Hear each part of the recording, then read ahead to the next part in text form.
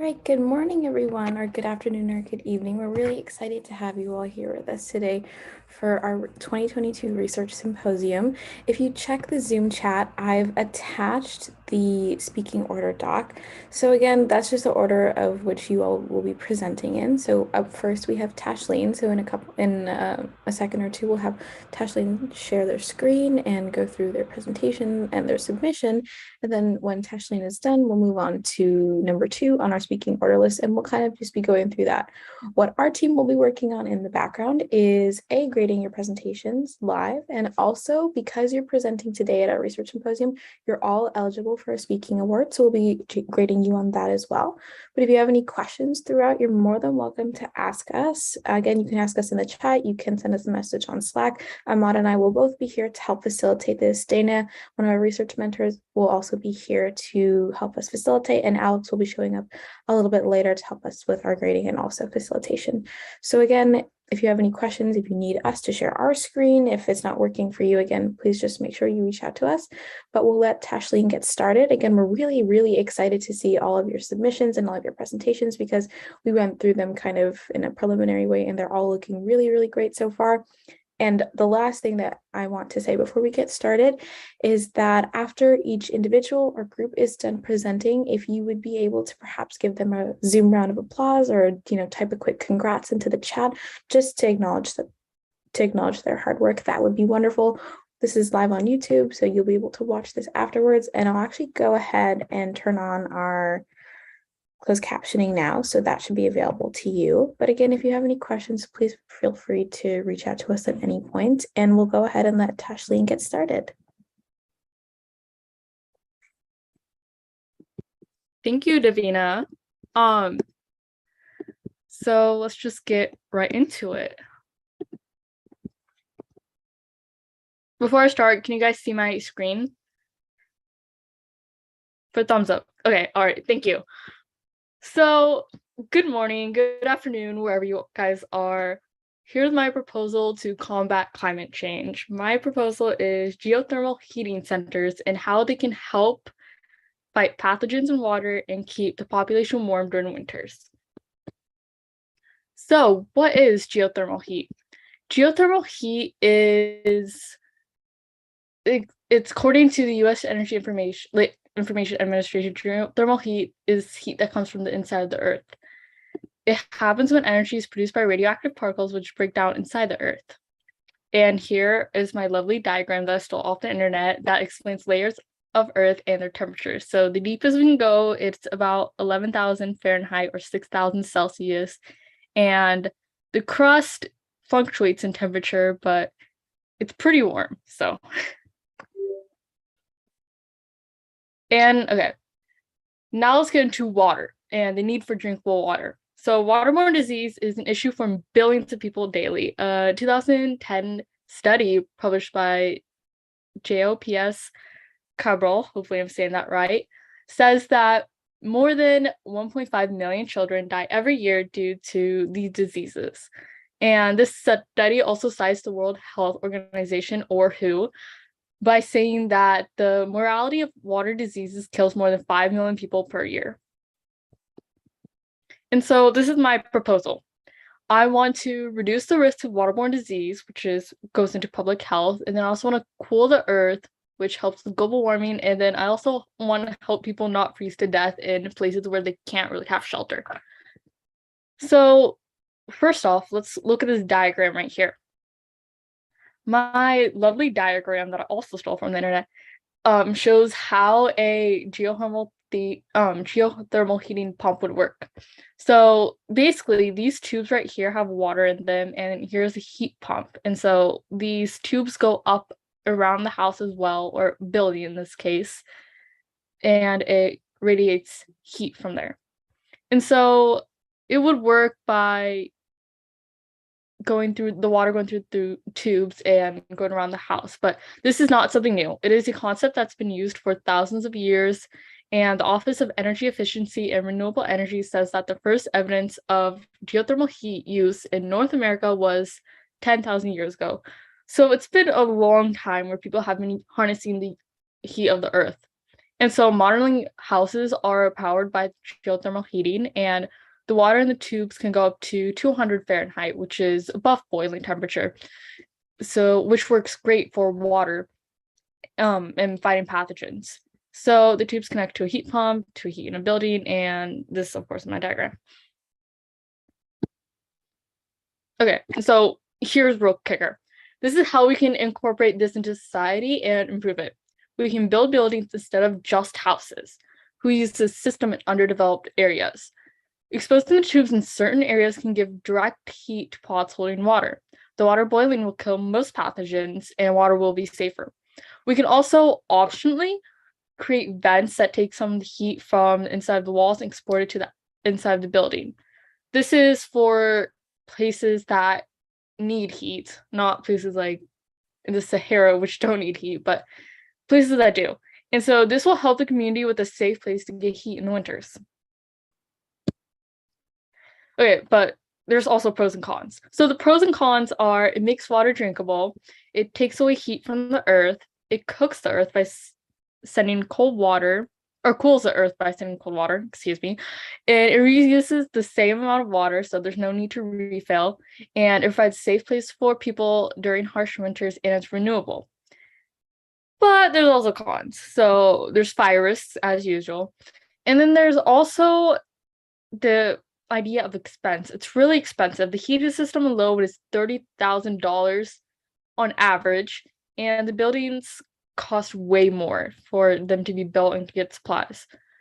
But it's also, it can be hard to get to because, again, it's expensive. There might not be that many built in impoverished areas. So people have to travel long distances to get to it. And then during the summers, heat will be unbearable, especially for places where heat is already a big problem and they don't have shelter cooling like ideas or electricity to cool them down. And so the thing with that is also during the summers, Earth is colder, like the inside of the Earth is much, much colder, and we'd have to dig deeper to get into it.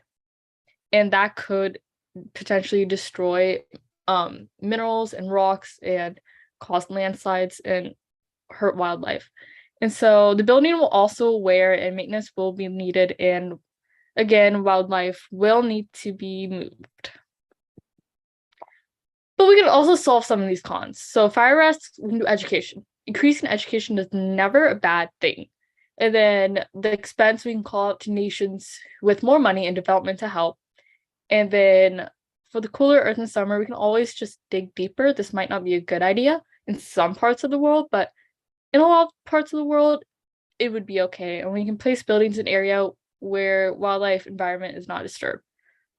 So for testing this, we'd have to try two buildings, one in a much colder environment like Siberia, and one in a warm environment like the Sahara. But if something goes really wrong, like the building breaks or the device breaks or there's a big fire, the idea should be scrapped. My idea, unfortunately, is a hit or miss. So we have to test thoroughly and see if we can do this in underdeveloping nations. Here, of course, are my sources, but nobody cares about those. So thank you for listening to my presentation, and I hope everybody has a great day. Awesome. Congratulations. And thank you so much for sharing that. Again, if you'd be able to give Tashleen a Zoom round of applause, that would be much appreciated. Congrats again. That was a great way to expand on something that has already been researched and kind of apply that to our research symposium topic. So great job, everyone. Great job, Tashleen. And if you have any questions for Tashleen about her presentation, you're more than welcome to ask them in the chat, and Tashleen might be able to respond there if you have any follow-ups. But next we'll be moving on to Vinia.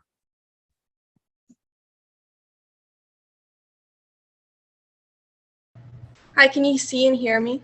Fine? Yes. Okay, I'll be sharing my screen now.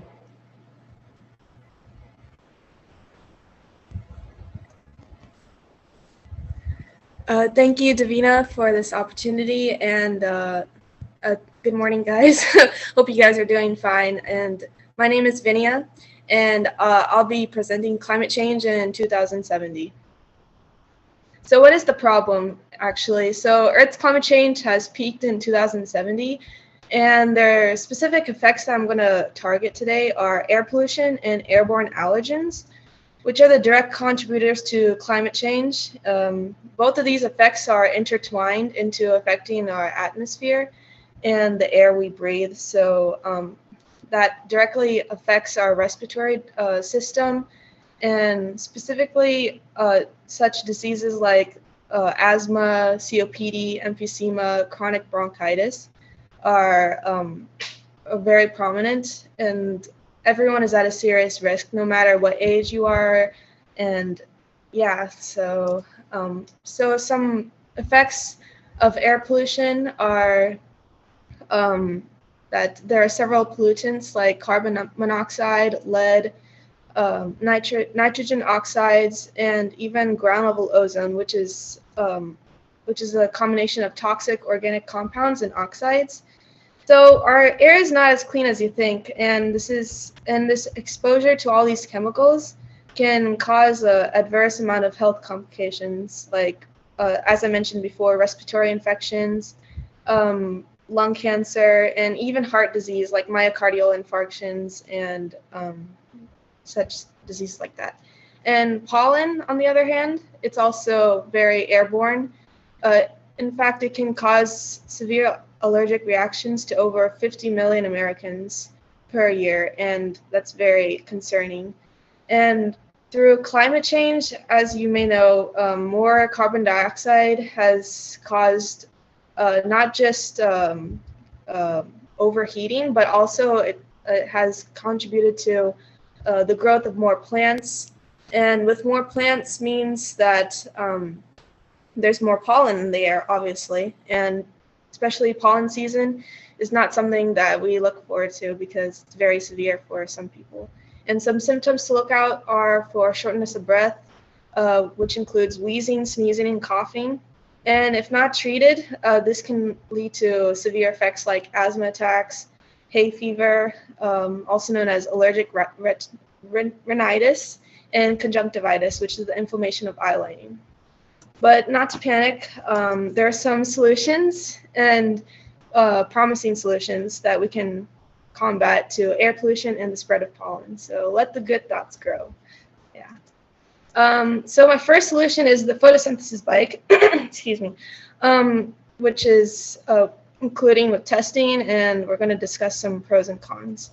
So how does the photosynthesis bike work? Well, this is still in prototype, but if it were to work, you can see in the picture onto the side that there are air filters in the handlebars, and there's like this inbuilt system for photosynthesis throughout the bike. There are plants connected to the bike, and when it detects pollutants in the air, it will convert it into clean air through the filtration system. And it's powered by a lithium-ion battery, so this will be powered and allow it to work at fast speeds. So transportation shouldn't be a problem, and with sunlight, it should work even faster. And this will allow it to work efficiently, and it'll power the filter system and release oxygen at the same time while cleaning it properly.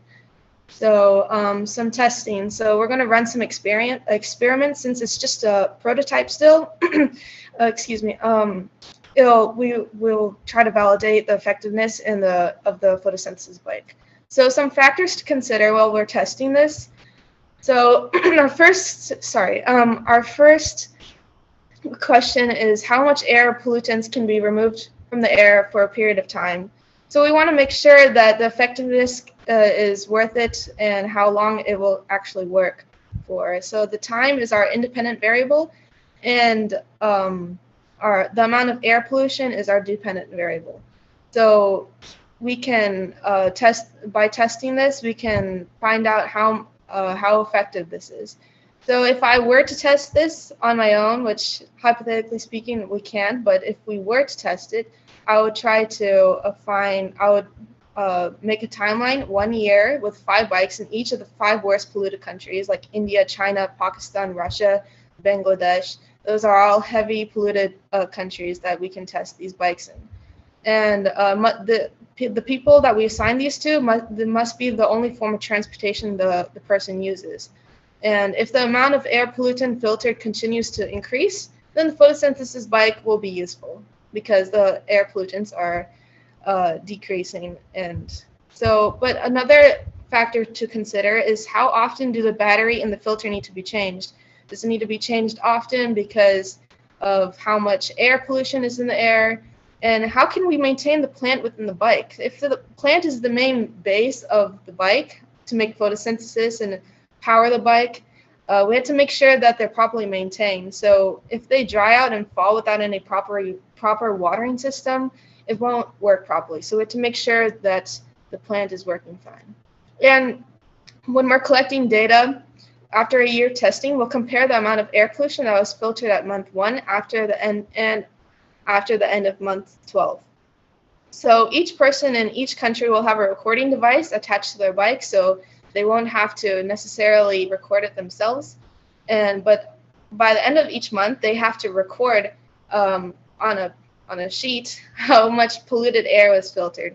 So the average amount of polluted air filtered over the span of 12 months will conclude the effectiveness of the photosynthesis bike.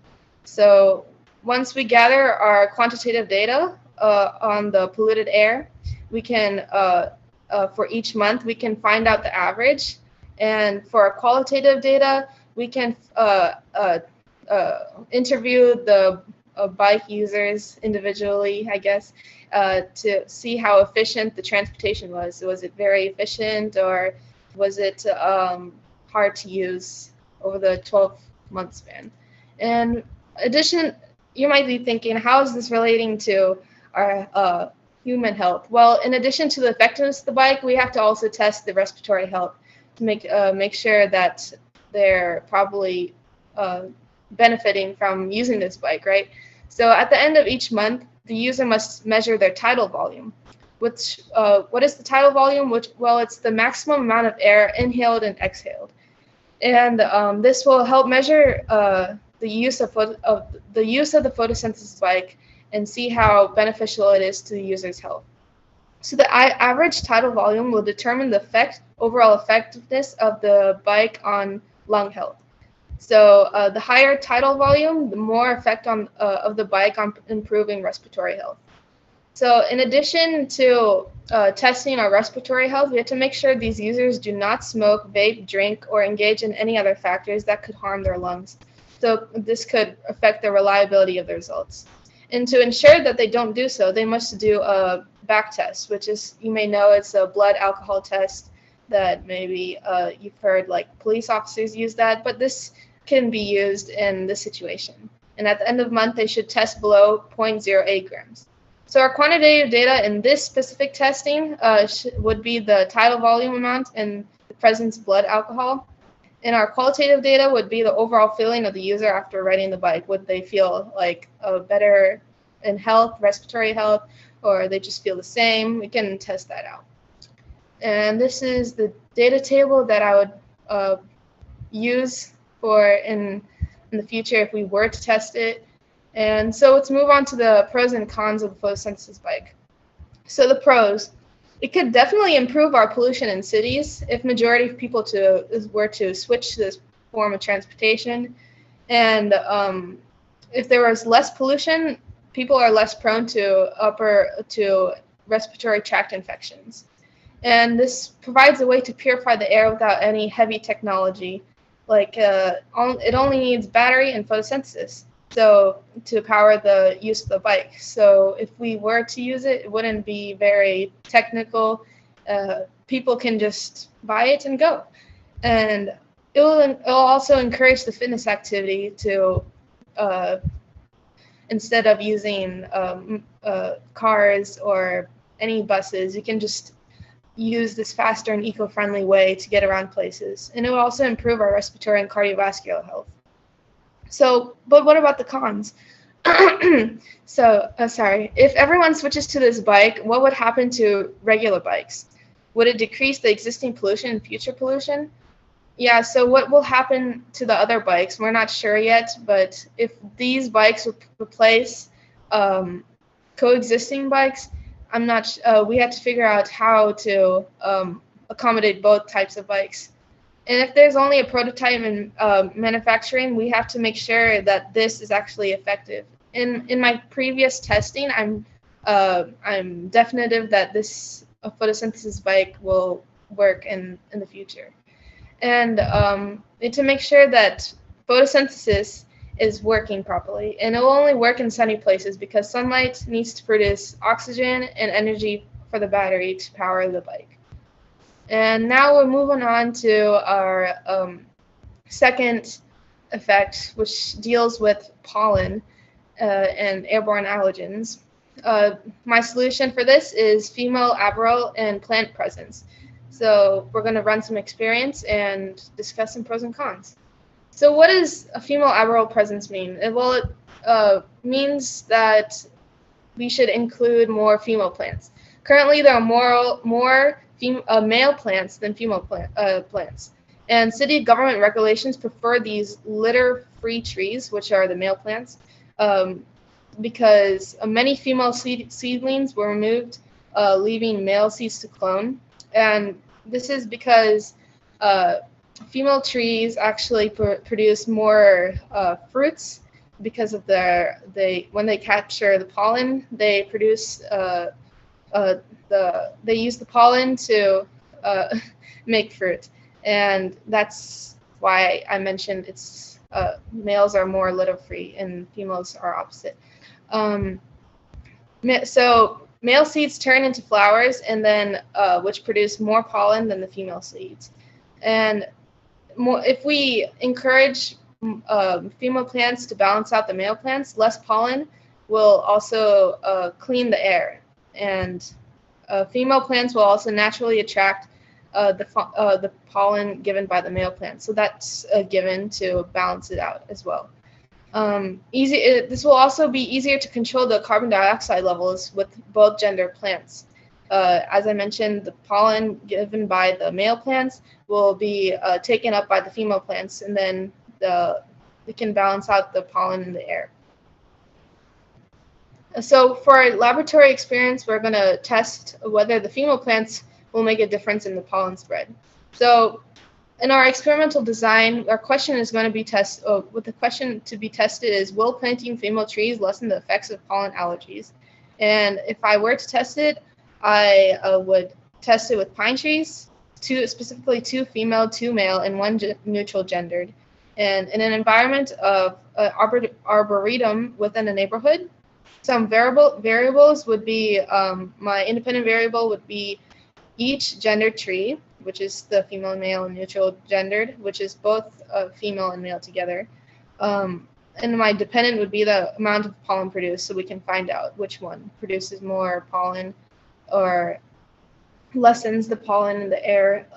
The constants would be my conditions for the tree growths, like sunlight, water, fertilizer, and then also the neutral gender tree, which we know if we include both the male and the female counterparts, that it will lessen the effects. We know for sure that it will because of the biological system.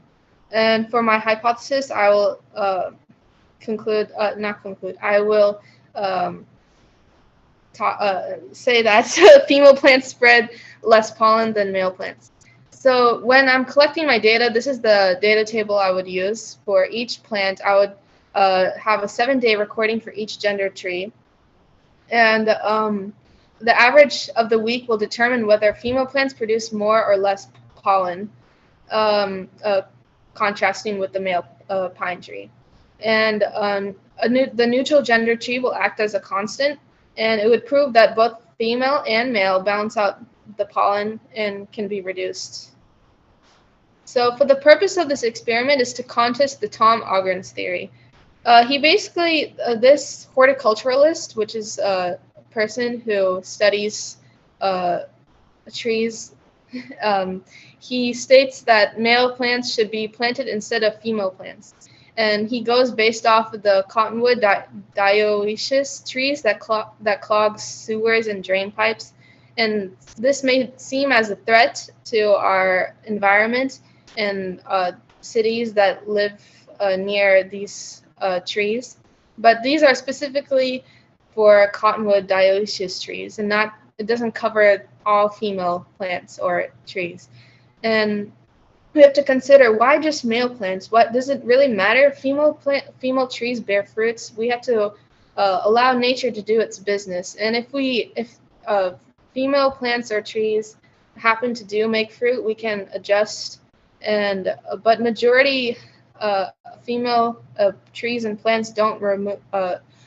Majority of female trees and plants can remove pollen, and that's the main purpose of this experiment and to solve climate change. And if we incorporate more female plants, less pollen would be in the air, less allergic reactions would be an effect of that, and then overall a better respiratory health. And that's the main gist of it. So the pros and cons of adding more female trees and plants.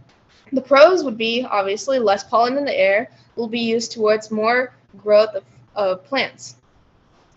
Female plants will use the pollen to create more seeds, and people don't have to suffer during pollen season. With less pollen, it can prevent allergic reactions and other respiratory complications like asthma or any like COPD, any other pollen airborne allergies as well. But the cons need to be addressed as well. We need to get USDA approval of fruit-bearing trees and plants to live near sidewalks. But it could be hard to maintain these trees if they continue bearing fruit on the sidewalks, and it could be a safety hazard for pedestrians who may experience slippery and sticky sidewalks. And fruiting trees could actually pose a threat because it could encourage rodents to roam, and they could continue to spread diseases if they continue to grow even more. So, and that's all I have for y'all. So thank you for listening.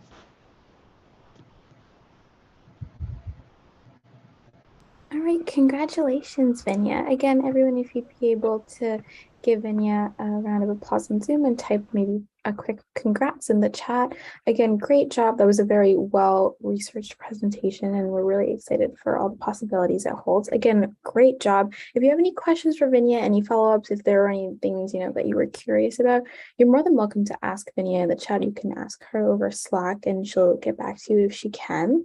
But again, thank you so much to everyone for typing in congrats and for giving her a huge round of applause. Again, great presentation, super proud of everything you've been able to work on this summer. But without further ado, we'll get started next with our first team. So we have Anna and Umama that will be presenting a biomedical solution. And the both of you are more than welcome to get started whenever you're ready. Thank you, Davina. I'm going to start by sharing my screen first. Sure. So can someone give me like a thumbs up if we can see this? You're good. All right. So for our presentation, we're going to be introducing a cryogenic carbon filtering engineering device. And this is done by me and my partner. So we're going to start with this overview of what we will be covering in our presentation.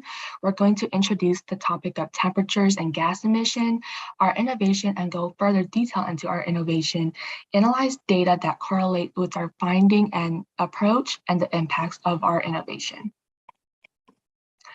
So we already know that climate change has been a real issue for a long time, and a significant contributor to this is carbon dioxide, right? The higher the levels of carbon dioxide, the higher amount of heat is trapped, which therefore causes global warming. Our innovation aims to tackle this health and overall environmental problem that climate change has caused and what caused climate change in the first place. And we aim to bring down the temperature, and even the slightest will work because we already cannot allow the temperature to raise even a degree Celsius, right? We built this framework on current research and biotech innovations and other research done by other countries, such as Switzerland's Commerce Plan. So direct emissions are produced by burning fuel for power or heat through chemical reactions and leaks from industrial processes or equipment. And most direct emissions come from the consumption of fossil fuels for energy, which is why Earth now has hotter temperatures and severe storms and severe droughts. So our solution aims to mitigate these effects. So we can already break down CO2 by these approaches. However, we are going to add on to these approaches and come up with this engineering device where it will filter the air and break down the components of carbon dioxide through a process called cryogenic separation, where my partner will be going further into detail.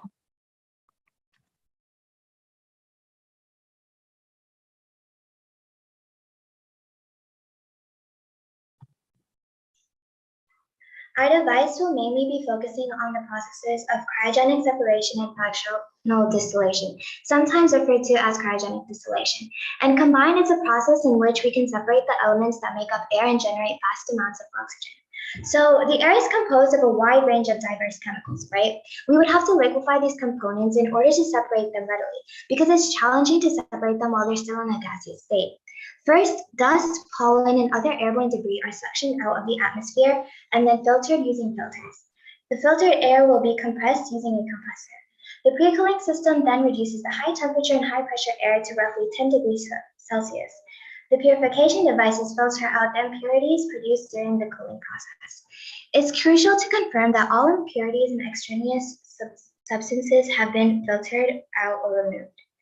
Just to reiterate, low-temperature carbon dioxide capture technologies, often called cryogenic carbon capture, relies on phase change, thus separating the carbon dioxide from the gas in the form of a liquid or solid. Next.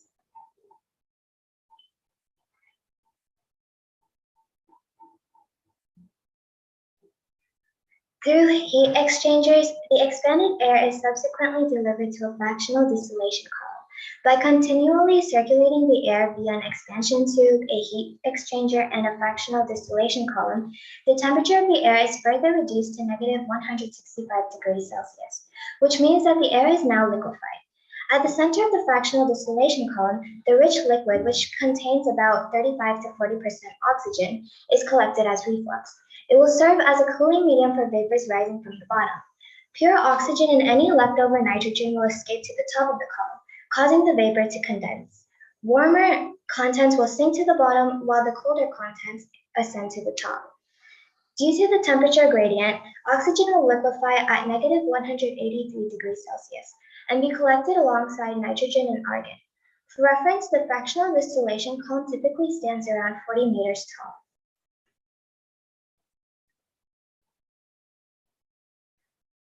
Okay, so this is our innovation, and we have 3 different models. Despite the size of cryogenic technology, we want to incorporate it into smaller everyday products so that people may readily buy them in their homes without sacrificing visual quality or capacity. It could be utilized as a piece of home decor for both interiors and exteriors, affixed to street lamps, displayed in shops, or even used as car adornment. In addition to the standard model, we wish to develop a portable version. While still serving the intended purpose, it would be smaller, possibly around the size of a water bottle. We are aware that reducing the system's size will also reduce its output, but we believe we can gradually make a change. And the last model will be the colossal model. And this version will be massive. It will likely be the same size as a typical cryogenic system and produce as much product as well. To lessen local pollution, it will be situated close to industrial and power plants to address an issue at its core. To avoid obstructing the process and interfering with structures, the model needs to be isolated or constructed in a remote area.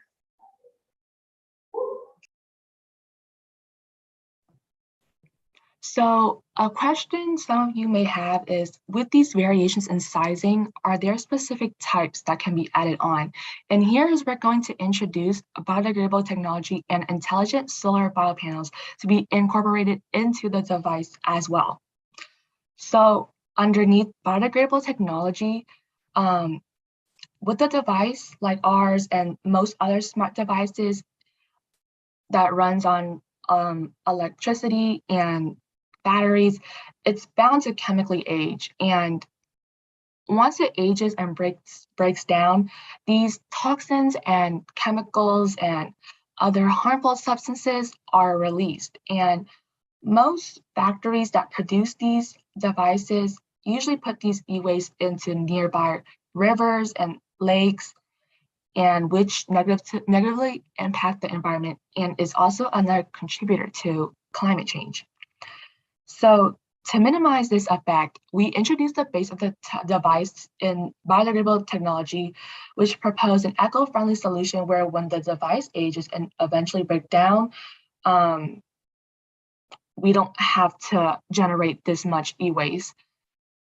So this would help reduce the amount of e-waste and other toxins and other hazardous substances that are released. And our next part is intelligent solar biopanels. This was created by Aiden Ramirez Sanchez, a Mexican biotechnologist who found this solution in algae. Intelligent solar biopanels are made of microalgae and carbon nanoparticles that generate clean energy and oxygen while absorbing carbon dioxide. They combine nature with technology to clean the air while generating electricity. So the base of the device would be biodegradable, right? And these intelligent solar biopanels could be attached onto the device. And we're going to give you guys a visualization later.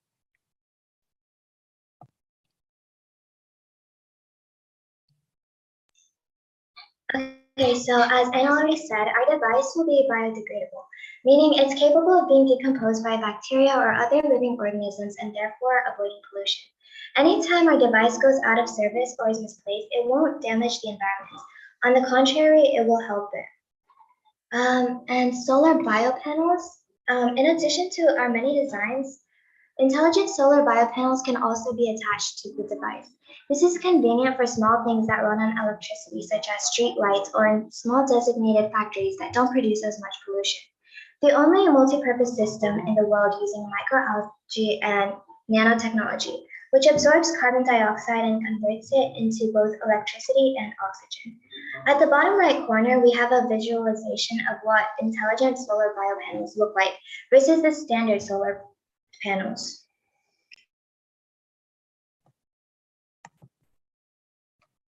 So as a whole, a solar power energy does help with climate change, but some may argue that solar energy leaves the carbon footprint, which is greenhouse gases produced by our own actions.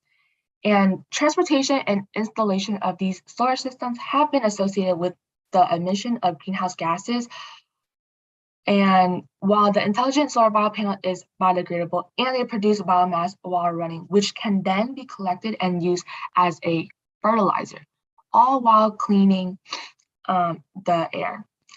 But as a whole, solar panels, we do want to admit that solar panels does the following things, such as reduces air pollution, cuts the need for non-renewable resources, and it does mitigate climate change. However, solar panels in general are expensive to maintain and install, but the sizing of the panel varies, and our sizing of the panel varies.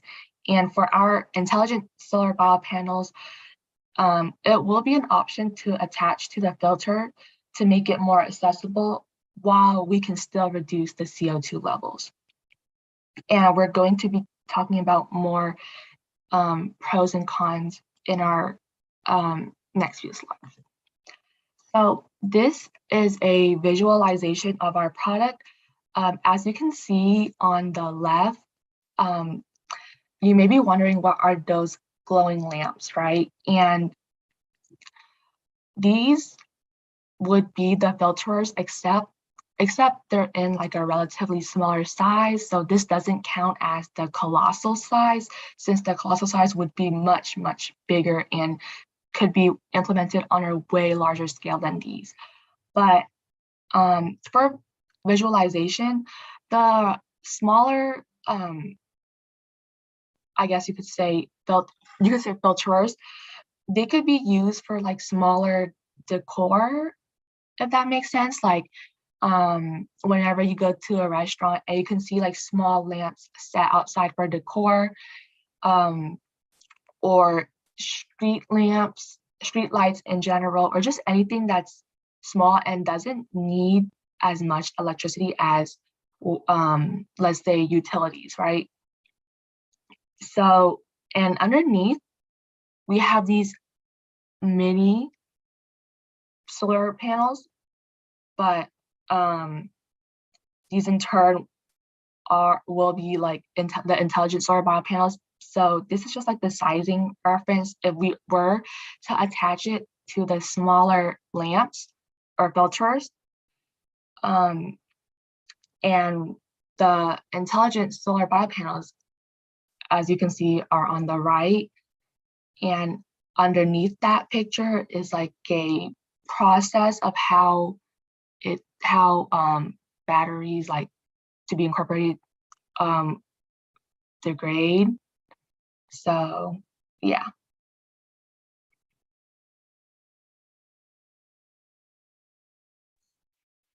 Okay, so here are some pros and cons to our device. Starting with the pros, our device is very convenient. It doesn't interfere with daily life, and there are a variety of sizes to choose from. And due to the sizing, it can be implemented in very specific locations, such as roofs, streetlights, around petroleum plants, chemical plants, factories, etc. E-waste is basically discarded electronic appliances, and because our device is biodegradable, it doesn't add on to the amount of harmful toxins emitted by e-waste. Renewable energy plants need less maintenance. Secondly, because they are using sun, wind, steam, biomasses, they don't need to refuel. We do not have to rely on foreign energy sources. Alternative energy can never run out. While fossil fuels will run out in 40 to 60 years' time, the sun will always shine, the wind will always blow, and the earth will always have geothermal energy. As biodegradable products break down naturally, they eventually decompose and are consumed by soil and other natural components. This natural process means no forced chemical reaction needs to take place to kickstart the process, and less pollution will occur. Some cons may include that it can be costly depending on the size, especially like the colossal model. The larger the model, the higher the price, and maybe not everyone will be able to afford it. It might be hard to implement on a larger scale in a short amount of time. Since the year is now 2070, and we are seeing many of the effects of carbon emissions and global warming, we won't have much time before we get our last chance. Entirely eliminating greenhouse gases is not feasible. Such a huge problem can be, of course, reduced if implementing our device, and everyone putting effort into protecting the environment. Clean energy is renewable, but it's not available 24/7. The wind may blow on one day, but may not on the other. The sun may be shining today, but may not tomorrow. Solar panels in general can break, and they're energy intensive. So when they do break down, we would have a lot to lose.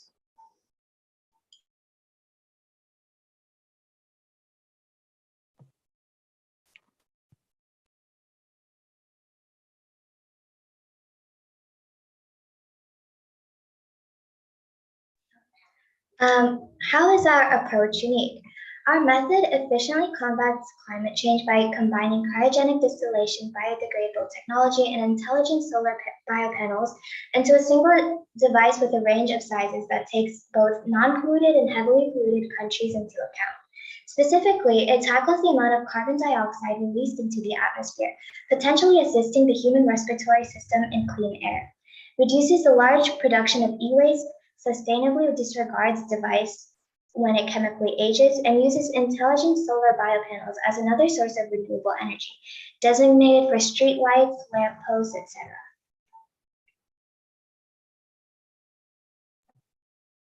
So for our sampling and timeline of these testing trials, I'm gonna preface by saying we're doing this in like in a context where we have to lower CO2 levels as soon as possible. So we're going to prioritize the heavily polluted cities first. And prioritizing heavily polluted cities, we would definitely use the colossal sizing. And this sizing, there would be a shorter month timeline due to its relative size. And we believe that with the sizing, we would be able to obtain the results faster. So we could see a decrease in CO2 levels in that specific area that we're going to test out. The colossal sizing would be best. And since the polluted cities would be the major contributors to the rise in greenhouse gases. So for the relatively smaller sizes like the portable sizing, we would definitely give this a longer period time of testing, and we would place it in areas or small cities in Sweden or Finland, since they already have low levels of pollution in comparison to countries such as the US and China. So while we do test the colossal sizing, we are still going to test the smaller sizing in other countries and other cities. We're just going to place an emphasis on colossal sizing first to see if there is going to be a decrease in the more polluted countries or cities. And while we do test out the colossal sizing, we are still going to test out the other smaller sizing at the same time. And to make sure that our results are accurate, we're going to set up control groups, and we're going to test this out like continuously to yield accurate results.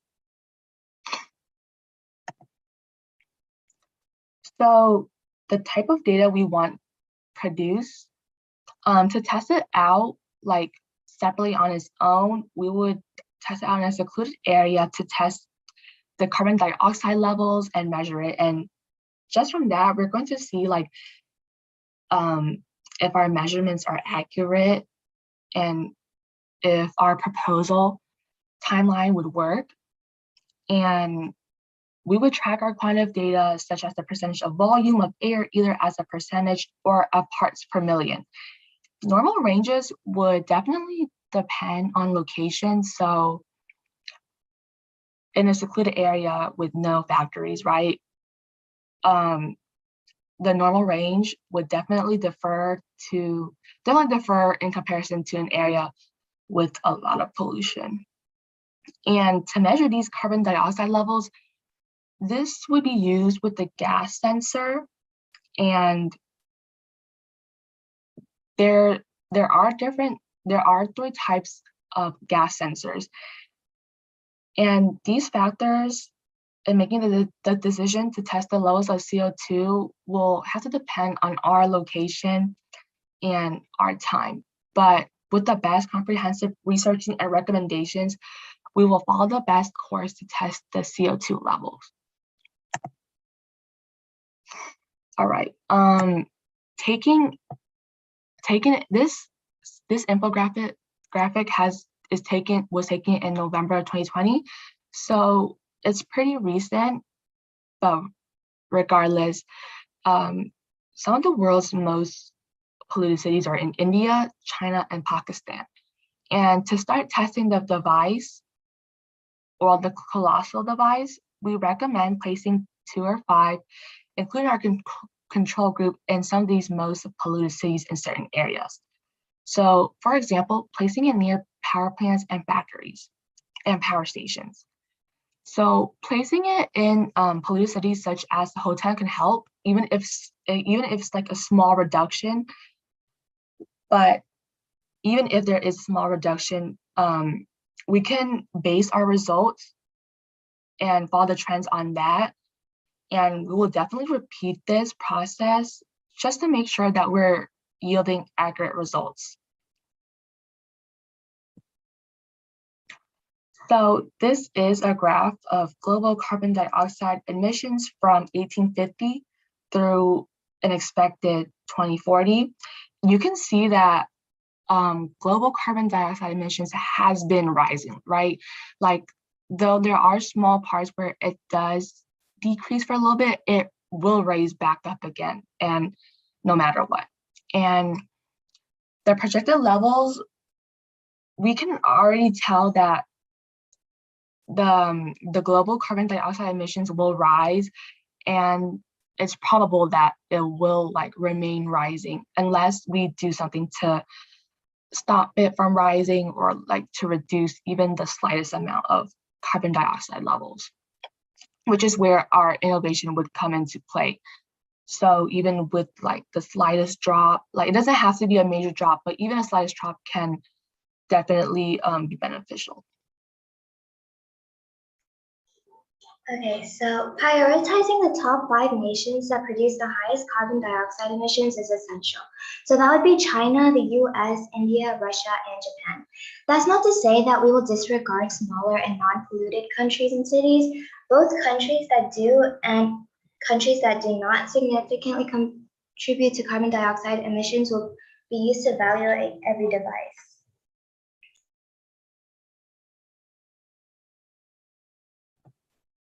So in this chart, we can see the total annual e-waste in the previous years and expected years. And it's clear that the total annual e-waste generation is rising, which is also another contributor to climate change. And we want to tackle these effects or these causes as well. So for our device, right, it has the potential to lower the amounts of e-waste generating. E-waste may not be biodegradable, but our device as a whole is biodegradable, which would decrease the amount of toxins and chemicals released. And I know that causation is not equal correlation. So obviously, technically we don't know if electronics and smart devices are the major contributors to e-waste production, but we still want to mitigate these effects no matter what. And it doesn't matter if it's like a smart device or anything else.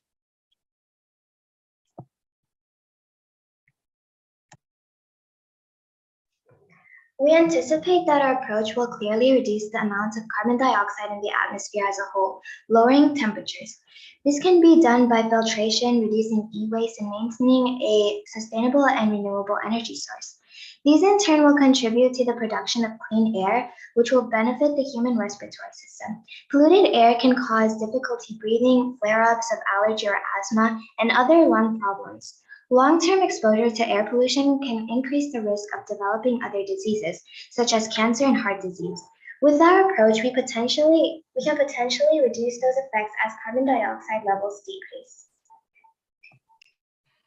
Yes, another consideration that we also want to make in these changes is the exploitation of sunlight and algae. However, we would still proceed with this project as it is, since these sources are renewable. But if it were to, one day somehow run out, we would aid those sources first and minimize the contributors that could potentially harm those sources. But we would still proceed with this project, with our device, right? Yes, and these are just our references that we used. And that basically concludes our presentation. So thank you. Thank you. All right, congrats, Anna and Mama. Again, if you'd be able to give them a round of applause on Zoom, that would be lovely, or type congrats in the chat. If you would like to do both, that would be great. Thank you so much for providing us with such a detailed presentation. Also liked your use of visuals at the end with the graphs and how the emissions will look in the future. So great job for future planning and great job on your presentation. Again, overall, all the presentations we've been seeing so far are great. We're super impressed with all of you, and we're really excited to see the rest of them. So without further ado, we'll get started on our second team's presentation, Team 2, with Jana, John, and Paul. Hi, I'll just try to share my screen. Sure. Can I ask if that's good? You're good. Thank you. All right, so we're starting now.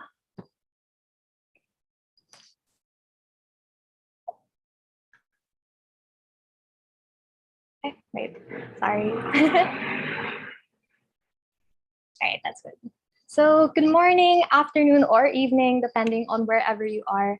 We are Yana, John, and Daniel, and we'll be discussing a political approach to safeguarding human health and beyond. But before everything else, let's briefly go over the question, what is climate change?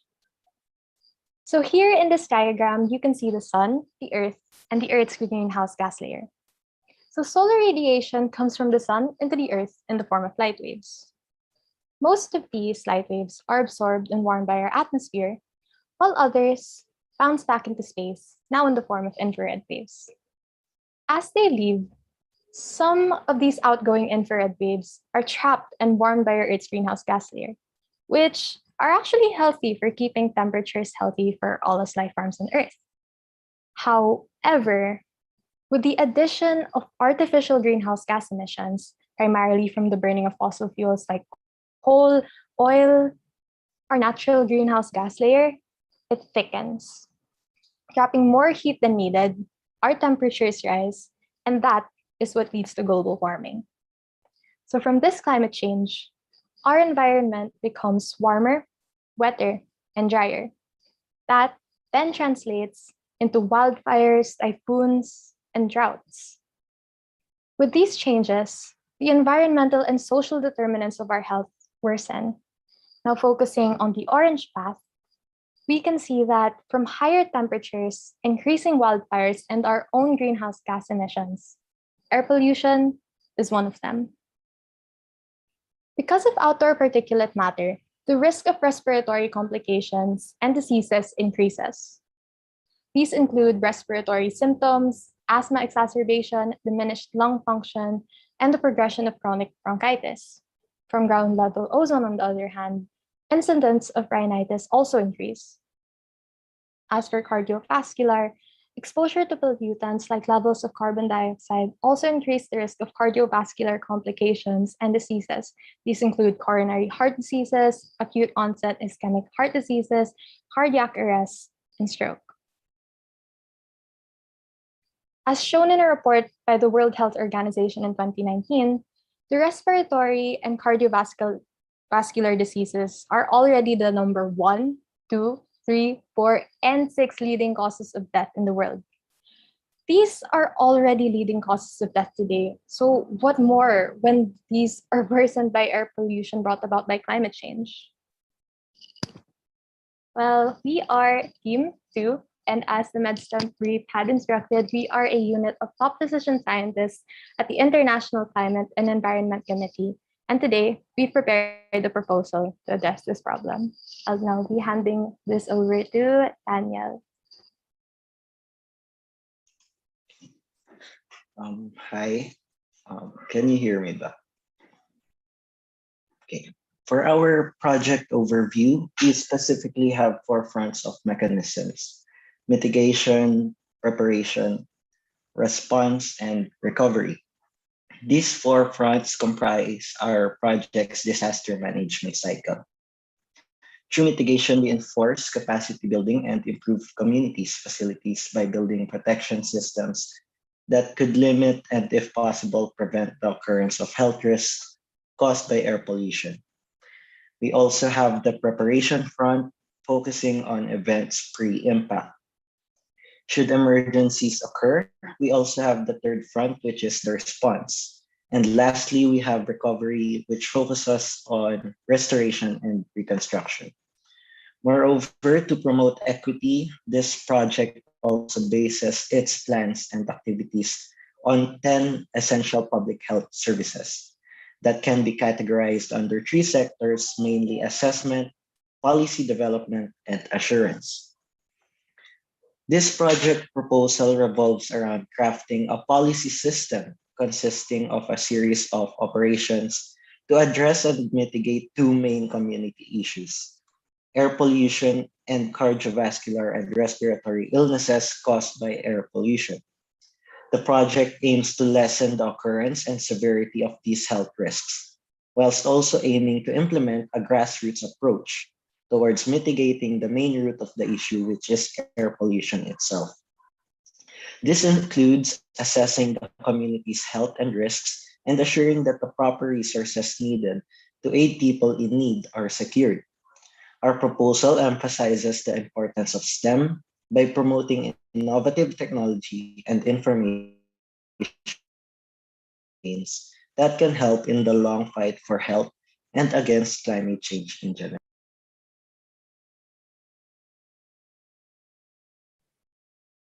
As mentioned before, we will be covering our project on four main fronts, which would be mitigation, preparation, response, and recovery. First and foremost would be mitigation, specifically of diseases. Essentially, this aims to prevent the occurrence of the diseases. Next would be preparation or the preparedness for diseases. This section aims to secure and build resources needed to combat the diseases. As for the response to diseases, this would be the implementation and deployment of resources created to combat the diseases, which would be the aforementioned points from the preparation phase. Now for recovery, this aims to allow the policies that would be executed to be sustainable. There's no need to fret as these will be further elaborated and expounded upon on the following slides.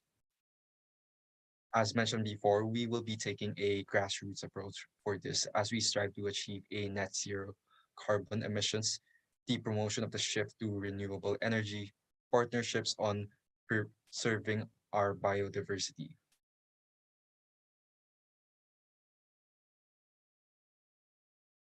Earlier, we saw that we skipped over some points that we had based on our forefronts, and we'll be discussing them here as we'll be discussing how these outlined points will be distributed to different workforces and departments. Specifically, we will have 5. So first, we'll start with we'll have the Research and Analytics Department, the Health Department, the Construction and Manufacturing Department, Environmental Protection Department, and Learning and Education Department. So first and foremost, let's go to Research and Analytics. This department will focus on the formation of a research unit tasked to monitor population health and gather and analyze data. This unit will determine areas and groups from the community that are most vulnerable to air pollution. So if a certain area is observed to be subject to heavy pollution, the people of such area are to be given swift alert and utmost attendance in order to lessen the risk of people attaining severe health issues there. This way, the people are also given extra assurance and protection against health vulnerability. This will include epidemiologists to determine the pattern, distribution, and determinants of diseases, as well as policy scientists who can recommend legal action that will use science to improve the state of public health from the diseases. For our Department of Health, we have 4 specific operations set in place, with the first operation being the establishment of clinics and health centers. In this operation, multiple clinics and health centers are to be established at various designated locations of the community. This is to provide all people with better access to medical attention and assistance. And as much as cost is concerned, areas in the hospital can be sectioned off to focus on the cardiovascular and respiratory diseases instead. Proper enlightenment and assistance will also be provided to the people if they wish to consult about possible signs and symptoms that they observe. Medical consultations, either through the form of virtual or in person, will also be set up and made available for those individuals who opt for clarifications and checkups. The utilization of virtual medical consultation fills the purpose of extending medical services to residents living in areas where clinics and health centers won't be set up. Furthermore, there will also be proper provision of medical supplies and treatment. Should the cases of emergency arise that people are in need of prompt and efficient medical supplies and treatment. Medical treatment and supplies such as, but not limited to medicine, inhalers, and nebulizers will also be accessible. An operation involving the mass distribution of face masks shall also occur as well, so that individuals with current or developing respiratory or cardiovascular diseases can avoid air pollutants by having protection over their noses and mouths.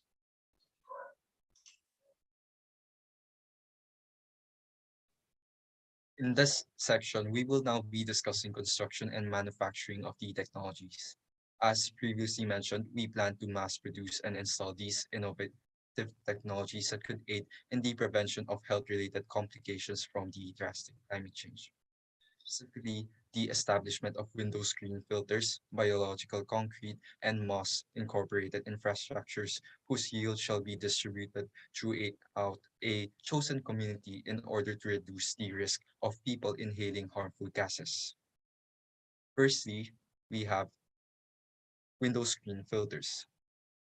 Polyacrylonitrile nanofibers or PAN could be utilized as the screen's main material in counteracting particulate matter, especially those that exhibit a minuscule diameter of 2.5 micrometer or PM2.5, which may arise from the heavy pollution induced by anthropogenic activities.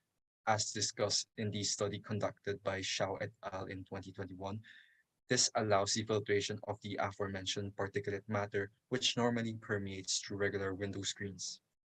Notably, this material does not compromise proper air circulation and the transmission of light. However, there are a couple of issues that may arise from it. Number one would be coating technique. Electrospinning, a common coating technique, may be deemed to be costly and inefficient for large-scale projects. Hence, Khalid et al. Proposes a relatively more efficient and low-costing method that could be implemented, which would be blow spinning. From their experiment, they were able to exhibit a 90.6% reduction rate through their method of coating for PM2.5. Moreover, it also ensures that it is homogeneously coated regardless of how large the scale of production is. Notably, the material was subjected under conditions deemed to be poor air quality as the concentration of PM2.5 was registered to be above or equal to 708 micrograms per cubic meter. For context, the United States Environmental Protection Agency's most recent standards for PM2.5 as of 2022 would be at 12 micrograms per cubic meter.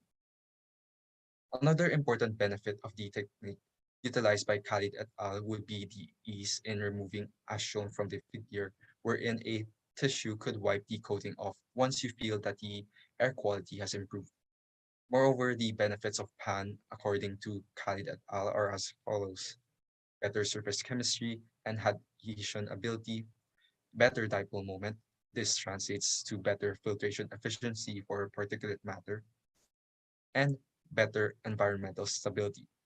Unlike materials such as polyvinyl pyrrolidone, it is not as sensitive as it is to moisture or humid conditions, ultimately providing viability as a possible reinforcement for window screens against poor air conditions. The next issue would be that this is a relatively new method, as Gia et al.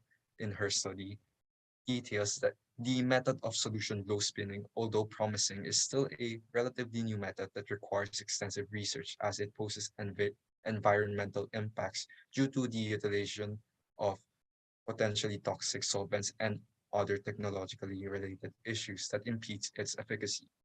Thus, exploration of greener solvents, such as consideration of Da Silva Paris et al.'s 2016 study, which investigates the potential of dimethyl carbonate, a VOC exempt solvent, as a viable alternative that could further reduce operational costs while exhibiting a relatively environmentally friendly method would be imperative.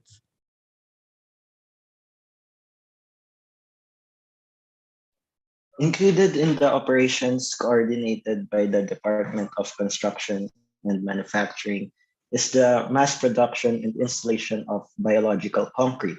or moss infrastructures. Mosses are known to be highly capable of producing oxygen and absorbing toxic gases due to their extensive surface area. According to Eureka and Ash 2020, half a square meter of moss can absorb 1 kilogram of carbon dioxide, which is largely greater than what a small forest is capable of.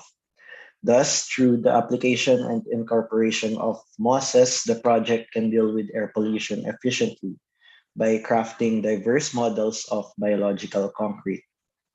This pollutant absorption capability, along with not having the need to take up loads of space, make it an effective operation to set up to limit air pollution. The manner of which this operation works is that mosses filter out the particulate matter and other toxic gases from the air and convert them into biomass, which is either consumed by bacteria present in the moss or turned into sediments deposited into the base substrate. By maximizing the incorporation of mosses to various community infrastructures, the devices can lessen the amount of pollutants in the air through efficient pollutant absorption. Presented in the following slides are a series of related literature focusing on mosses and biological concrete. Vanicella et al. 2021 explained that the extremely thin layer of chitin found in mosses allows optimal surface area absorption.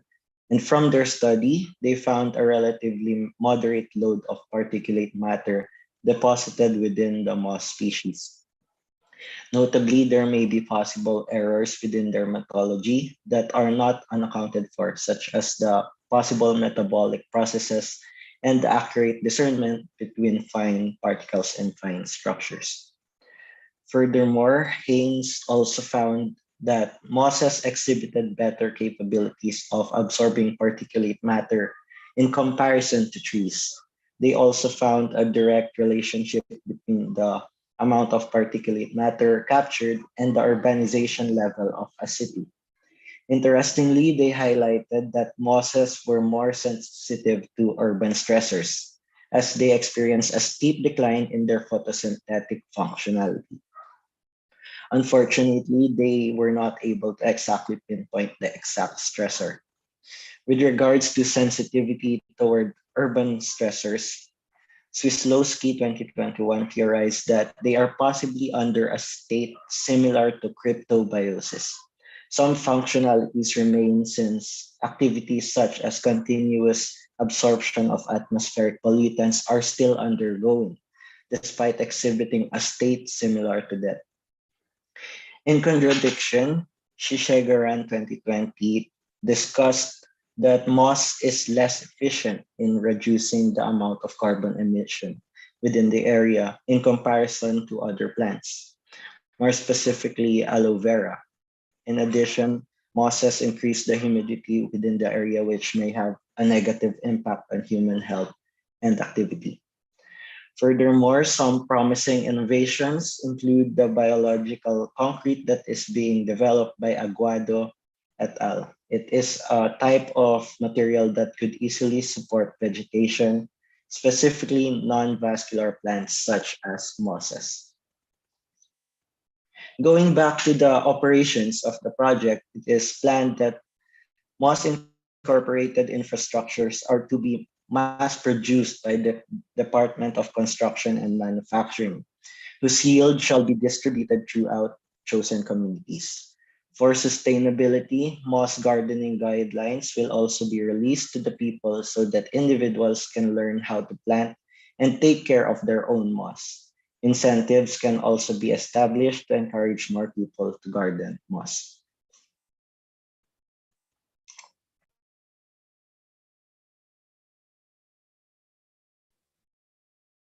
Kia from the United States Forest Service had noted the capabilities of moss as viable bioindicators that could detect hazardous substances such as polycyclic aromatic hydrocarbons and heavy metals. The specific species that Kia had utilized was the Orthotrichum leali, which aided in deducing the various hotspots in Oregon Portland for these harmful substances. For instance, they were able to verify that PAH were mostly concentrated in areas along the roads and highways, since these are, after all, derived from the combustion of fossil fuels and biomasses.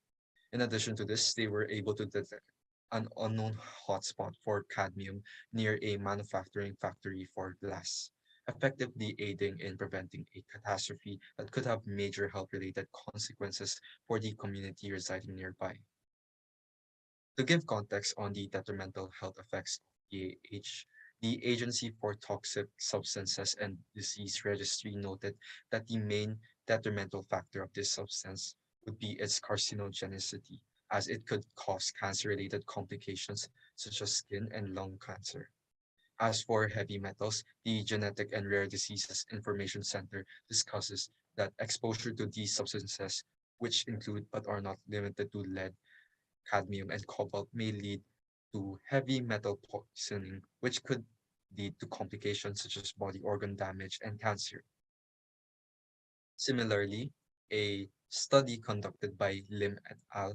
In 2006 utilized a moss species predominantly found in Singapore, which would be Isopterygium minuthyramum, to detect the presence of organic pollutants, namely organochlorine pesticides and polychlorinated biphenyls, and possibly understand where they originated. Overall, they have succeeded in their goals and were able to demonstrate the ability of mosses as viable bioindicators. Lim et al. Provides an explanation wherein they elucidate that its physiological processes of absorbing nutrients or organic molecules from the surrounding environment, due to the absence of a system, provides a viable approach that would allow one to have a thorough understanding on the presence and level of pollutants found within the specific location. In addition to this, they discuss that the absence of cutin, which are commonly found in vascular plants, further enhances its ability to act as a bioindicator for its absence, which allows a greater permeability of these molecules. Moreover, they discuss that the portion of interest for the analysis of these pollutants mainly stem from the gametophytes of the mosses, which could be distinguished as the green and leaf-like portion of the moss. Rhizoids in mosses, which function only to anchor the plant, is disregarded.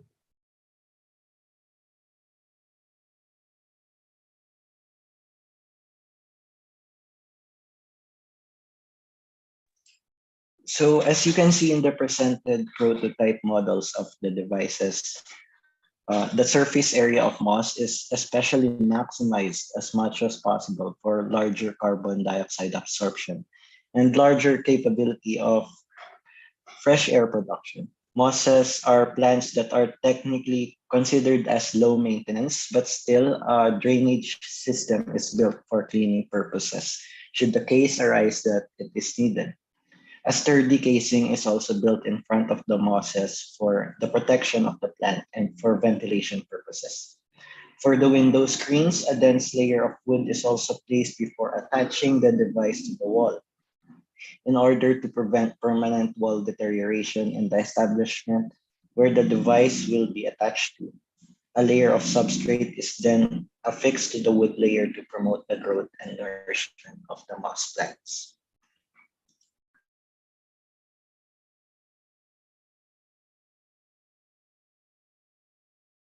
Going now into our fourth department, we have the Environmental Protection Department. So first, we go back to going to our grassroots approach, tackling climate change itself. So first, we want to strive towards a net zero carbon emissions. We can do this by reducing the burning of fossil fuels, holding companies responsible for these accountable, and utilizing biodiesel as an alternative source of energy. Second, we can promote the shift to renewable energy. A gradual shift of energy usage from fossil fuel consumption to safe and renewable energy shall take place in order to slowly decrease the occurrence of air pollution. As the consumption of fossil fuel lessens, efficient alternative resources of energy, besides biodiesel, such as but not limited to solar energy, hydro energy, and wind energy, may be used as replacements in order to preserve the biodiversity of the community moving forward. Third, we would promote the preservation of biodiversity, which are our planet's natural carbon sinks. This is also where the moss comes in. So we'd like to stop deforestation and let our plants and animals live as they also help us move towards our net zero.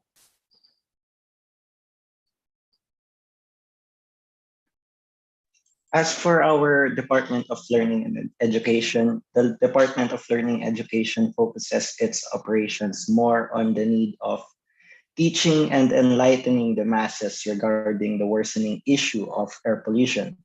This department emphasizes information campaign as they are tasked to educate the public about respiratory and cardiovascular diseases brought by air pollution from climate change. They are also to include lessons regarding the things that individuals may do to avoid such diseases and what they should do if they become infected. The topic of global warming and air pollution is certainly a relevant issue that should be discussed more often, given the fact that cascades of various environmental problems are now occurring more than often than ever. It is needed that the community advances towards mitigating the main problem, not just for the present, but also for the future. Thus, one way to address this is through the inclusion of the topic of prevention of climate change and air pollution in the curriculums of educational institutions.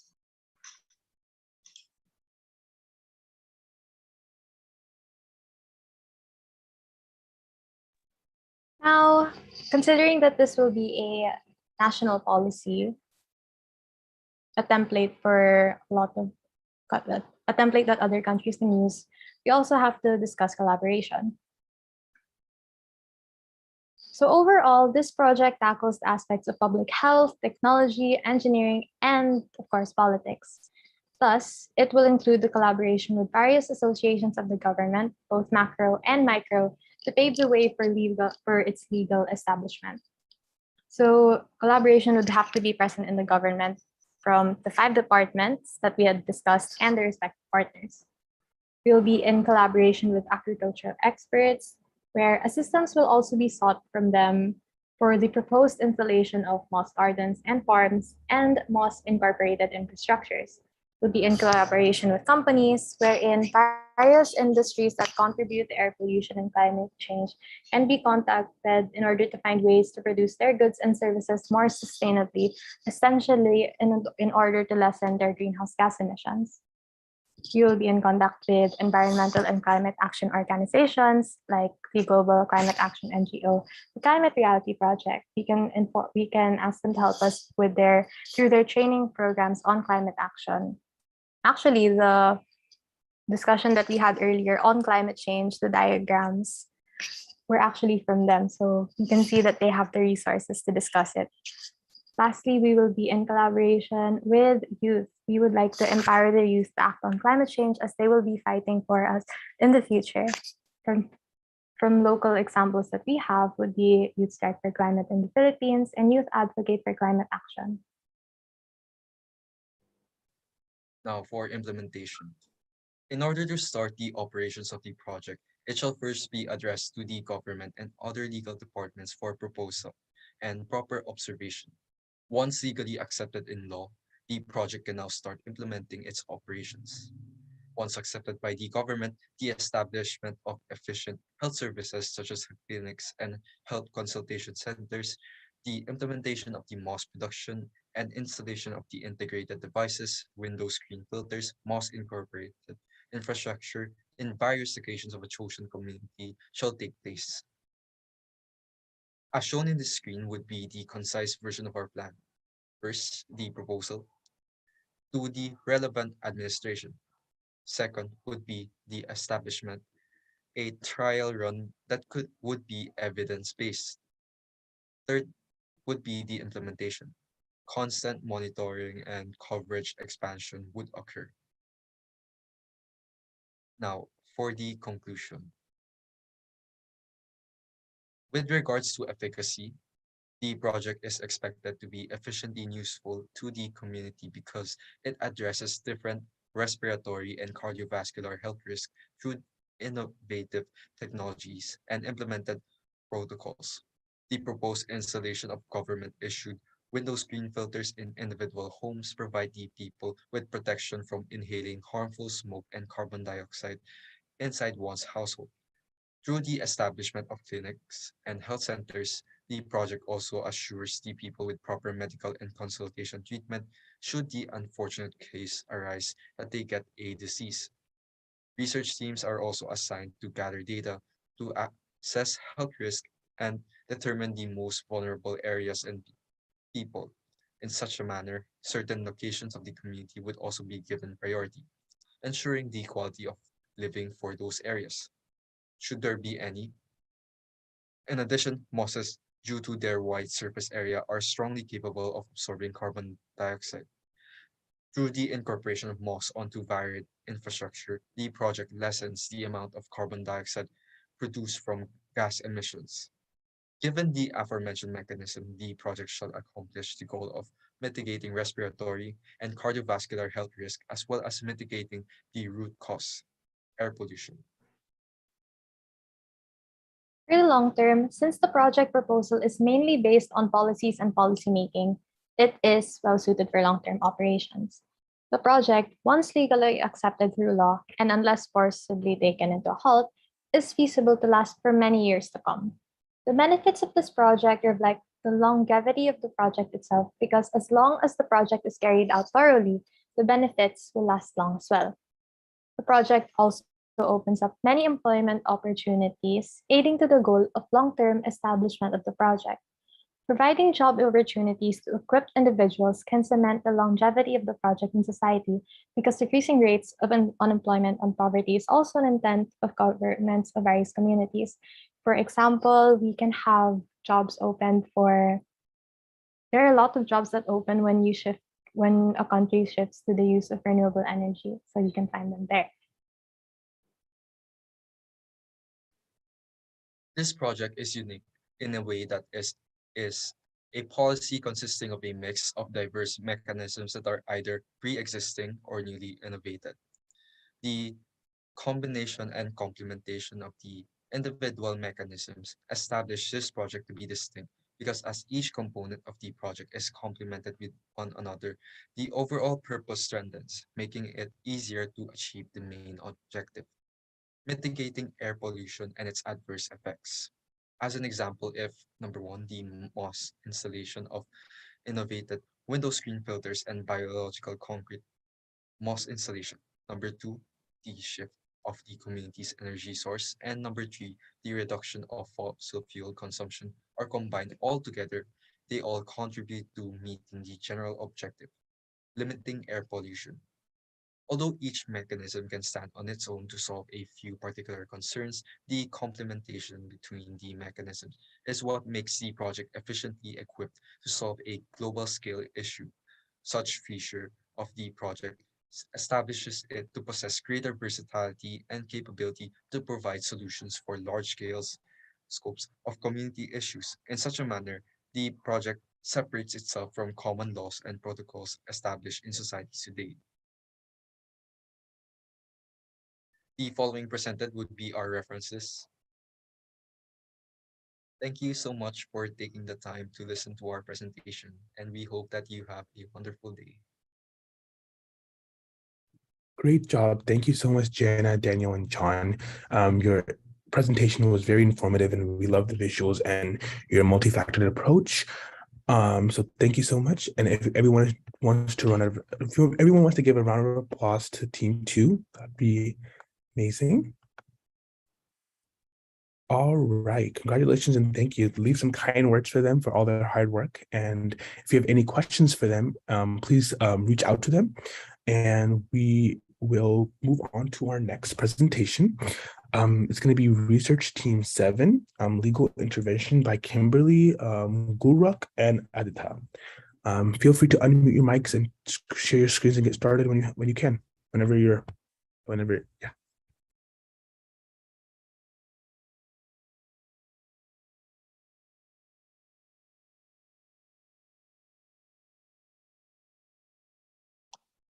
I'm not sure. Hi, I'm Aditya. I'm not sure if one of my teammates who was supposed to be here is here yet, Kimberly.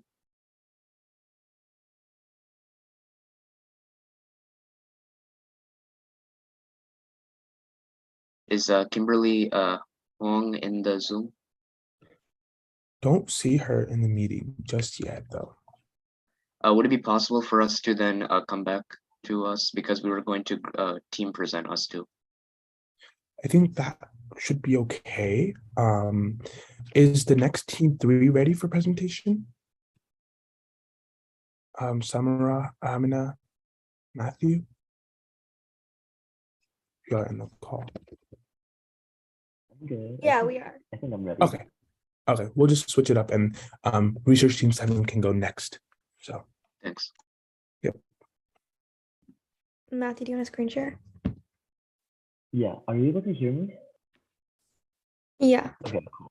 Whew. Let's do this a little bit. Let me go back to slide.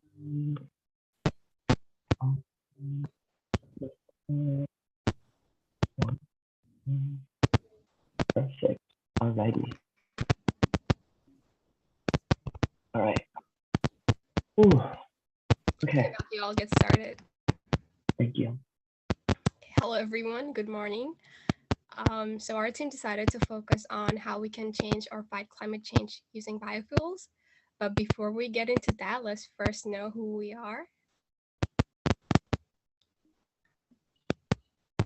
Okay, so firstly, we have Samara Muhammad.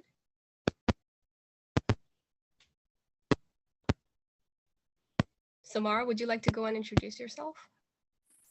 Hi, I'm a USF Rising senior majoring in biomedical sciences. Excited to be here. Then we have Matthew Lin. Hi, I'm Matthew. I'm an incoming freshman at UT Dallas. Actually, we were just driving from California to Dallas right now. I'm in Arizona right now and I'm really tired, but I'm here for the presentation. And then I love to dance. I did dance during my high school, 4 years, hip hop, and then I'm interested in family medicine. And then it's me, Amina Akhtar. I'm a sophomore in high school. I'm a vegetarian, although I do not like vegetables. Last but not least, we have Bhumika Navander. Hey guys, so I'm a sophomore in high school and I'm a junior now and I'm excited to be here. Okay, so our table of content includes firstly the problem, where we will talk about the problems that are caused by climate change and how it negatively impacts human body in general. Secondly, we will talk about the solutions to the problem of climate change. What current solutions do we have now regarding biotech and biofuel industry? Then we will present to you our solution. Here we will talk about how the solutions we are providing is much more improved than the current solutions that we have, and also what pros and cons our proposal offers. And at the end, we will present the implementations. Here we will talk about how we can apply our noble proposal in real world to fight climate change and protect human health. Next slide. Okay, so firstly, we are going to talk about the problems of climate change, and I'll pass it on to Bhumika, who will explain more about that.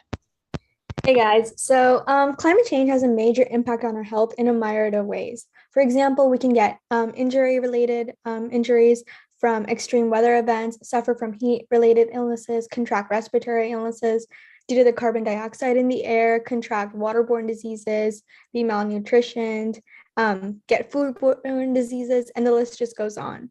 So some common respiratory disorders are caused by air pollution. So the major pollutants that cause poor airborne air quality are gases like carbon dioxide, sulfur oxide, nitrogen oxides, carbon monoxide, and methane. Amina, could you move to the next slide? Matthew.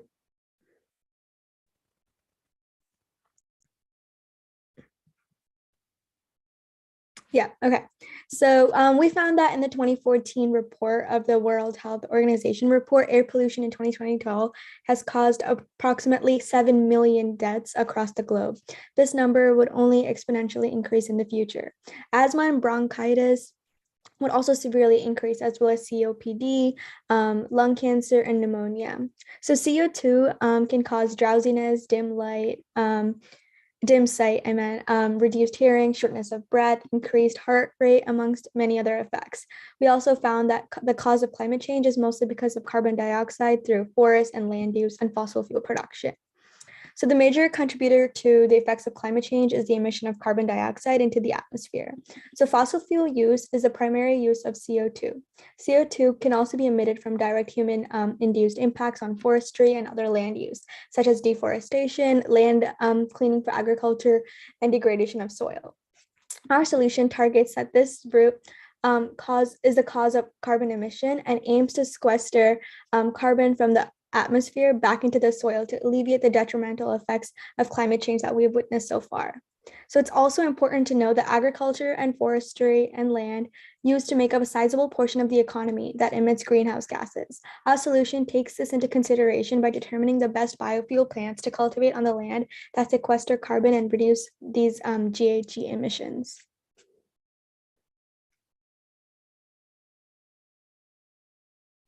Now we'll be presenting our current solutions. Our focuses are the biotech and biofuel industry. And first off, we'll just describe what biofuels are. So biofuels are fuels made from organic matter or biomass, such as trees, grasses, animal waste, and plants. They are a greener alternative to fossil fuels, such as oil and petroleum, because they are renewable, meaning they can be renewed through new growth or just easily cycle through, versus fossil fuels, which are non-renewable. They are also emit less greenhouse gases and pollutants compared to fossil fuels, and they also have greater energy potential.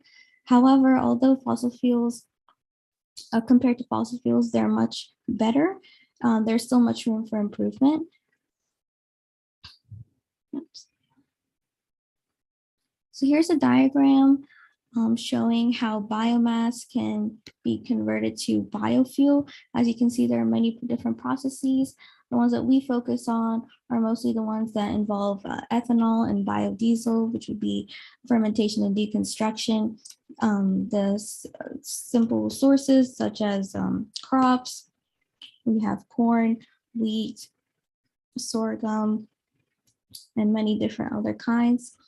And there are some pathways from biomass to energy, heat and fuel, which are less sustainable and less green than others. And this just gives a nice overview of everything. Moving on, we have a chart that shows the US primary energy consumption by energy source in 2021. So in this year, the US produced 15 million gallons of fuel ethanol and 1,639 million gallons of biodiesel, as well as 80 million other gallons of other biodiesels. As you can see, 12% was from renewable energy, and of that, only 19% came from biofuels. However, that's still a sizable portion. As you can see, compared to the hydroelectric, it's the exact same. And yes, and overall, only about 2.3% of US primary energy consumption in 2021 came from biofuels. And that can be improved upon. Okay. Here, there's a chart showing biofuel yield by feedstock. As you can see, sugarcane produces the second highest amount of ethanol biofuel, where cellulosic grass produces the second greatest amount of biofuel and the first greatest amount of ethanol. And algae produces the most biodiesel than any other forest and makes the most biofuel overall.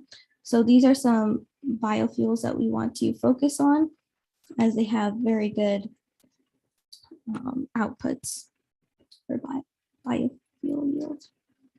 Okay, moving on. Although biofuels are a very good alternative to fossil fuels, there are still some disadvantages that we must address for our solution. Some of the most popular biofuels include corn, soybean, and sugarcane. However, they have their own disadvantages. And for corn, it's incredibly energy intensive.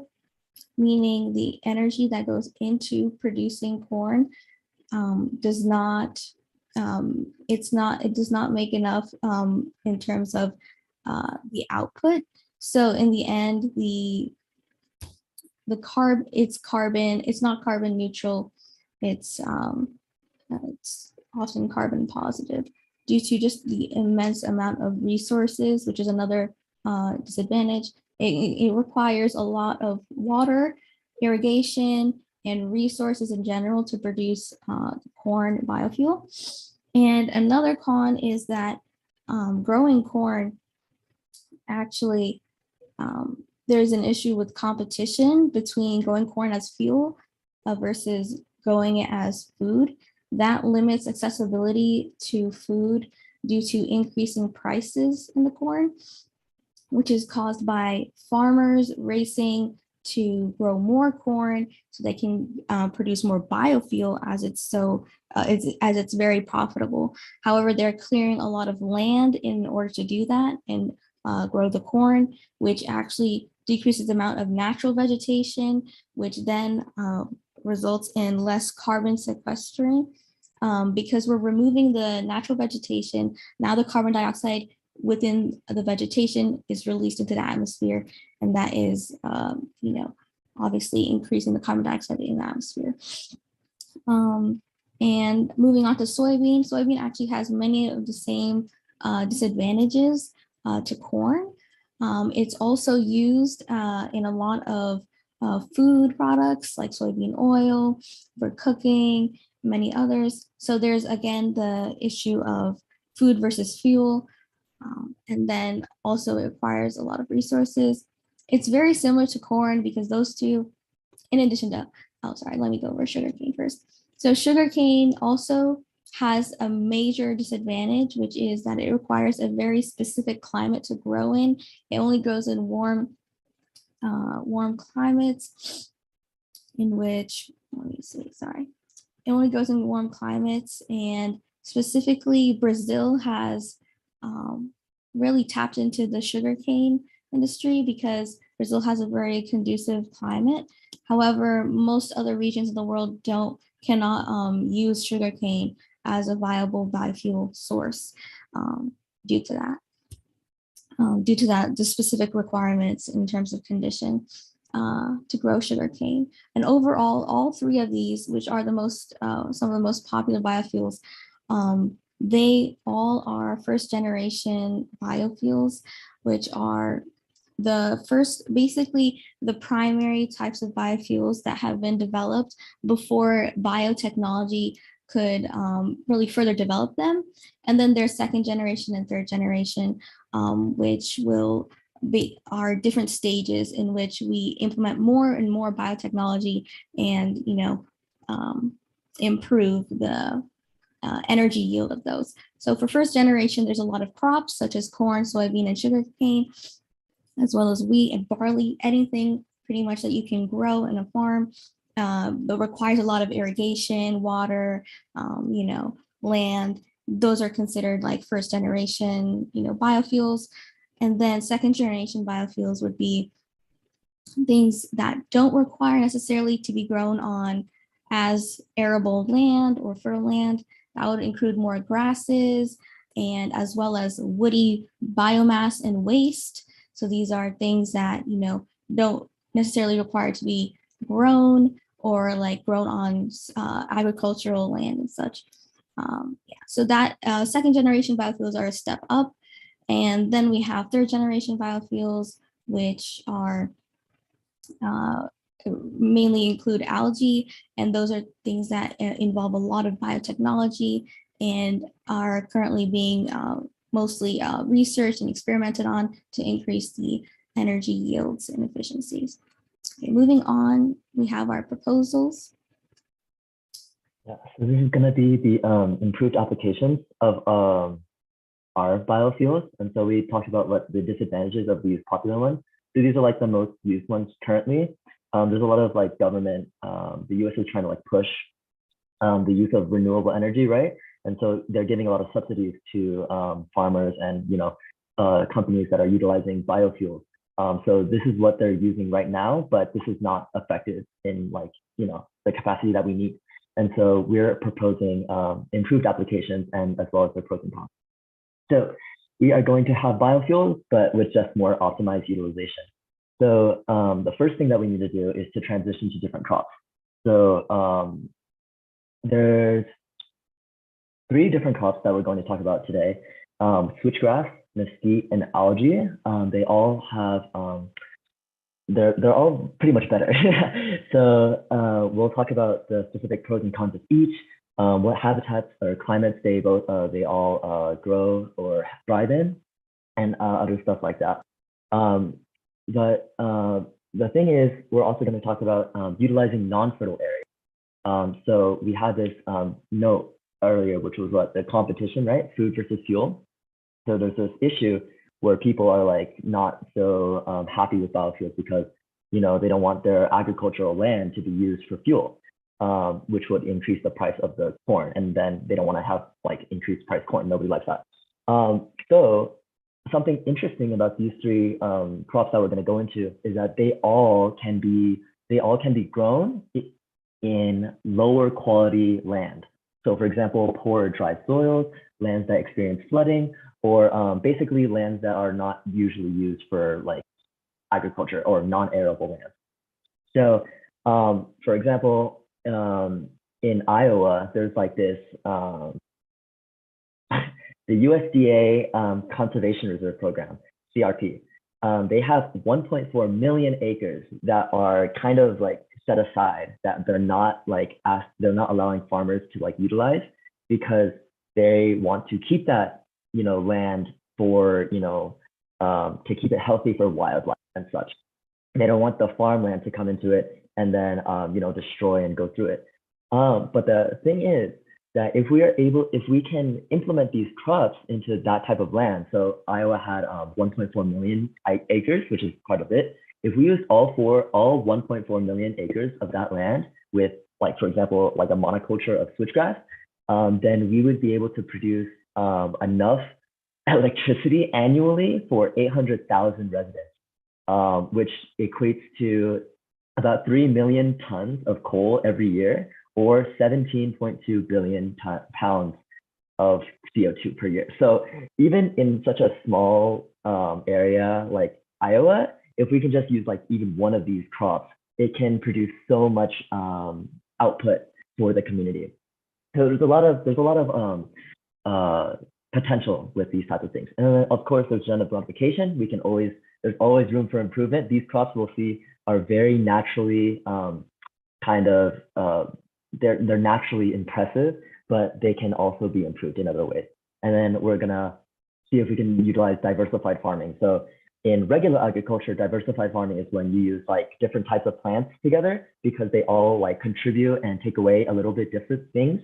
But in biofuels, the same concept applies. So we're going to see about how we can manage the plants in a cost-effective way and also in a way that produces the most energy at the end of the year. So yeah, we can do that within farming rotation. So for example, like even agricultural land, sometimes the crops they use, it'll take away the nutrients from the ground, right?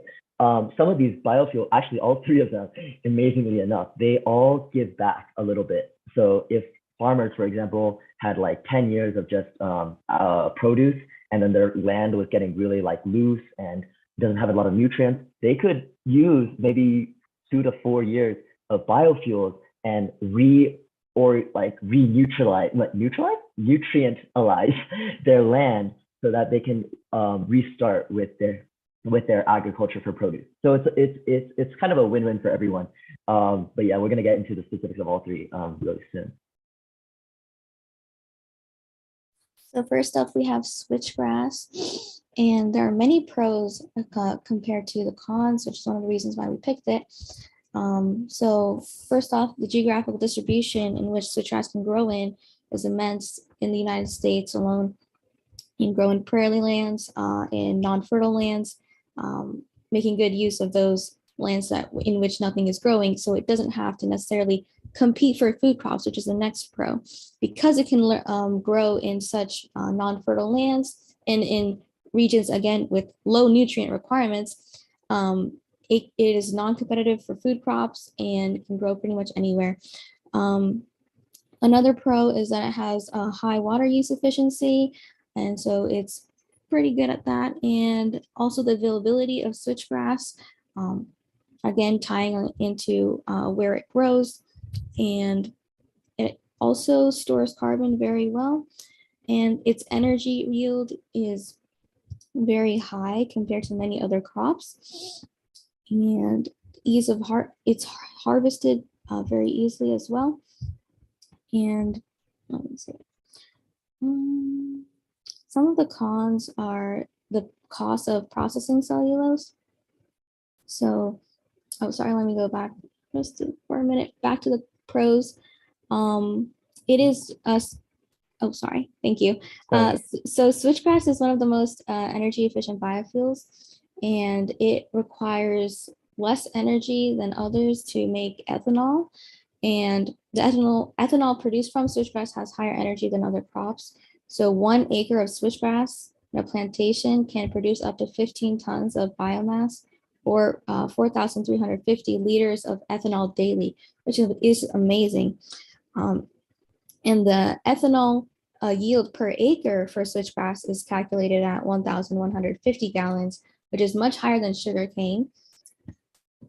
Now for the cons, unfortunately, there are some things that sort of prevent us sometimes from like fully implementing switchgrass, but these are things that we hope to overcome with biotechnology and our solutions. So first off, we have the cost of processing cellulose.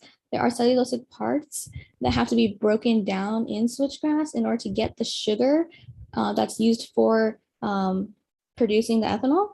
But this process is pretty expensive currently, and it's kind of complicated. And another con is that the conditions for a really good yield of switchgrass requires some like appropriate conditions, which would be deep soil with a neutral pH, enough nutrients, even though it has pretty low nutrient requirements, still needs some. And then also it does need water. And also warm enough temperatures for it to fully grow, and then in a long enough growing season so then it can be harvested after fully developing.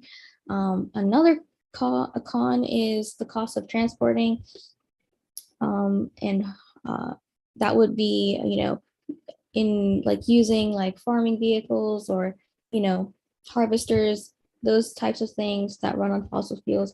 But like that's for harvesting. But for transporting, you would also require like vehicles that run on fossil fuels currently, that kind of thing.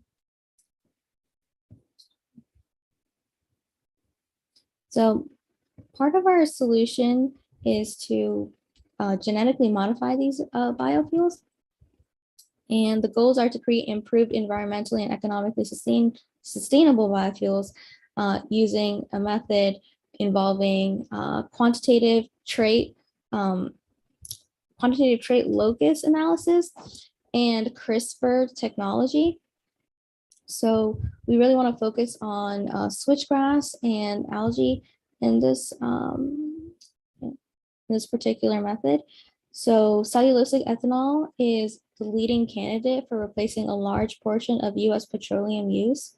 So switchgrass, which shows a great potential as a biofuel that's like super sustainable and energy efficient, is a key part of our solution, as well as algae. But we aim to genetically enhance switchgrass and algae species for improved biofuel production via this CRISPR technology. So what we're going to specifically do is target key biomolecules and biosynthetic pathways to increase desired traits and decrease the expression of undesired ones. So we can produce the best switchgrass and algae like cultivars, the best organisms to create like the best biofuel yield, best energy yields. Yes. And quantitative trait locus analysis is a statistical method that's used to connect phenotypic data which are basically traits, like trait measurements with genotypic data, which are like molecular markers, in order to explain the genetic basis of variation in complex traits. So we're basically going to use this method to figure out which traits, with the desired traits that we want to have in our cultivars, which traits are located, which traits come from which genes, like which regions of the genome. And using that, we'll be able to figure out which parts of the genome we want to manipulate using CRISPR. And we disrupt said genes in order to, get our results. Okay. Moving on, we have a specific genetic modification process. So we are going to use this technology to disrupt certain genes. And the main areas that we've isolated or we're focused on are particularly in switchgrass, lignin synthesis and sugar release. And for algae, we have lipid content. So as we said before, our solution involves genetically modifying biofuel sources to maximize desired traits and minimize undesired ones. The challenge for switchgrass, as we stated here, is the lignin that's found in switchgrass impedes like the efficient breakdown of the cell walls during the fermentation process, which is involved in making the bioethanol from the switchgrass. So lignin is basically a polymer found in cell walls. It contributes to the rigidity of the plant, and it prevents the efficient biofuel production because it limits specifically enzyme access. That the microbial enzymes used to break down the switchgrass is doesn't have enough access to the cell wall polymers during this fermentation process because of lignin. And so that's something that we want to target in a gene so that we can, reduce the amount of lignin that's naturally produced in that switchgrass so it doesn't get in the way of biofuel production. So specifically, we're going to use site-specific nucleases to create defined gene knockouts by altering the genomic DNA sequence. Instead of usual, like the usual genetic modifications where we just repress a certain gene. So we're just reducing like maybe the transcription of a targeted gene. We're completely, in this case, we're completely taking out this gene. So specific nucleases generate DNA breaks, which are much more result in much more exact genetic modifications than conventional genetic editing tools. So that's why we're specifically using this type of technology. A specific gene that we might want to target in switchgrass is the PB4CL1 gene. This is something that is a key biomolecule, a key enzyme in the biosynthetic pathway for producing lignin. And a study found that the gene disruption on this particular location would result in lignin reduction and also improved sugar release, which is what we want. So with improved lignin production and increased sugar release, we'd have more efficient biofuel processing. And for algae, we want to improve the lipid content. So algae requires, we use the lipid and the fats found in naturally occurring in algae to produce bio oil, which is used to produce that's the type of biofuel that we can make from algae. So increasing the lipid content without compromising any of the other traits, such as growth in the algae, would be the main one of the main focuses in this genetic modification process. And by doing this, we'd be able to achieve the best organisms for a biofuel production. Okay. Nice. Oh my gosh, that's a lot. Okay, we have some more. I'm sorry. We have mesquite. So we talked about switchgrass earlier, but there's also mesquite, more specifically honey mesquite. So if you're in the Midwest area of the America, you probably have seen this a couple times. But these trees or like bush trees. You can see them over here. Like it's kind of like a bush on a tree. They are amazing. So they are extremely cost efficient. So like they are adapted for the environment, like seriously. So they have features such as like no fertilizer requirements, very little irrigation or weed control costs. They have like unlimited reharvest potential every 10 to 12 years, albeit it is 10 to 12 years. So it's like, you know, slow, but like unlimited. The ability to harvest year round. So you can always harvest it like whenever you want. And a dry moisture content. And all of these like add on to the fact that like, this tree is like really self-sufficient. And if, farmers or, researchers want to produce this tree, it really won't come at too much of an added cost other than, like seeding and, stuff like that. So this all helps with the carbon efficiency. It has increased grass production for livestock grazing and even reduction in herbicide or mechanical removal costs for mesquite control. So this is like extremely cheap, first of all. So a problem with like corn, for example, is that it requires so much energy to get out. You need to plant it and you need to water so much. With mesquite, very little water is needed because it's so used to that hot, arid environment and it's adapted to that. So we just need to plant it and then we're good. Another great thing about mesquite is that it has the best carbon offset of any biofuel or any feedstock at least. So for example, like switchgrass will take in a lot of carbon and then they'll put it in the ground, but it won't be as impressive as mesquite. So mesquite will put like a bunch of, it will sequester the most carbon from the atmosphere into the ground, and then that will become organic matter for it to then be expressed in the neighboring plants. And so it kind of like helps with not only taking in carbon from the air, but also giving nutrients to itself and fellow plants so that they can grow and then take even more carbon along with it. And so with that, if you want to most efficiently take carbon dioxide out of the air and put it to good use, mesquite is the plant for you. Again, it supports vegetation. So another thing that it does extremely well is that it actually fixates nitrogen, phosphorus, and magnesium into the ground. And so, these plants that farmers are using, like this regular produce plants, corn, soybean, sugarcane, maybe, they are constantly taking up, right? And they are, eating all of these nutrients out of the ground, and then they're being, disposed of or processed, but then the ground is left with less nutrients than it was before. With mesquite, it's the opposite. So actually, mesquite's roots are huge. They're like 200 feet long. And what will happen is that they will get into some parts of the ground that are not touched by other plants. And because of that, they're able to kind of redistribute the nutrients from really deep underground into more, into more like, they're able to be taken up by like smaller plants and, the neighboring plants.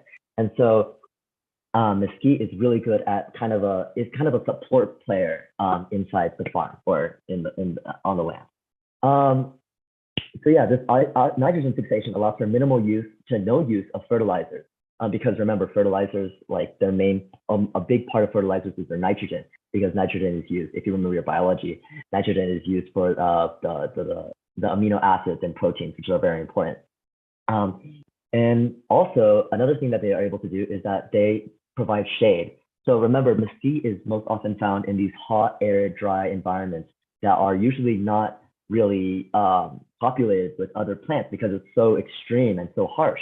But with mesquite being such a physically big tree, they're also able to provide shade and protection against these harsher environments in order to, alleviate some of the pressures for the smaller plants, and therefore, advocate for a more green use of the land. So yeah, it's amazing. And then also an Energy Futures Initiative report this month argued that advances in biotechnology that help to increase CO2 uptake in soils and land ecosystems like mesquite can have major co-benefits.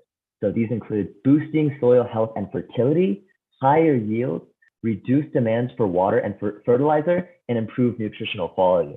So overall, so mesquite is just like a really big supporting player on land. Now, of course, it's not perfect.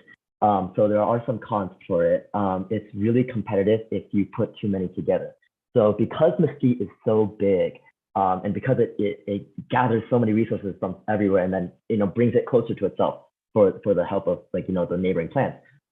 If you put too many mesquite in one area, then they will start to compete for the same deep resources. And so that's not good, because then eventually they'll be forced to kind of change their root trajectory to take in nutrients that are higher up, and then they'll be stealing nutrients that could be used for the smaller plants. And so if you put too many mesquite together, they become really competitive if dense. And so what you need to do when you're thinking about planting these is that you need to recognize that maybe you should only have like one or two, for every, set of like a unit of area, so that they don't compete with each other and you can have the most effective support for your plants. Another thing is that they have their energy production per acre is lower. So even though they help produce a lot with the neighboring plants, they're not like switchgrass. They're not like an energy making plant. They're still extremely impressive. There's a lot of wood and there's a lot of green, but a lot of biomass. It's a huge tree, but for the amount of land that it takes up, it doesn't produce as much biofuel as would be if that land was taken up by something like switchgrass. So yeah, the energy production per acre is a little bit lower. And then variable growth forms. So switchgrass, if you've ever seen it, it's like just a bunch of tall stalks. And it's really like monotonous. Like you kind of like just know, and it's like switchgrass, switchgrass, switchgrass. But with mesquite, it's very variable. So you don't often see like the same branch shape, or the leaves don't look the same, or sometimes they'll have like these different attributes. And when you're talking about large scale mass production and mass processing of these bio feedstocks, it becomes a little bit annoying and difficult to account for all of these differences in at least in the physical sense. And so this variable growth form with mesquite, it's not necessarily the best thing in terms of large scale massive energy production. So yeah, that's not the best thing about it. But it's, again, the main thing is that it's a really impressive supporting plant. Okay, all right. Then algae. So like I saw like the solar panel algae group, right? So we also looked into algae, and we saw the potential of it being used as a form of energy, but not in like the mechanistic. There we go. I'm sorry, the mechanistic fashion, but more in sort of a farmable type.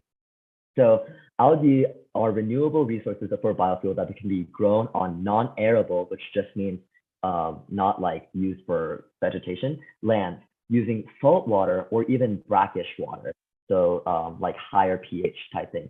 A significant advantage of using algae for biofuels is that it does not need to displace farmland used for growing food sources. Again, just like mesquite, right? They're able to be grown in areas that are not being utilized for crops like corn, for grazing or other stuff like that. So we can have our cake and eat it too, basically. We can have the produce side, but we can also utilize lands that are not like more infertile or non-arable for these biofuels that are adapted to these conditions. So so it's really great in the fact that we can use non-arable lands for it. We just need a lot of water. And the next thing it really does well is carbon recycling. So actually, even though algae comprise less than 2% of the global plant like carbon in terms of mass, they absorb and fix up to 50% of the atmospheric carbon dioxide. So that's about 30 billion to 50 billion metric tons per year. And so they, even though they're really small and in terms of mass, they have a really big impact when it comes to carbon sequestration and fixation from the atmosphere into their biology or whatever. And the majority of this comes from marine microalgae, but we're looking to cultivate it in terms of a more farmable type. Anyway, So algae are extremely efficient in their carbon sequestration, which isn't surprising since they're quick to reproduce, so long as their nutrients are present. So for example, like I think they can reproduce in like 6 hours, maybe 12 hours, 2 times at least, maybe in a day, even. And so the rate at which these microorganisms are taking in nutrients and then refixing it is extremely quick. And then again, like mesquite and switchgrass, there's no need to displace farmland for this potential feedstock. And there are many different types. There are many types of current biofuel algae systems. Some being open, like for example, as you see on this image right here, like it's kind of just like a field, but for algae. So it's like just like pools of water, which is really interesting. But some are more, so this is open and it's less controlled. It's kind of like inside the environment. So it's not as controlled and it's not as consistent or constant as some other environments. But some more so for research purposes. This one's more for production, but for some that are more for like smaller size, for research productions, they will have specific like tanks where it'll be like really controlled environments and where they can research and whether they were doing the CRISPR, like Samara was talking about, for the algae to improve its cultivation. So yeah, anyway, neither of them take up land that could be used by crops, and so it's really efficient for that in that manner. And then waste and management. So just like mesquite is a really big support crop, algae can also support its environment extremely well. So what happens is algae, they just eat like whatever they can take. And so algae will automatically absorb excess nitrogen and phosphorus and dissolved carbon as a side effect of metabolizing in their environment. And so this destabilizes harmful bacteria, because remember, in this water, there's a lot of other microorganisms like bacteria or maybe protozoans, or maybe more harmful things that we don't want to be cultivated in this area. And so what algae will do, well, they'll just go for it first and they'll eat it up first. And so they're a really interesting and a novel way of controlling the excess waste management in pools of or areas of water. So for example, they're thinking about using algae in even like sewers and stuff like that, because like a lot of our sewage costs is actually just managing the bacteria and all those things. But if you can get algae in there, then they can manage the waste for us and give us biomass. So there's just so much that algae can do. And then of course there's also cons. So the main thing that is holding back algae is that it's extremely expensive to process in terms of energy. And so there are 3 main types to refine algae into energy. So these are oil press or oil expeller, hexane extraction, and supercritical carbon dioxide fluid extraction. And so these have all been successfully demonstrated, but they're relatively expensive. And so if we're really looking for a cleaner future, sure, this might be the way, but is it sustainable and economical and approachable even for maybe, let's say, underprivileged or underrepresented communities? We don't really know. So we have to think about cost and financial incentives while we are cultivating something like algae. And so even though it's currently possible, until the economical side of the issue is taken care of in order to attract further investments, large-scale implementation, then seeing algae as the biofuel of tomorrow is kind of unlikely. So a more efficient and appreciable cultivar of algae will be needed, whether that be through organic genetics breeding. So like how you breed dogs and you try to get like the best of both worlds. We can do that with algae, or whether we do it through artificial genetic editing, which is the CRISPR-Cas9 that Samara was talking about. And we need these better cultivars in order to catalyze the potential of algae into the biofuel, so that we can lower the cost of production and outsource it further into today's world. Anyway, another thing is that they still use water and land. Unfortunately, algae is a huge water consumer. And so even though we do have alkaline water is like more in supply, because remember, like these things can grow in like some impressively harsh conditions. Even so, but even if it's supply, like we still have to cover the cost of transporting the water to these areas and like maintaining it, as well as making sure the algae is like getting the nutrients that it needs. and then the fertilizer and nutrients. So algae is really like a really hungry type of organism, and so it'll take up a lot of nutrients. And so having to feed it, and the cost of those fertilizers and nutrients will also go into the cost of production. And that's why it's such a difficult thing to manage. Even though it has such a great potential, it's very expensive. So those are the main cons for algae. Okay. All right, I'm sorry. I hope I haven't bored you yet. We have a couple more minutes, and we're going to talk about the implementation. So we have all this knowledge about switchgrass, mesquite, algae, and genetic modification, and carbon sequestration. What can we do about this information? What can we do with it? And what's really the real world application of this technology that we have today? So I made a little timeline.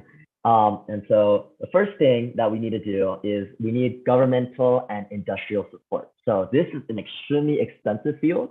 As you can see, there's a lot of biorefineries that need to be made, constructed, a lot of employees and a lot of researchers. This all takes money. And so the first thing we need is that governmental and industrial support and investment. So we need funding via grants, subsidies, and investments. And maybe the political group that went before us can help us with that. But for the sake of this presentation, I'm going to assume that people are on board and that they're convinced and they're willing to help us. Anyway, after we get those first grants and we start receiving some money and we're investments to further our process, we want to start establishing experimental areas with bioenergy research centers. So of course we want to produce a lot, but we want to make sure that we're producing effective, how should I say, biofuels and in a productive and efficient manner. So research is needed to be done in order to best maximize the trajectory of these cultivars, like, oh, which strain of algae should I use, or what type of land would like best improve the production of switchgrass, or like how many mesquite per acre should I plant? All these things are issues that we need research for in order to create a more perfect and I guess a more maximized potential for biofuels.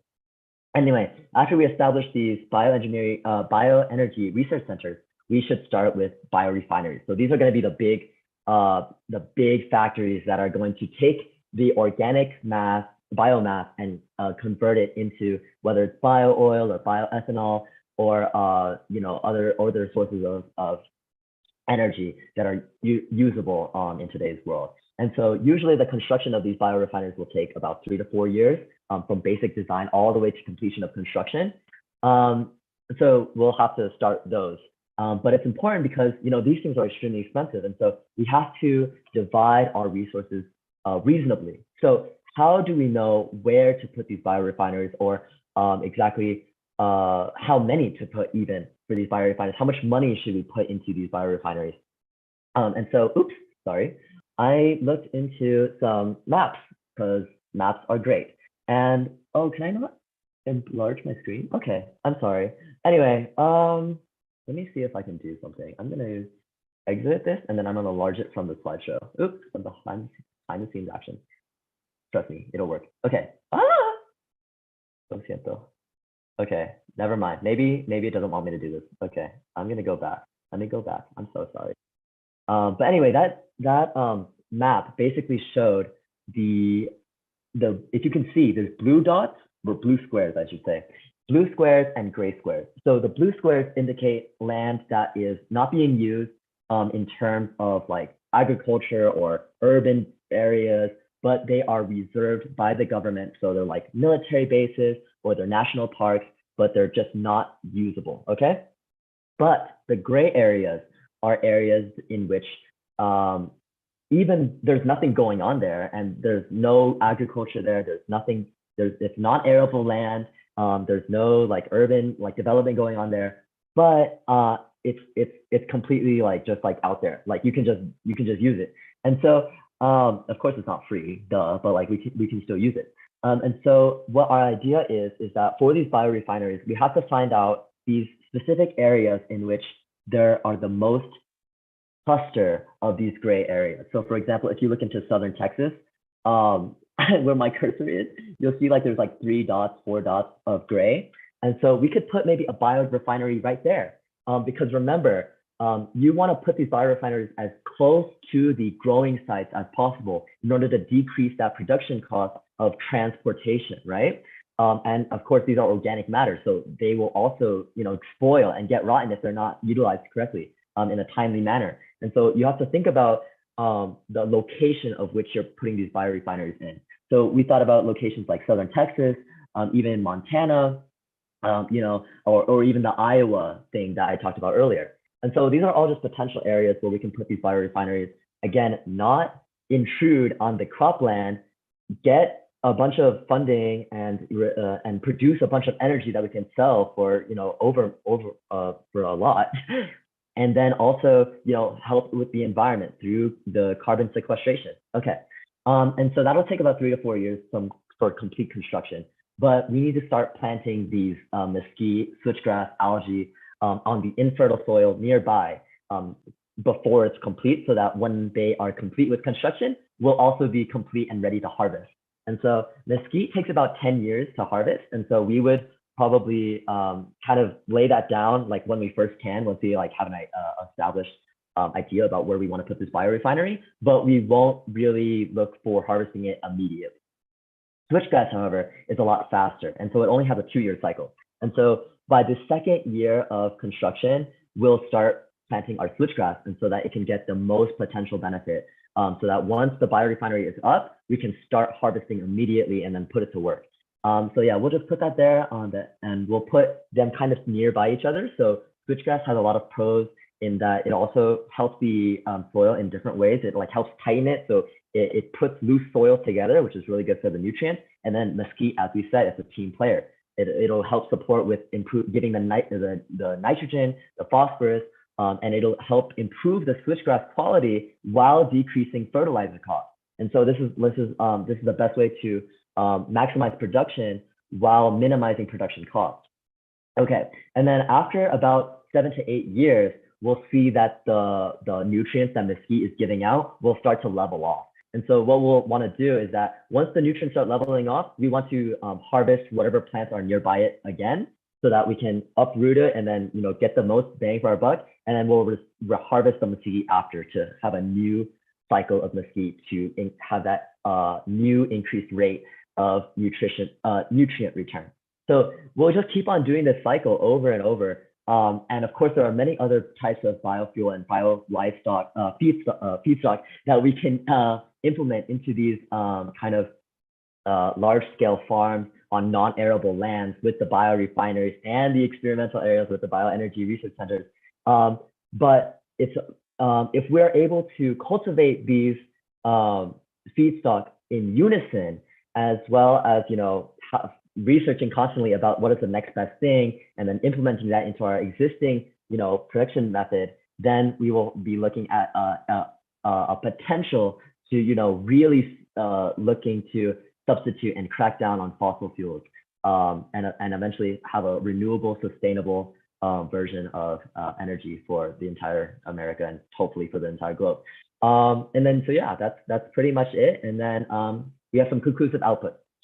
So switchgrass, 540% of the renewable energy to non-renewable energy is consumed. So in switchgrass's life, if you put, I don't know, like if you put 100% of energy to make it, it'll give you back 540% of that energy when you harvest it. And so you're just getting, product after product, interest, compiling on interest. It's a really amazing thing. And then 6.2 billion metric tons of mesquite.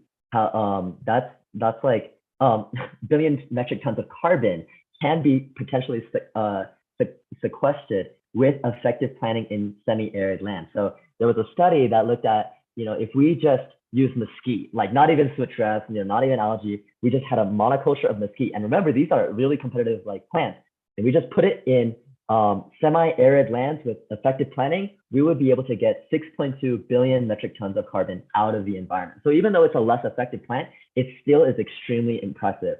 And 6.2 billion, that's about, I think, 1/6 of the global annual carbon emissions, at least in 2021.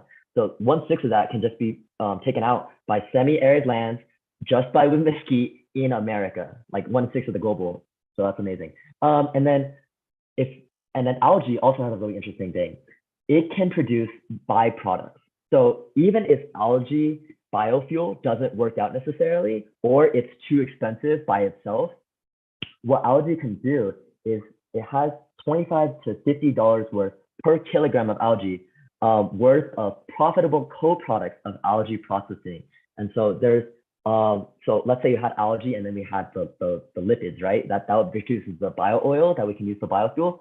But algae, remember, it's a living organism and it has a lot of proteins as well. So we're looking at things like omega-3s or like a bunch of vitamins that we can sell, pharmaceutical interest. And so these things, if we can somehow separate them from the algae and the lipids, we can sell them separately. And this will help improve the production costs for algae and the research behind that. So there's just it's amazing. I really think that this is something that we can look forward to in the future. And you know, if we are able to utilize all these points, sorry, I'm gonna go back. The transitioning to different crops. So going from corn, soybeans, and sugarcane to citrus with feeding algae, and then using the non-fertile areas instead of the actual crop areas, using some genetic modification in there, and then diversified farming, we will really be looking forward to a more sustainable, renewable energy future with bio. Okay, I think that was it. So. Great, thank you so much. Y'all did an amazing job. Matthew, Samara, Amna, and Bhumika. Everyone can give a round of applause to the team. It was great how you were able to talk about how you can fight climate change with biofuels and changing them. So it's exciting, and it was a really thorough presentation. We have updated our speaking list based on our time, some of our team's time restraints. So I put that in the chat, and we're also asking that we're going to start putting a 15-minute time limit on all groups because we have limited time and we have quite a lot of teams still left have to go. So I think the next team that will be going today will be the Pink Panthers for biomedical engineering. So whenever you guys are ready, whenever you are ready, please, you are able to present. And again, we're going to keep it to 15 minutes, these next two presentations. Thank you so much. Hello, can you guys hear me? Give me a thumbs up if you can. Let's go. Okay. So here we go. Start sharing the screen. Give me a minute.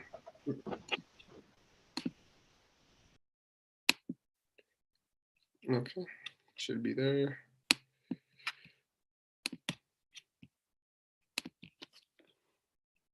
No whiteboard. My screen sharing isn't working so far, so someone needs to share the screen other than me then at this point.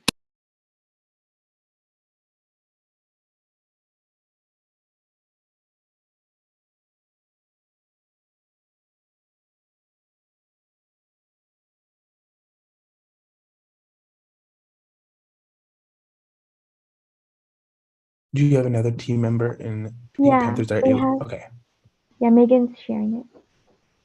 Oh, I can't share it because I don't have the file. Sorry. And wait, I think I might be able to share it. Give me a second.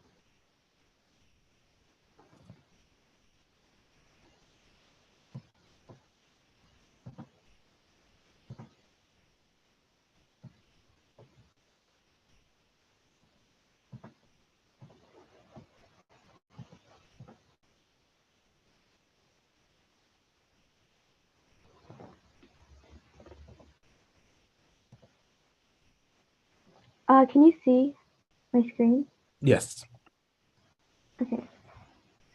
So, yeah, we'll start then. So basically, our presentation is on extreme heat and emissions, and the people in our group is me, Kasturi, then we have Leia, Ariana, Megan, and Mustafa. So let's start.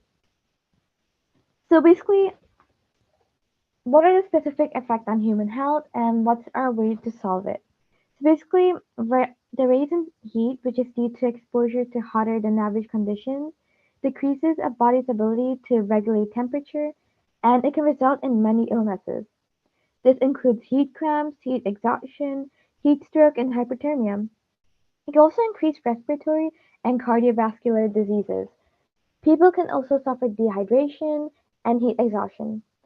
Today, the best way to prevent these illnesses are by drinking, and the best way to and by water is not free or available to everyone.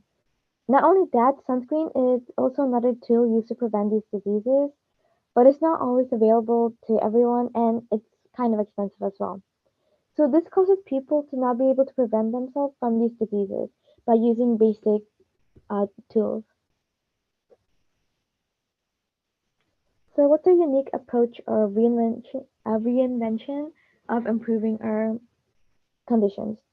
So a unique approach that we are taking in the perspective of public health is extreme heat prevention stations. So this will give out free clean water while educating people that come by with the effects of extreme heat through a connected sign. So these water stations are similar to like water fountains. However, it differs because the fact that people will not only be getting water and they'll also understand the effects of extreme heat. They'll also be able to use free sunscreen in another part of the extreme heat prevention station. The sunscreen will be given in a dispenser, which people can use to keep themselves safe from the heat.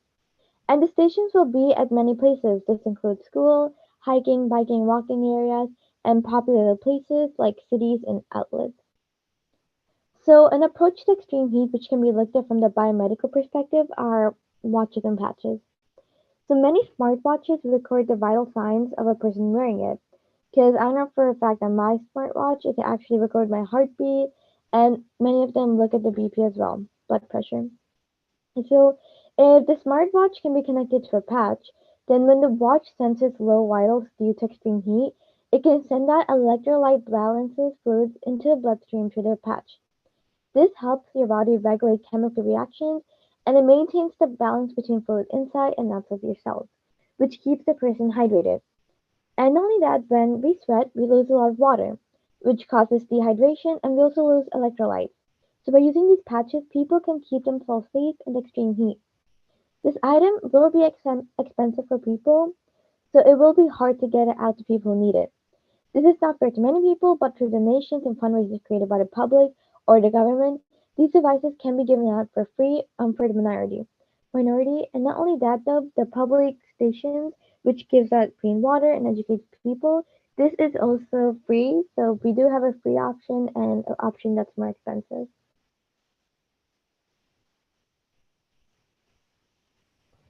Okay, now I'm going to present evidence that backs up our solution for string heat.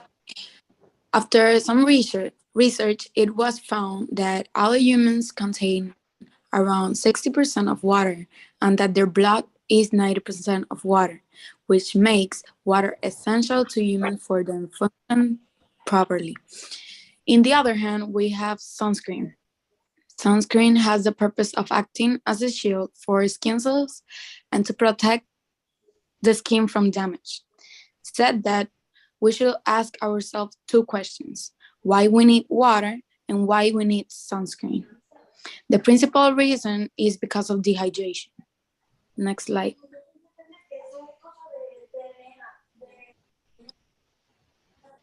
Okay. Like I said, the principal reason is because of dehydration, which can cause two things: damage in brain, spinal cord, and sensitive tissues, which can affect brain structure and problems with thinking and reasoning. And the second one is vulnerable skin, which can cause skin disorders and wrinkling.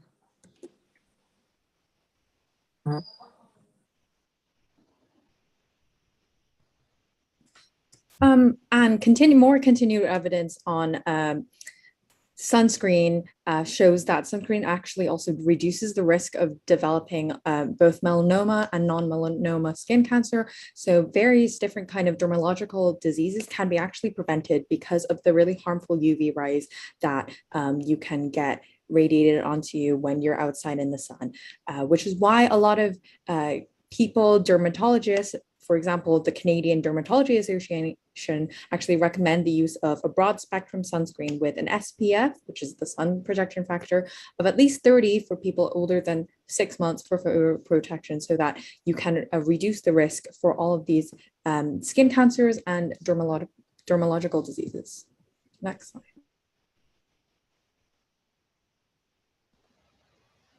Okay, another of our solution are the watches and patches. These are both wearable and comfortable devices which allows a person to do a variety of things. One of them is to track their fitness levels and fluid intakes. Now, why we need them? We need them to detect dehydration before it possesses a health problem, and with that, minimize the odds for a person to get dehydrated.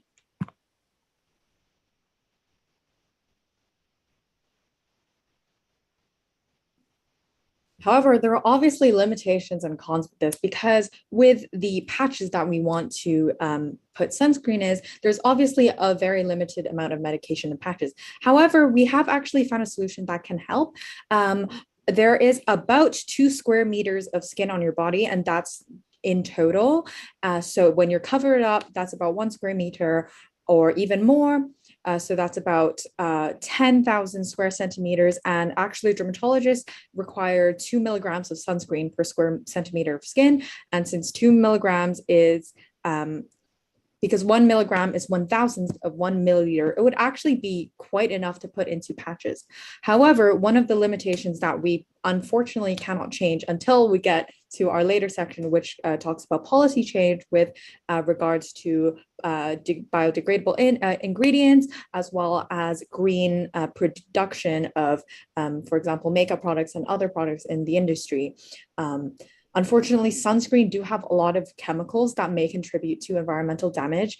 And even though a lot of sunscreens claim to call themselves organic, you really have to check the ingredients. And unfortunately, we cannot really be sure that any sunscreen isn't actively contributing to environmental damage. Next slide.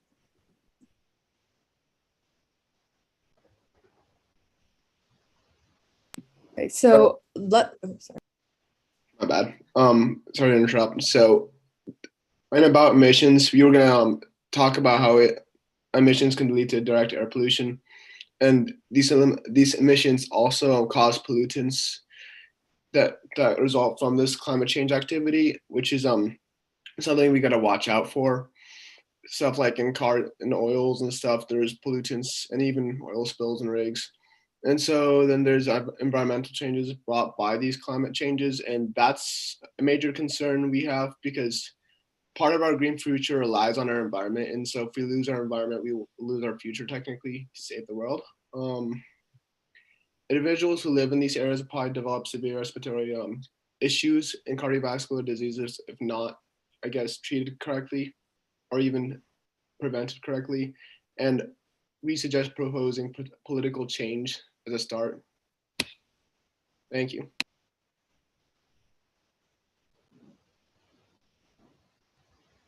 And now, as I said earlier, we're going to talk about some policy and law issues that we're going to take into trying to change the root of the cause, which is all of these emissions. All of these emissions contribute to climate change, which contribute to the massive heat in the first place. So first, we're going to eliminate or at least reduce transport emissions. So we're going to incentivize through funding for companies as well as for citizens to buy electric cars.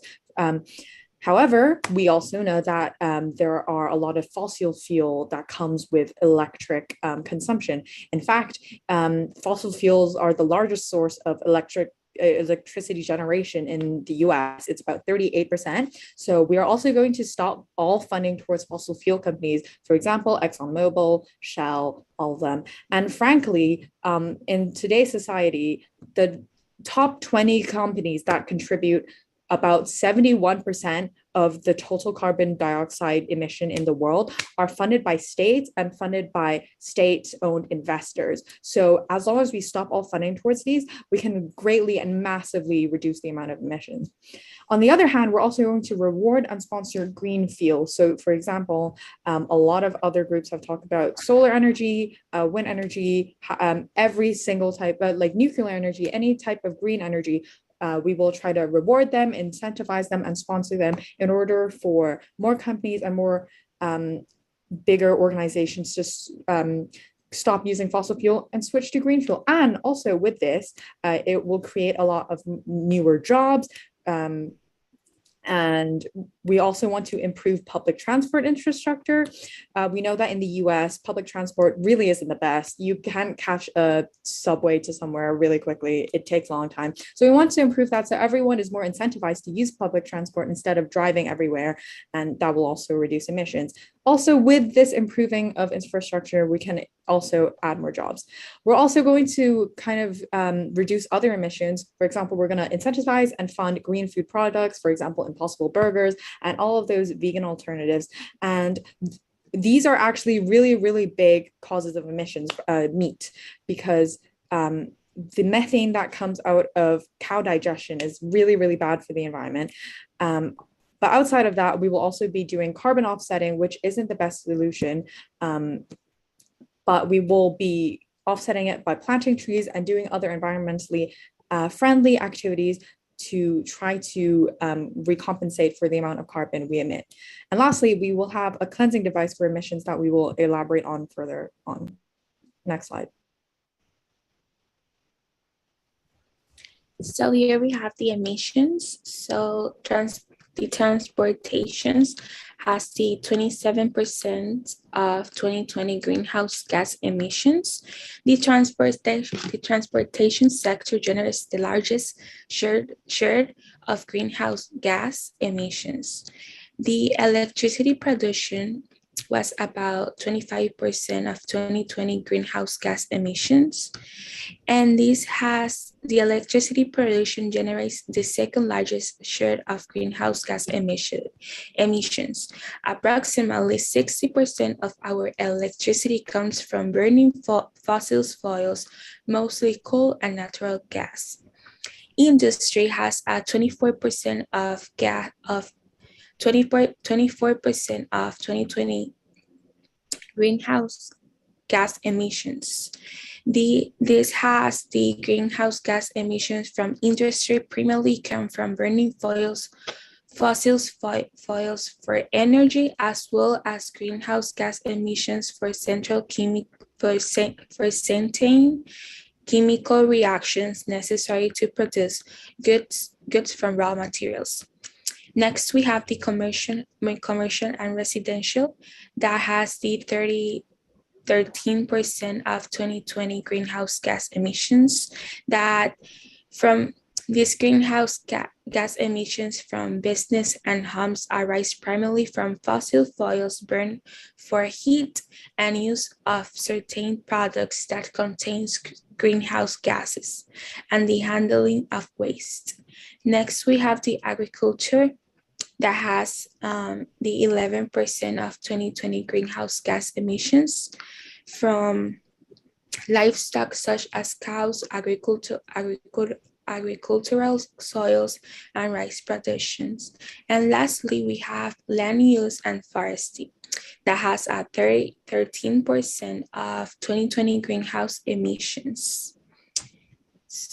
The land areas can act as a sink, absorbing CO2 from the atmospheres of a source of greenhouse gas emissions.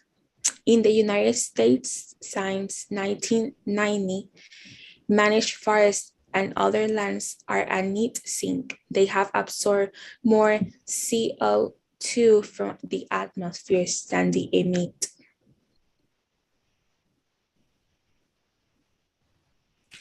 The electricity sector emissions. The generation, transmission, and distribution of electricity are all part of the electricity sectors. Most of the greenhouse gas emissions from the industry are carbon dioxide, although they are also minor emissions of nitrous oxide and methane. These gases are generated when fossil fuels like coal, oil, and natural gas are burned to create powder. Sulfur, hexafluoride, and insulating substances used in power transmission and distribution equipment produces less than 1% of the sector greenhouse gas emissions.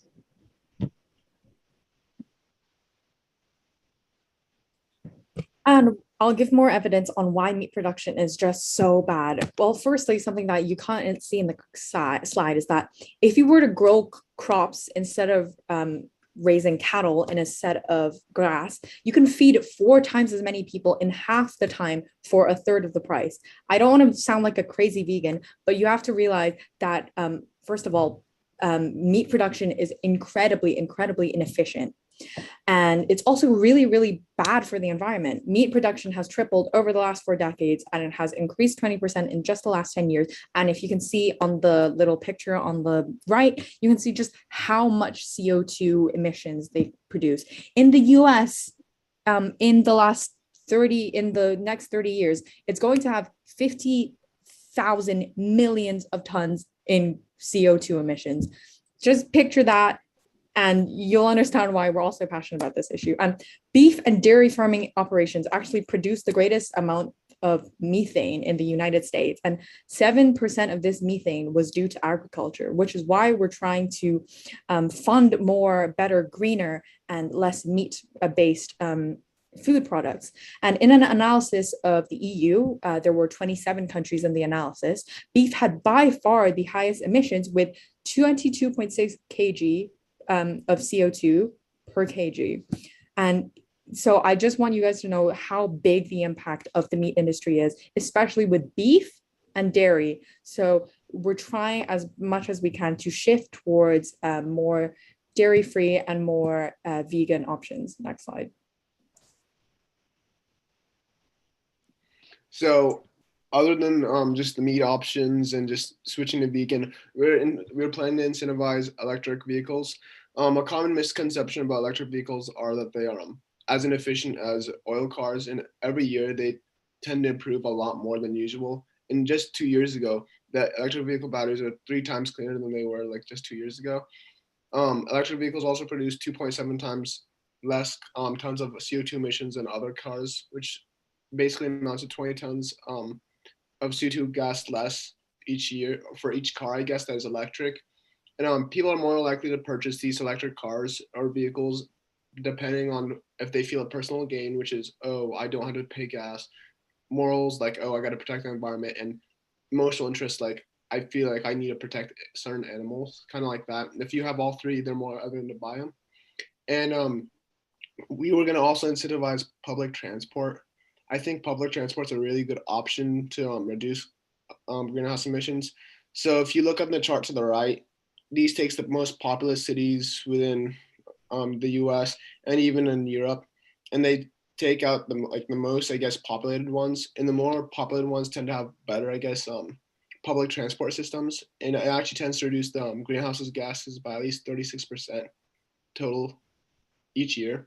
And then I think also one great thing from it is that it reduces the risk of obesity by 3% for every 30 minutes you're in public transport. I think it's just the walk and just like the shift to that is enough to reduce that, which is really good for us US citizens, I guess, at times. Next slide. We have about 2 more minutes for this presentation for me. Okay, that's fine. I also want to just mention something about filters before we talk about it. Filters remove 99.7% of air pollutant products and are normally smaller. They're mostly smaller or larger than 3.0 microns, with 3.0 being the worst case. The whole filtration system works on big particles kind of just lunging in, like the fibers, and then smaller particles being colliding with each other to like eventually crash into the fibers, and that's how the filtration system works. In the future, we were talking about it. And then going back to the vegan note, impossible meats and green foods are a really good change for the system. Impossible meats are made out of soy and potatoes, which are kind of, I guess, not the best plant products that you could use, but they contain a lot of vitamins. They contain impossible meats also contain molecules like heme, which is made out of iron. That is also the same things that's red blood cells use to carry oxygen around the whole system. We also have impossible meats that have vitamins that have iron, niacin, calcium, which is for your bones, vitamin B12 for the red blood cells, DNA, and your brain and nerve cell development. And then we have zinc and thiamine, which is for breaking down food in your stomach, which is really helpful. They basically contain things that meats would never really have. Next slide.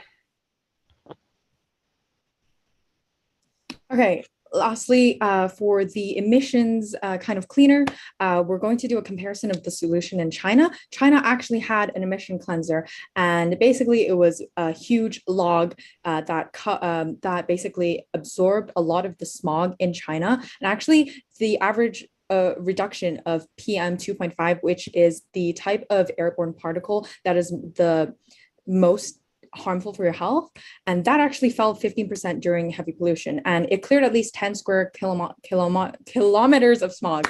And actually, I'm going to skip past this, but basically 2 people who didn't actually know what the smog machine was for found that air was actually becoming more clear, so we can more clearly see that these efforts actually work. And unfortunately, I'm going to have to leave now because I have. Okay, thank you so much. I think research team Pink Panthers, if anyone has questions for them or any suggestions, any questions, please leave them in the chat and everyone can give them a round of applause now. That would be amazing. Thank you all. We're trying to get through 1 or 2 more presentations before we go to lunch, but whenever research team 7 is ready, you guys may take over and present.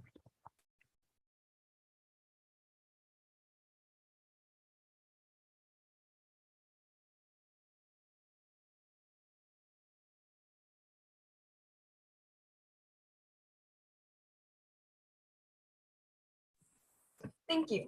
Hello, everyone. My name is Kimberly Hong, and my group members are Gigi Rahil and Aditi Anir. We are grateful for this opportunity to present and acknowledge the serious impact of climate change through ocean dumping and on human health. What is ocean dumping? Marine debris, also known as marine litter, is human-created waste that has deliberately or accidentally been released in the sea or ocean in an act called ocean dumping. Ocean dumping has significantly contributed to marine pollution for decades, accumulating to form islands and straying to beaches. It is caused by commercial, residential, or agricultural sources. Examples include CO2, human waste, sewage, industrial debris, pesticides, and toxic chemicals. 80% of marine pollution is caused by ocean dumping through marine transit, as well as commercial activities or activities conducted over the land, since a significant amount comes from rivers, sewage, etc. Behaviors that lead for ocean dumping to be permitted may be ignorance to consequences of actions, deep grief for personal gain, lack of knowledge, regulation, or observation acts, or simply choosing to turn a blind eye. Both companies and individuals are responsible for their own actions. Certain methods of agriculture give off extremely harmful results, such as overflow of nitrogen and phosphorus utilized as nutrients that are found in fertilizers, leading to growth of macroalgae and phytoplankton, simulation that can be detrimental to both human and marine life. This outcome is also known as eutrophication. Excessive growth of algae can endanger sensitive coral reefs and can ultimately lead to biodiversity loss. Another major concern is ocean acidification, which is a constant decrease in the ocean's pH value, mainly caused by burning of fossil fuels that causes the uptake of carbon dioxide. The absorption of carbon dioxide by ocean increases simultaneously as the concentration of CO2 increases in the air, followed by a change of chemical reactions that can have a negative surge over the ocean and on the creatures living underwater. So here's some plastic ocean dumping statistics, because plastic is most commonly the thing that is often dumped the most and has the most effect on marine life and such. So some things about usage: the average American uses around 156 plastic water bottles each year, meaning that's around 1.4 billion plastic bottles every day. And that too, a single plastic bottle will take around 450 million years to decompose, meaning that by 2050, because of the nature of this usage, the ocean plastic will ultimately outweigh all of the ocean's fish. So it's very important and something that needs to be considered in terms of dumping. So in terms of what most of ocean pollution consists of, as you can see, around 9% is food wrappers and containers, 32% consists of cigarettes and filters, around 8% consists of caps and lids, and 51% consists of other materials. And we'll get into that other materials specifically with our plan in this presentation. So why does ocean dumping matter? It matters because ocean dumping has a significant impact on climate change. As you can see, plastic is when it's exposed to solar radiation in the air and water, it can emit methane and ethylene following sunlight exposure. So there's a group effect of sunlight and water exposure as it relates to plastics.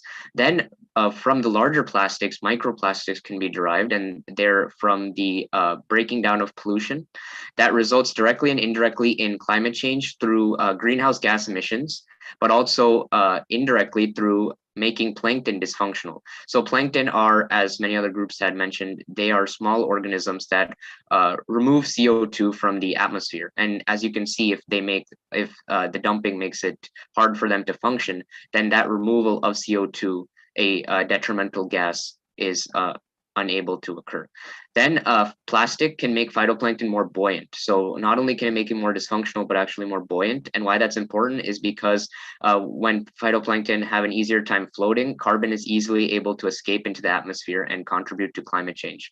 And finally, ocean acidification is a result of ocean pollution and dumping because it can decrease marine emissions of sulfur. And that causes an increase in an amount of solar energy reaching the Earth's surface. And as you can tell, that will result in global warming. So some common side effects and health problems of individuals who take part in or who are near places with large amounts of ocean pollution, whether it be plastics or whether it be other chemicals, as we'll get into. If we look at the brain, neurological development is extremely stunted, meaning a decrease in IQ and an increase in chronic issues as an individual ages. If we look at the heart, we can see that there are serious chances of heart attacks and heart issues down the road, chronic issues. And finally, in women who are pregnant, their children that are currently in the womb will ultimately have a hard time developing properly, resulting in more miscarriages or early deaths. Initially, everyone is affected by climate change and ocean dumping, but those who are impacted the most include developing countries, elderly, infants or unborn children, those of weakened immune system, citizens of locations with poor sanitation and hygiene, both animals and people who reside downstream from contaminated bodies of water. An international report from Boston College's Global Observatory and Centro Científico de Monaco states that ocean pollution has diminished the health and well-being of more than 3 billion people. The impact of indirect consequences and disrupted natural balance truly reflects the dire situation and how everyone is affected, more so negatively than positively.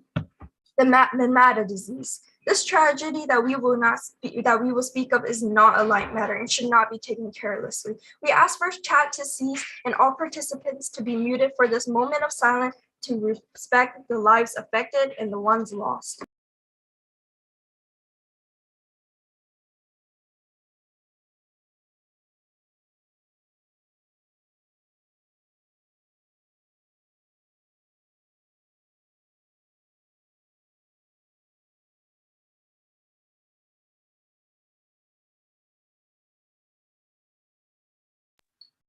Thank you.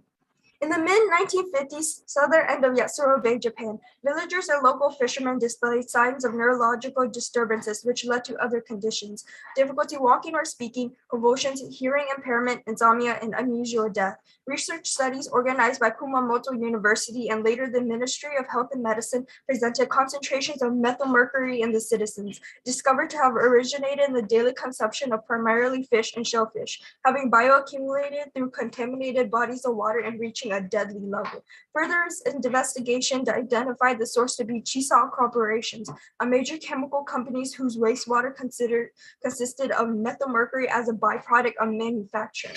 Not only brought up as a significant negative aftermath of negligence of pollution to the environment, the Mimata disease left a grand variety of persisting social and political issues. Too many times in history have human health been threatened by contaminated bodies of water. Not only toxic chemicals, but plastic waste, sewage, litter, mineral oil, and even cigarette butts.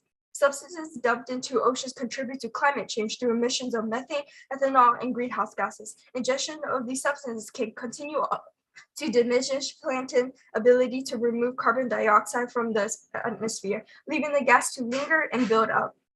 A proposed solution for this concern of human health is a bill to regulate industrial output and hold major companies of developed countries accountable for repercussions and establish unity with both citizens and the environment. The bill is proposed to the United Nations Charter as it is considered an international concern. Details include limitations on transport, liability to corporations for victims, investment accountability, constitutional protection, and quick action. The QR code will provide a PDF of our bill and all of its purposes. We encourage you guys to take a look at it. So in terms of understanding our solution, it is inspired by existing policies. And an example of this is the Mercury Export Ban Act of 2008. This act seeks to reduce the availability of elemental or metallic mercury to ultimately reduce supply and use for global commercial purposes. Our bill specifically mimics the authority to limit the allowed use of toxic substances corporations in developed countries are permitted to employ. Our bill helps to protect human health and the environment, avoid exploitations and abuse, is lawful and can be implemented politically, which allows for the environment to be more than just a moral cause and allows for future development. These positive outcomes allows for more opportunities to develop like innovative solutions which create more jobs, promote a better relationship between the environment and the public, ensures public safety, and builds a more rounded economy. Avoid exploitations of developing countries within the United Nations. Negative impacts that may arise are unauthorized or illegal transportation by water, exploitations of developing countries, contaminated animal spawning, and compensation that cannot be fully paid. We can combat such issues by monitoring ports or harbors for illegal action and enabling our bill to prohibit violations. Love Canal in 1978 mirrors the tragedy of Mimata, Japan, as being a body of water overrun by chemical waste from a nearby facility. Our bill would have helped as it prohibits the use of the canal as a dump site since it is in close proximity to human residents. Caprio versus the Upjohn Company in 2001 is a lawsuit filed by Anthony Caprio for the company's reckless dumping of hazardous chemicals into the environment. Unfortunately, he is not the only victim, as a nearby community suffers from all sorts of health-related issues. Our bill would have helped to regulate the transportation of toxic chemicals and prevent it from having been dumped in the body of water, helping prevent future tragedies. Similar solutions include the Waste Shark, an innovative robot that helps pick up moderate trash in urban areas, simultaneously helping scientists study fish migration, beach cleanups, a personal action that anyone can have taken up upon themselves to help prevent trash from slipping into oceans or seas. The trash broom, a buoyant net that collects pieces of trash and prevents it from further spread. Here is our bibliography. And thank you, the MedStem and Team YMCA Youth Legislations and everyone present today. Thank you so much, Kimberly Gulran Adita. You did an amazing job. If everyone can give a round of applause for the team. And if you want to share your presentations in Slack today, please feel free to do that. And the legal, I was overlooking the law or the proposal I made, and it looks fantastic. So great job. So the next, we're going to try to get in one more presentation before we go to our lunch break. We're going to do Team 10 Public Health. And whenever you guys are ready, whenever you all are ready, please go ahead and present. Again, 15 minutes is what we have for this presentation.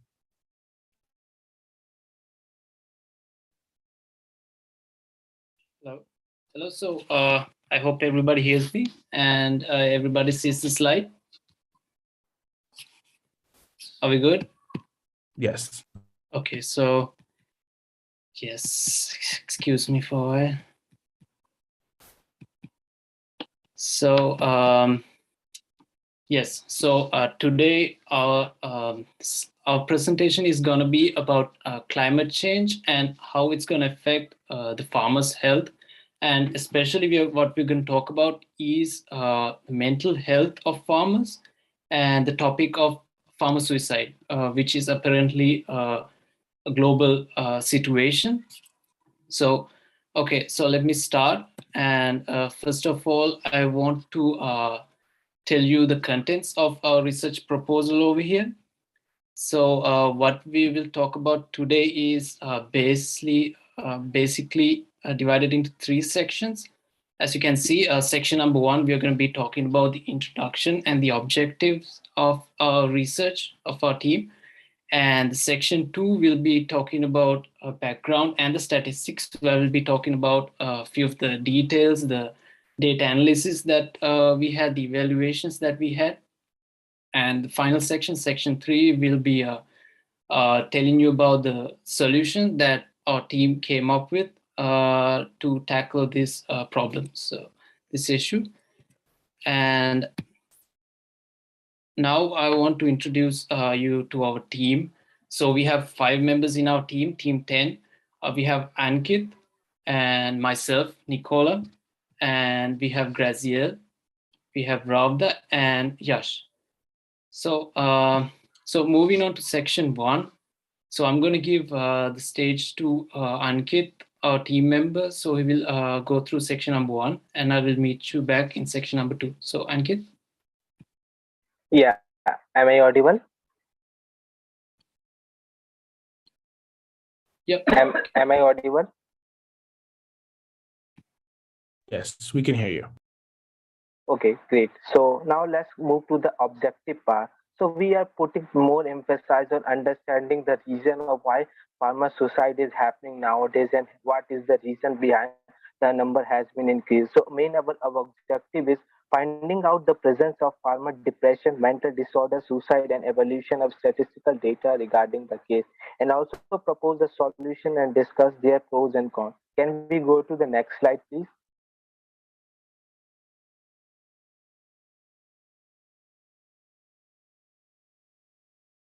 Yeah. So before going into that, we let us understand about climate change as well. Although there are all the other team members have already mentioned about the climate change. So now let's move into the climate change in detail. So climate change refers to a long-term shifts in temperature and the weather patterns. And these are the changes that is affecting due to the global warming and the greenhouse effect. And it is also one of the biggest reason of the affecting the mental health of the farmers. And we will be going to deep into to a better understanding how it is completely interrelated with the mental health later in our presentation. So it results in the change of temperature that is caused due to global warming and greenhouse effect. Climate change is also the single biggest health threat facing humanity and the health professional worldwide and already responding to the health harms caused by the unfolding crisis. Between 20 to 30 and 2050, climate change is expected to cause approximately to 50,000 additional deaths per year from malnutrition, malaria, diarrhea, and heat stress. Now, moving to our main topic, that is mental health. It includes our emotional, psychological, and social well-being.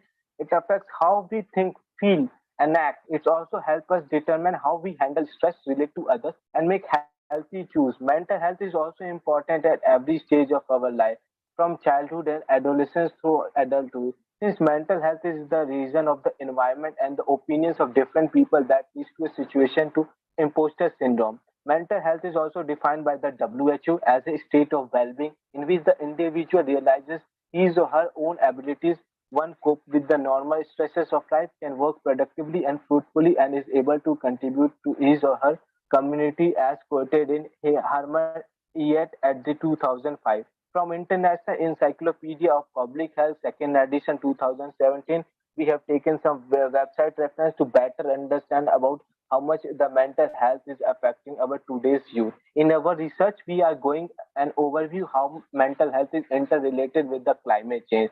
A recent survey found that 75% of teens and young adults feel frightened about the future due to climate change, while 10,000 individuals aged 16 to 25 about their feelings on climate change. As climate change continues to impact our planet, we should expect to see rising levels of depression. According to the APA report, its review of research shows that depression becomes a greater risk when people have survived in natural disaster, been exposed to urban population, or deal and unwanted changes to the environment. So, from the entire summary, we can better understand like the mental health is one of the most important issues that is affecting in our youth. And if we are not taking consideration about this issue, it may turn to be one of the worst scenario for our upcoming future. So we need to tackle this situation, because nowadays we all can see we have a lot of pressure from our schools and colleges that also lead us not able to personal growth in our life as well. Now let's move to the our main topic, that is there are many people which are affecting by the climate change, but our research is mainly focused on the light of the farmers, because farmers are one of the most important people that are really affected by the mental health, and we will be going to better understand why we have chosen them.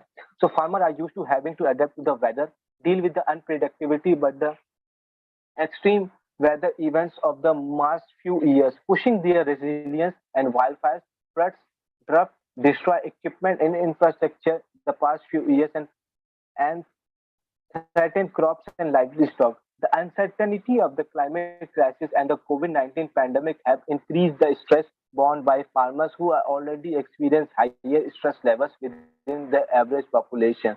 The stress and anxiety happens on farmers more during the situation when farmers don't have an option except suicide. Now we have also done some research to better understand the reason why the farmers are suiciding. Due to changes in the climate, the places which receive rainfall throughout the monsoon period, the number has decreased to an extreme number. Like I have done personally a research in India, because I belong to India. So there are some places in India where fertile lands have turned into barren land. Since the population of 70%, 78% of India have been dependent on agriculture for livelihood, and farmers are big contributors for the development of countries like India. If there is no rainfall, then farmers need to buy the water for their irrigation from the private shops, or require water to be pumped by the water generators. However, it is not that fully suitable for the cultivation of the crops, despite the farmers are dependent on the natural rainfall or getting the water for the cultivation for the crops. Hence, due to the sudden change in the climate change, that ideas to decrease the yield of the crops, and then the farmers are not able to make enough money to repay the loans that they have taken from the bank, and they are pressurized by the bank officers and the other public servants to give them the money sooner, and farmers go into depression and further leads to their death. So this is the one of the biggest one reason we have understood by the analysis. Now let's move to the next slide, please. The analysis the analysis of India, where one-fifth of the world's suicide occur, demonstrated that the climate, particularly temperature, has strong influence over a growing suicide epidemic, with 47 years of suicide records and climate data. This reference is taken from the website. To better understand, let's go into the stats of one of the state of India. Farmer sector suicides in India decreased last year, but remained at epidemic levels in some states, are source of immense pressure in legislature. Now, one draft hit state Maharashtra reported 852 farmer suicides in the first 4 months of this year, while in 2016, one of the worst years on records, about 12,602 farmers killed themselves across India. Overall, more than 300,000 farmers and farm workers have killed themselves in the country since 1995. Now let's move to the Nicola to understand the background and data evolution. Okay, so thank you, Ankit. So in this section number 2, I'll be talking about the background and the statistics of this case that we're talking about, and I'll briefly explain why farmers, go through this. Why is it tough for them and such? So when we talk about farming, farmers, it's a long process, and it's time consuming and energy consuming, and it needs a lot of labor to get everything together and get the final product. So farmers have to go through land preparation, maybe land acquisition, to selecting the proper crops and sowing them in their land. And also we have farmers have to look into irrigation, and farmers have to look into factors like fertilization, which fertilizer they should use. They should adhere to the national policies of using fertilizers, and they have to anticipate the growth of every crop that they plant in the soil, and the amount and when to get the yield, when to do the harvesting. And so just climate change, the weather that the farm is expecting is one of many problems that the farmer has to consider when doing their farmlands. Most importantly, when we talk about places like US, India, they farm vast lands, like hundreds of acres. So you can imagine the gravity a farmer or a set of farmers have to go through when they implement a certain season of farming. So so considering this, considering this, we studied some articles regarding farmer suicide, which is not a topic that is really discussed at large. But there are a few credible articles and research journals that we found out. And farmer suicide, especially what we're going to talk about, is farmer suicide, which is the unfortunate effect of long-term anxiety disorders, depression, and falling victim to other mental illnesses. So, so keeping in mind what I told you, what a farmer has to plan before his like starting the season of farming, from land preparation to harvesting. So keeping in mind that the gravity that the farmer holds, the main problems he might come across when we talk about weather changes, thanks to like climate change, the weather changes. So anxiety related to extreme weather changes, that's one.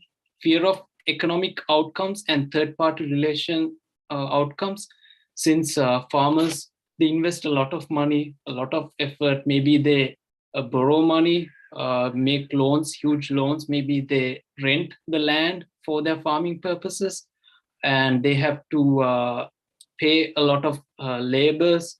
They have to recruit people to come and work in their farmlands. And so these are the economic restraints that a farmer has to anticipate.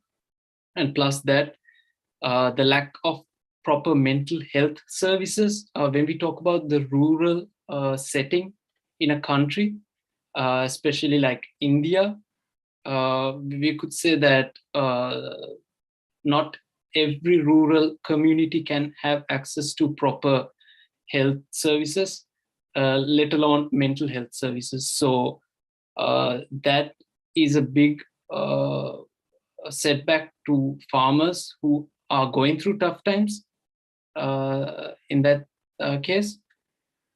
And so here we have a small infographic which I took off the internet. And so suicide by farmers, this shows the farmer suicide in India. So as Ankit said, it shows that a lot of farmers in this drought hit state in Maharashtra, where farmers and laborers have the highest number of suicide rates within the years here, which are shown here, 2016 to 2019, which has reduced to a certain extent, but still remains at large. And the next, we will show you this is presented by Al Jazeera. I think this is a global data analysis chart where it shows from 1995 to 2015, the average deaths per year due to farmer suicide is 16,000 people. And farmer suicide is still, as you can see in the chart, though it's reduced a little bit, still at large. So yeah, the next is, and also we want to contribute the contribute to the fact that less research is focused on climate change and its effect on mental health, which is an unfortunate byproduct of climate change. And the, the, the group that's most susceptible to this climate change is in fact farmers. And the biggest concerns include uncontrollable events, since farmers invest so much in the farmlands, that their livelihood, and financial hardships, as I explained, and social pressure.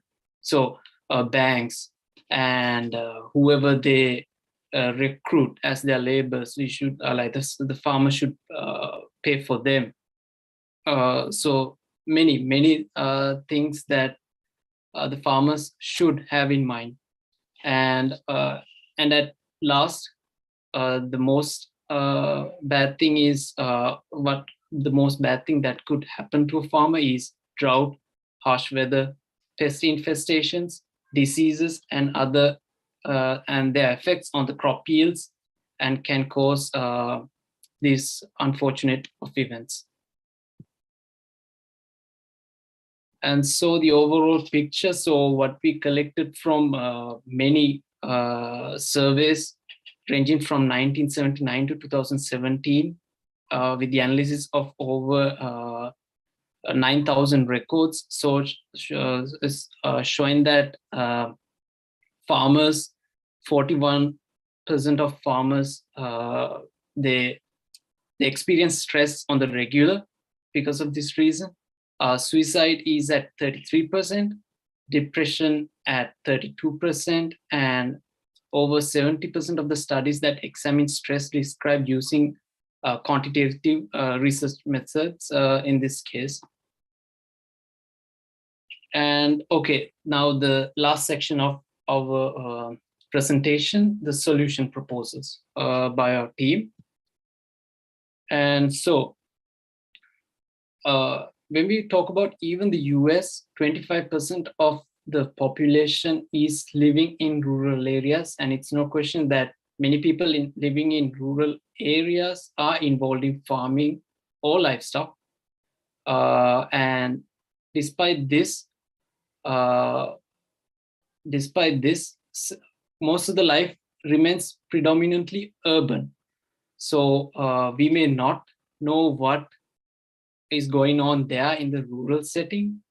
So so the services such as healthcare, higher education, transport, communication, technology, and everything is centralized in the urban areas.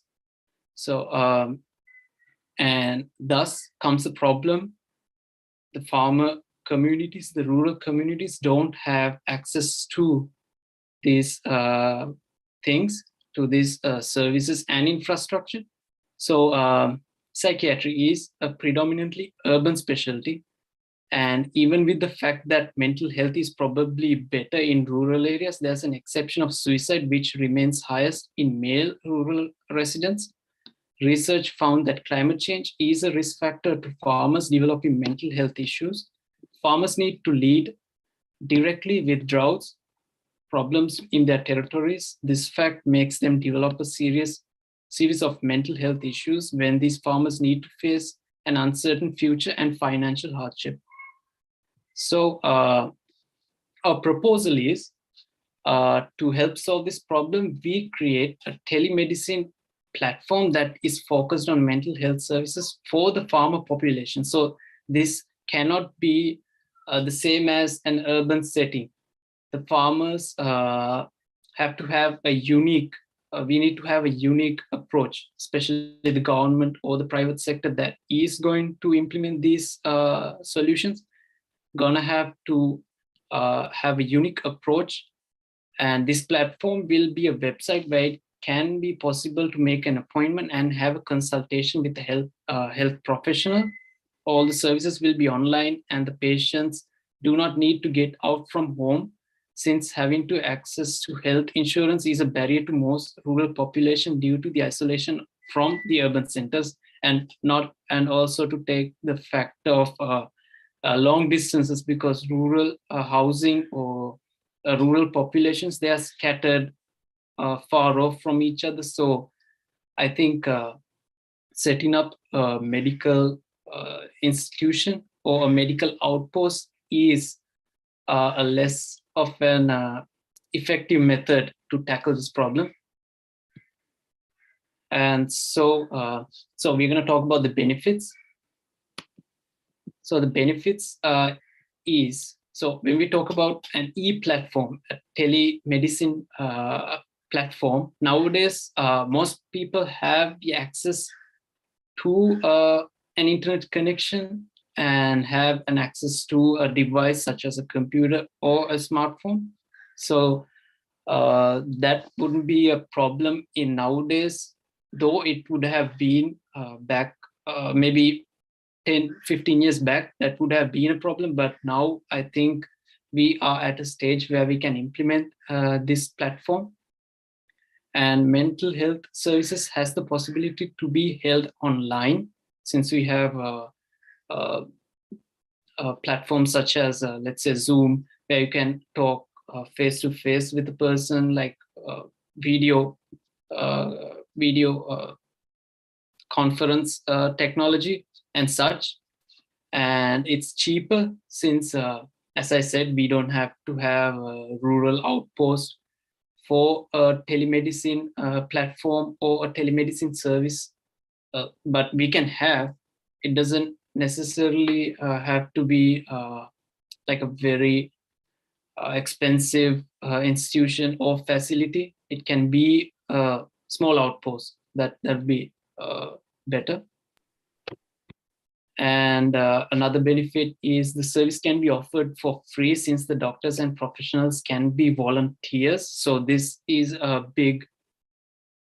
good way to like, let's say, we can promote like organizations like Doctors Without Borders or the WHO can help us in this, and we can find volunteers the government can intervene and find volunteers for these service. Like let's offer graduates an opportunity to volunteer as doctors or psychiatrists in these programs, and then the service can be offered to people from all over the world. So since we are going virtual, or we are going telemedicine, this can be extended towards other farming population. So let's say we started this in the US or India, we can expand this service to other countries as well, where the country can't implement such a program, we can extend. So that's one benefit, that's a big benefit there. And so for cons, so yet even though we have we have a global village, we have so much globalization and technology, we can reach out to many people, still we will find communities where they don't have much internet or technological learning, or understanding an interface of a program. So I think for that aspect, we need to educate these farmers about these platforms and these technologies. So I think that's the only the only drawback that we have in this solution proposal. And so the overall conclusion is considering the importance of farming community, not only regarding a nation, but the globe as a whole, as it is the responsibility and the duty of governments, healthcare systems, and international organizations, state-owned or private-owned, and thus the parties responsible should look for solutions on how we can make a better outcome to every farmer, and not only take into account their physical well-being, but also their social and mental well-being. Because as you all know, farmers are the ones who are responsible for this food security of a nation and the globe as a whole. So I guess, yep, I guess that's it. And these are our where we took our references from. Yep. Thank you. So thank you. Yeah, thank you so much, Team 10. It was really unique seeing how you were able to welcome. focus in terms of mental health. So, and make this approach. So thank you for Thanks. presenting. Again, if everyone can give a round of applause to them for presenting today. What an amazing job. All righty. So we're gonna go on a 30-minute break, a lunch break for the next 30 minutes, and then reconvene back and then finish off our presentation. So you guys can mute and stop your cameras and join back on. And then after the lunch break, we'll have a new leader who will be leading the presentations today. The remaining presentations, I think Dana, and she will introduce herself shortly. So have a great lunch break and thank you for joining in today.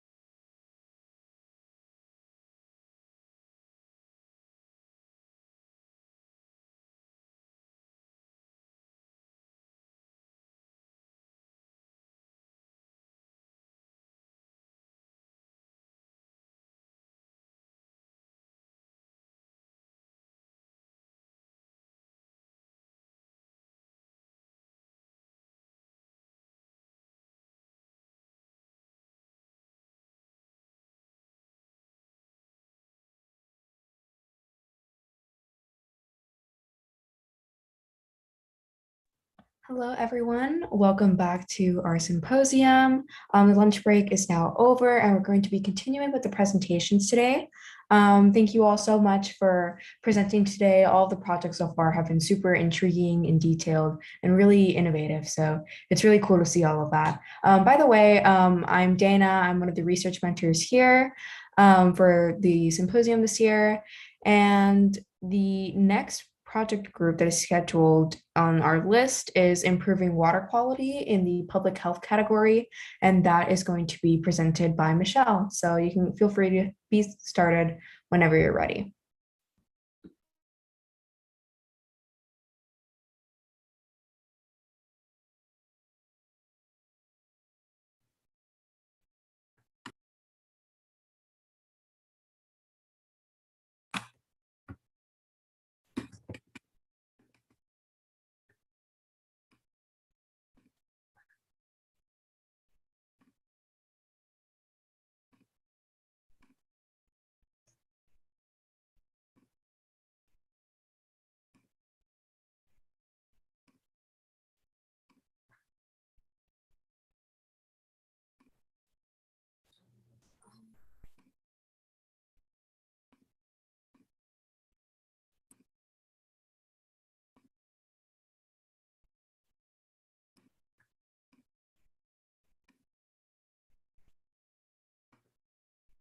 Can everyone see my screen? Yes. Okay. So, hello everyone. My name is Michelle Chung, and I'm going to be presenting about improving water quality. Excuse me. So with the increase in climate change in 2070 has come with the increase in concentrations of pathogens that contaminate water sources, which then obviously is accompanied by the growing prevalence of waterborne illnesses. This issue primarily targets those in developing countries and low-income areas that have lacked access to clean water even before the changes brought by climate change. So if we look at these statistics, we can see that according to the World Health Organization, over 2 billion people reside in water-stressed countries, and over 2 billion people also access drinking water that is contaminated with feces. And there is an estimated 485,000 deaths that are estimated to have been caused by contaminated drinking water. So with this issue at hand, I came up with a public health initiative called Project Safe. So Project Safe is made up of 3 basic components, which are surveillance, filtration, and disinfection, as well as education, which are all important for governments to implement to create a safer water supply for their communities. The first component is surveillance, which is the continuous collection and analysis of data. Surveillance is more commonly seen in situations of contagious diseases like COVID-19, but I wanted to implement it into water quality because it can provide data that detects regions of poor water quality based on the presence of waterborne illnesses and allows appropriate action to be taken depending on different factors. To use this effectively, however, we would first need to use surveys, hospitals, other methods and systems to collect this data on waterborne illnesses, and then allow professionals to analyze and develop an appropriate course of action. There are some drawbacks to surveillance, as it can take a lot of time and effort to collect this data precisely due to the lack of proper infrastructure that's often found in low income and rural areas. However, when done properly, it does provide a reliable source of information that's always being updated, and this allows for more personalized plans that will provide more success. One example of surveillance was used in a province in China called Sichuan, and it was used to control schistosomiasis, which is a disease caused by parasitic worms. And surveillance helped to provide data to create campaigns and treatments in regards to this infection. And the plan did fail, but it failed due to the lack of surveillance, which only furthers the importance of surveillance in these situations. The next component is filtration and disinfection. So I chose to implement these 2 methods rather than boiling water because of its affordability mainly. And so the CDC does define boiling as the most reliable way to kill germs in water, but those who are most impacted by unsafe drinking water, so those in developing countries, low income areas, it actually costs quite a lot to boil water because the fuel is very expensive for them. And so by providing more affordable alternatives that last longer, we can reduce the lives threatened by poor water quality. And this is why surveillance is super important, because the plan will help professionals decide which filters and which disinfectants should be provided by the government. And the government can provide these, whether that be like through a welfare program of some kind, or maybe just giving them to families. I also wanted to talk about some affordable options for clean water. And so the first one I put in is SODIS, or solar disinfection. So basically, you fill up clear water or soda bottles with clear or low turbidity water, you shake this, and then you place it on like a rack or a roof for a long period of time. This has been shown to reduce the presence of viruses, bacteria, and protozoa, as well as has reduced the presence of diarrheal diseases. However, the water does need to be somewhat of a lower turbidity, and the process does take a bit of time.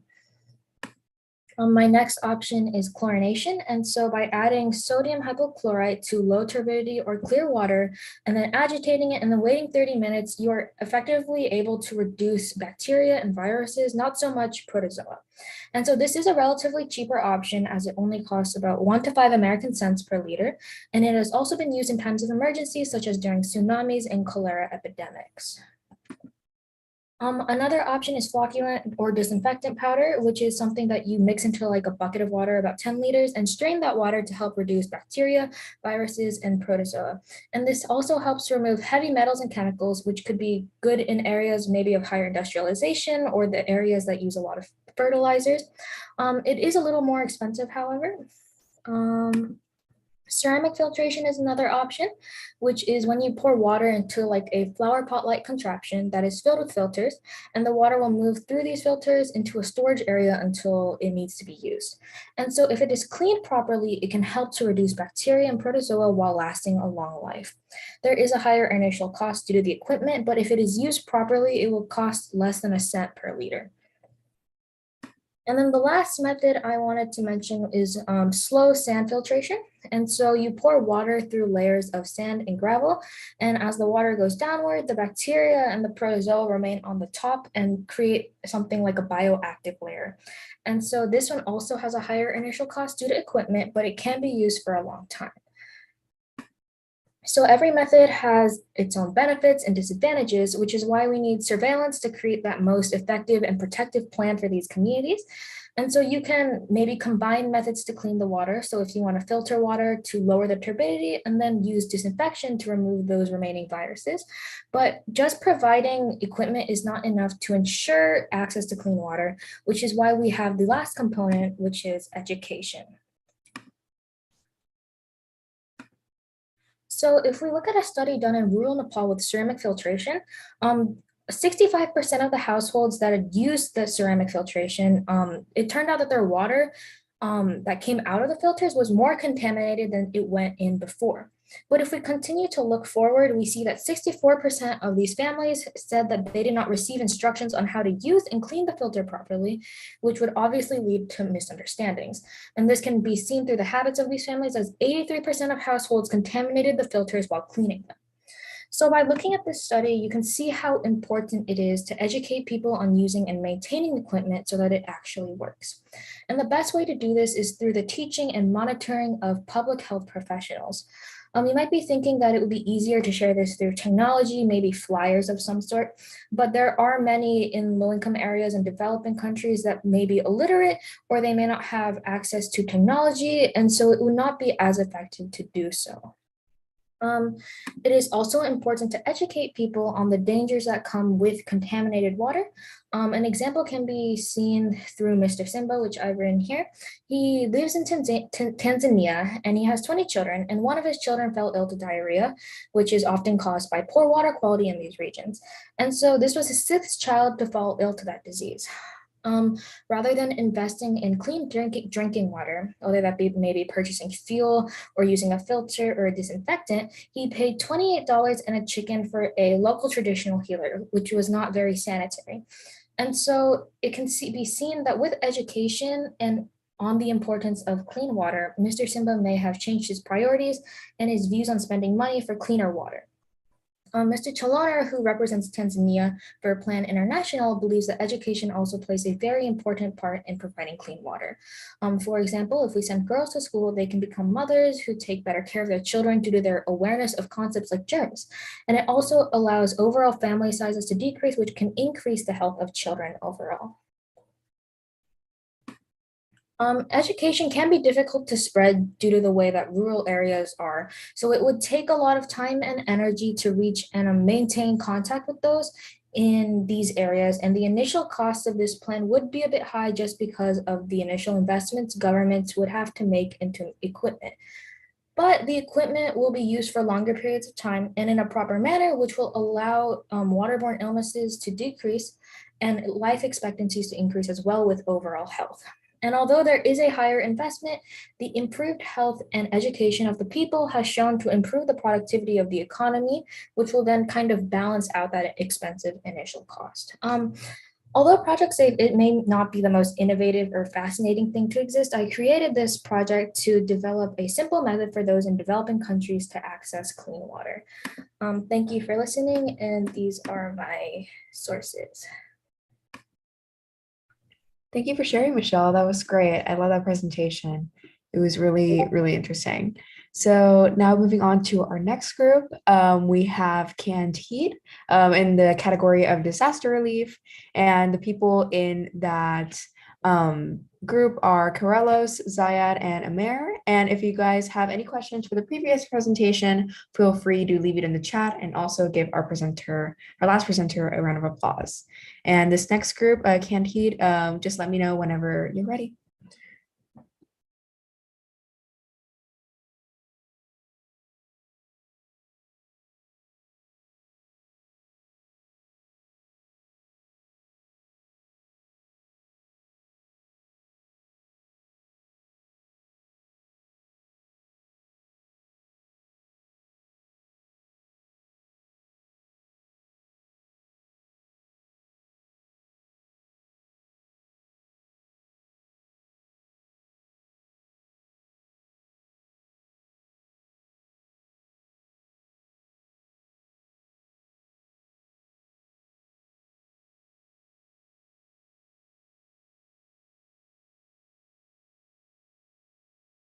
Okay, is the next group ready? The group members are Carellos, Zayad, and Amer.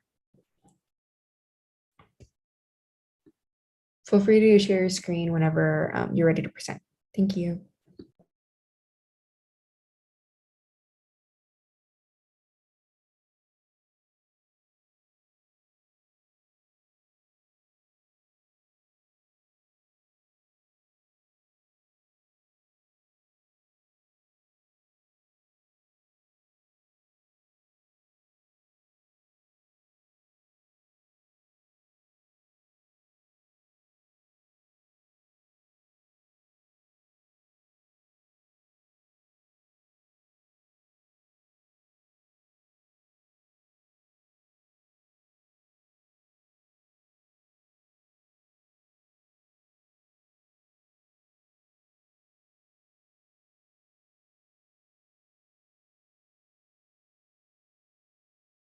Okay, so we're going to go ahead and move on to our next group on the list, which is the carbon monoxide fighters in the public health category.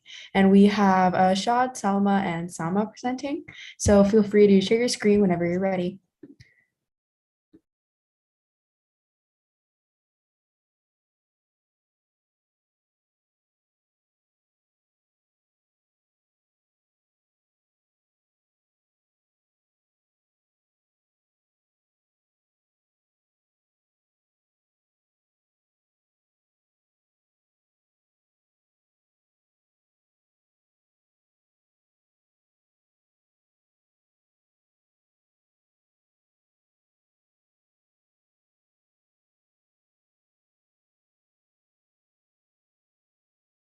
Okay, it doesn't look like those group members are here today, so we're going to move on to the next group, number 12 on our list in the chat.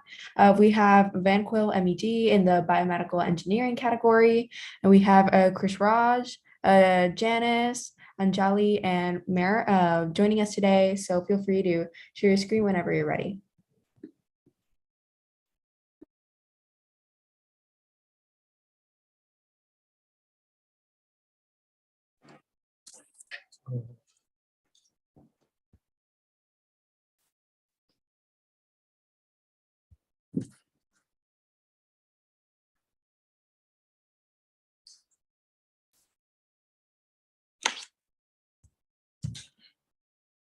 My team name is Vankul Med, and today we're going to talk about climate change.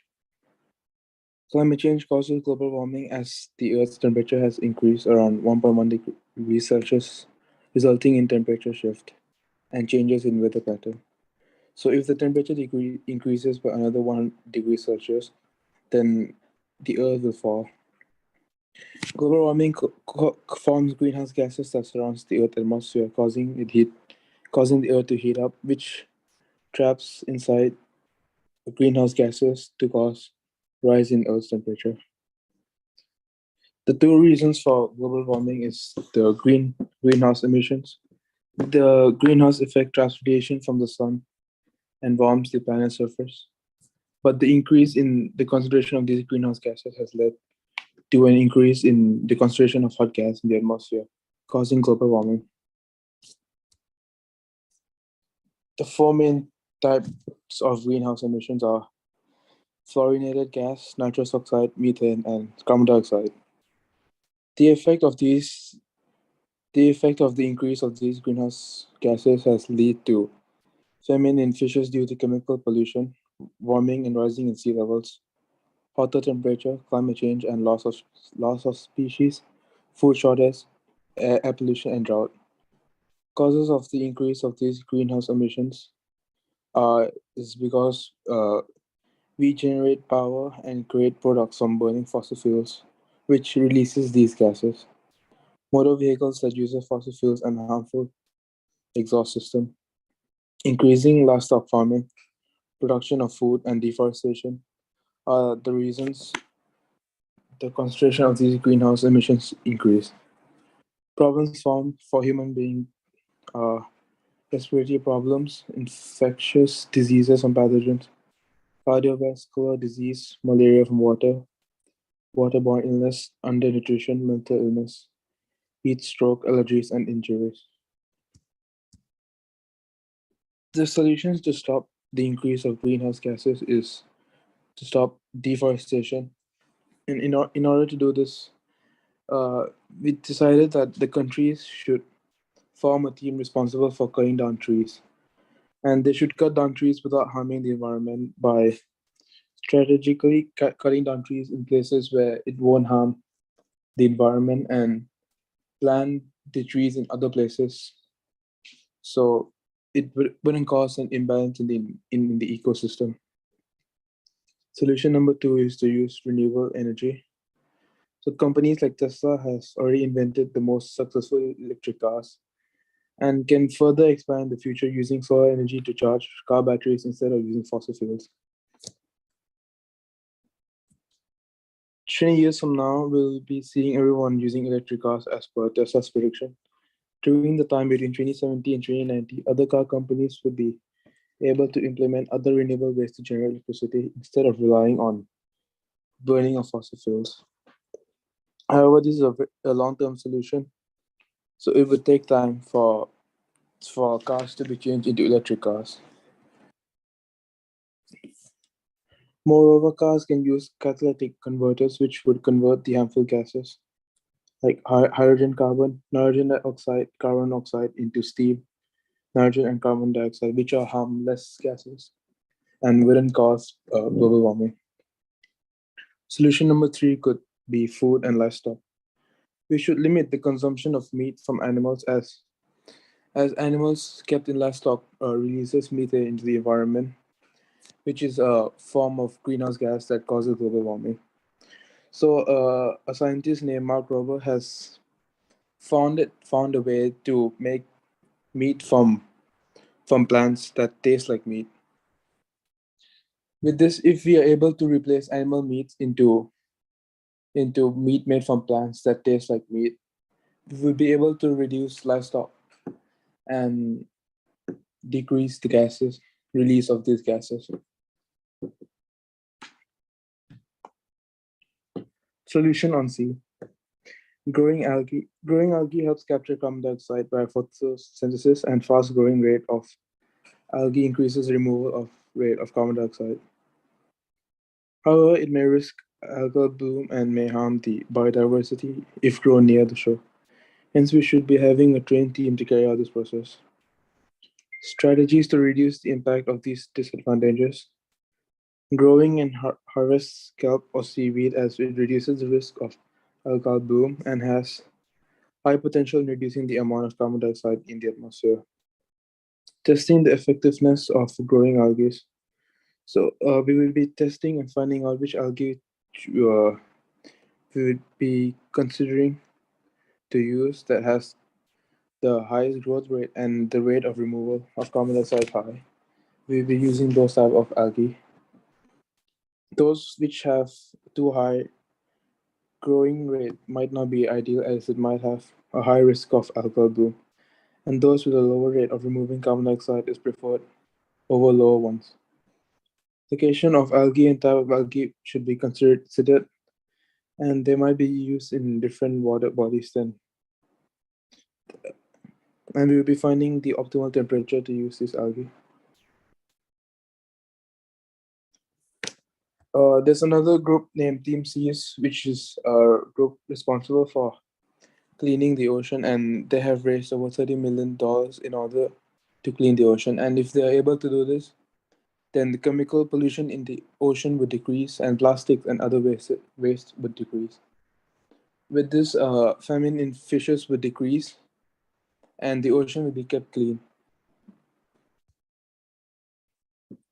A deeper dive into the effect of these greenhouse gases. The greenhouse effect.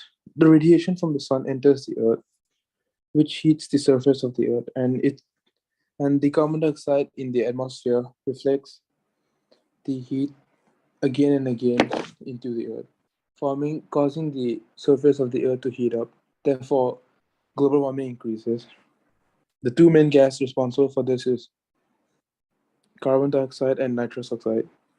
Carbon dioxide is the main greenhouse gas that soaks up the infrared energy from the earth and re-emits it back to the earth, causing global warming.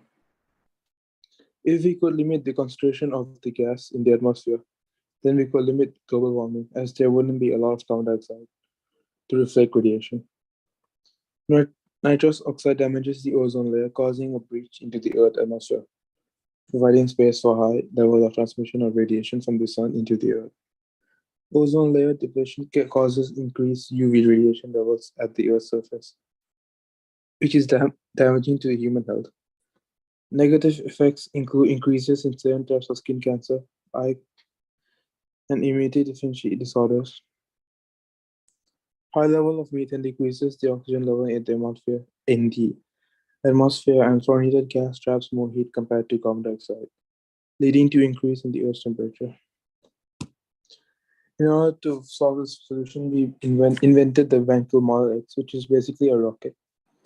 This rocket will be sent into the atmosphere to capture in the greenhouse gases and turn it into harmless gases. So the body of the rocket is made from a catalytic converter, which is present in cars. But if this is used in the rocket, it is designed to convert harmful gases into harmless gases. So carbon dioxide will be converted into carbon and oxygen, and other gases will be converted into a less harmful gas. The catalytic converter absorbs the gases from the atmosphere, which is causing the reflection of radiation into the machine. The greenhouse gases is converted into harmless gases or particles that will be released into the tank, which is basically the trash can for the harmless gases that releases them into outer space. The engine is responsible to send the rocket to space and allow it to stay in space for 1 year. After 1 year, the fuel finishes and the rocket is sent back into Earth. The engine can be controlled through this control center room from the Earth, and it also takes up to 2 months to build each engine and the rocket itself. Another feature of this engine is that it is linked to every other rocket engine, so it is synced together. So we can control every rocket with one control center. The red box is made of the sensor and the vacuum. The rocket contains a feature where it is able to detect the greenhouse gas through its sensors from the black lines. The use of sensor is to ensure the rocket doesn't doesn't suck in unwanted particles. The red box of the rocket is where the engine sucks the gases after the sensor detects it. The vacuum is equipped with the ability to suck in gases very fast due to its high pressure. The rocket is made of aluminum, and as it has the lowest density and has the ability to go to outer space. It is also made of titanium, so the rocket is able to withstand the force during the launch from Earth. And they are very strong and lightweight, so they will be able to easily adapt in outer space. When Kilmar X launch day, the headquarters of the rocket is built on a volcano, and we use the heat energy from the volcano, from the magma present in the volcano to generate electricity. It is a renewable way to generate electricity as no greenhouse gas is released. So in this way, we'll be able to make rockets without producing waste in the environment. It planned to launch over 2 million rockets on June 2070 till July 2080. Estimately, we'll be able to reduce the temperature of Earth by 20%. Therefore, we should lower global warming and reduce climate change. The other volcanoes are where we gain the extra energy from heat from the molten lava that produces steam after it boils water, which then runs our turbine and then generates electricity for our headquarters. This is the predicted results after 1 year of launch. After 1 year of launch, we would estimate that climate change and temperature of the Earth would decrease as the rocket will be able to absorb in all the greenhouse emissions and turn it into harmless particles that will be released into outer space. And other problems in the Earth will be solved, as if global warming and climate change is decreased, then we believe other problems will also be decreased. Thank you. Okay, fantastic job. That was an excellent presentation. Everyone feel free to give them a round of applause on Zoom, and also leave any questions that you may have in the chat. And so we will actually be going back to one of the groups that we had previously skipped over, but they are here now. We're going to go ahead and welcome in Candide. In the disaster relief category, we have Corello, Zayat, and Amer, and they're going to present their slides to us. So feel free to share whenever you're ready. So welcome everybody. First, can you see my screen?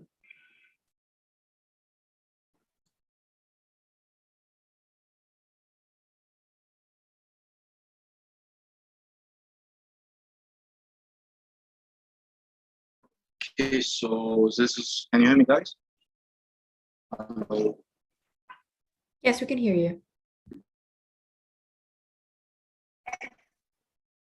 Okay, so welcome everybody. This is Candide. We are research team. So a bit of ourselves. I'm called Susanna, high school sophomore who want to pursue medicine. I have Tom, he's a high school also sophomore who loves eating stuffed lettuce. We have Zed Magdi, who's a high school sophomore and loves football and aims to be a good dentist. Okay, so the agenda of what we're going to talk about is a bit of insight into the problem and the prior solution and how we develop the prior solution to be able to meet our problem. And we'll go over the overview of the solution and what actually the solution consists of, about the process, and the effectiveness of this solution. First, going to the problem. People are getting displaced from their homes with the current unscheduled natural disasters that are commonly happening right now. We have seen fires in Britain, we have seen fires in France, in Spain. We have seen from a couple of days in the United Emirates, we have seen flooding. And it was devastating to see that all these natural disasters were not like scheduled, or we didn't know that they are coming. So people were not ready to leave their homes. It was like all they have from food and stuff, lighting and stuff. So we actually we have a big problem that all these homeless people, all these refugees, all these displaced people, like all this stuff are now destroyed. The homes, they now don't have any type of um, resources that can actually happen, like uh, get over this period until they start returning back after this whole natural disaster ends. So actually, in between 2006 and 2019, like more than 265 million people were displaced from their homes due to natural displacements, which is like more than 3 times forced movements from like wars and conflicts, which is like a big number. We have all these people with no resources, as this whole stuff like just measured, like it didn't start gradually. As climate change progresses, we see that all these natural disasters becomes unpredictable, and like we thought about what action can we provide for these people to like pass this time and um, help get over this period until they return to the home. So the previous power solution was to use to make an energy source, a colloidal gel. This colloidal gel will be like it's canned heat, like the product external, but like a more cheaper one and an easy one to make, and even like these refugees can like can make it with like low resources. So the previous power solutions that we found was they are actually using limestone as a source of calcium carbonate, and by integrating this limestone and crushing it and integrating it to our process, creates this colloidal gel. But like limestone is not that available for like refugees, and it's not that available for actually for many countries. So and its extraction process is kind of expensive, as it's extracted in large bodies or quarries, which need to be first crushed to be even used, which is not available for like these people. So we focused on what can we actually provide as a source of calcium carbonate instead of limestone that can work out through this process. So we can provide a cheaper process to like take over this part. So what is actually our solution? So our solution works on providing this energy source. These refugees will use. Sorry for this noise. These refugees will use in camps for cooking and warming. And this colloidal is made from eggshells. Eggshells is a great source of calcium carbonate, as it has 98.5 calcium carbonate content. With this content, this calcium carbonate is reacted with acetic acid. This acetic acid, like we have it in our homes, this vinegar, the food vinegar is actually 5% acetic acid. So when we add eggshells to food vinegar, we can make calcium acetate. This calcium acetate is integrated into the process to provide us this colloidal gel that we can that we can shape it as we want and give it to these people so they can use it. So the manufacturing process is made of two phases. Phase one is producing this calcium acetate saturated solution, and the other phase is how we will use this saturated solution in making the colloidal gel. So now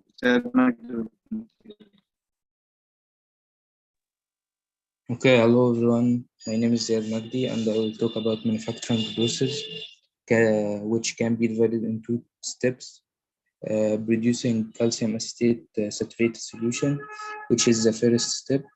When eggshells are treated with food vinegar, an acid-based neutralization reaction occurs between calcium carbonate and acetic acid, producing calcium acetate and water and carbon dioxide, which are represented chemically in the equation below.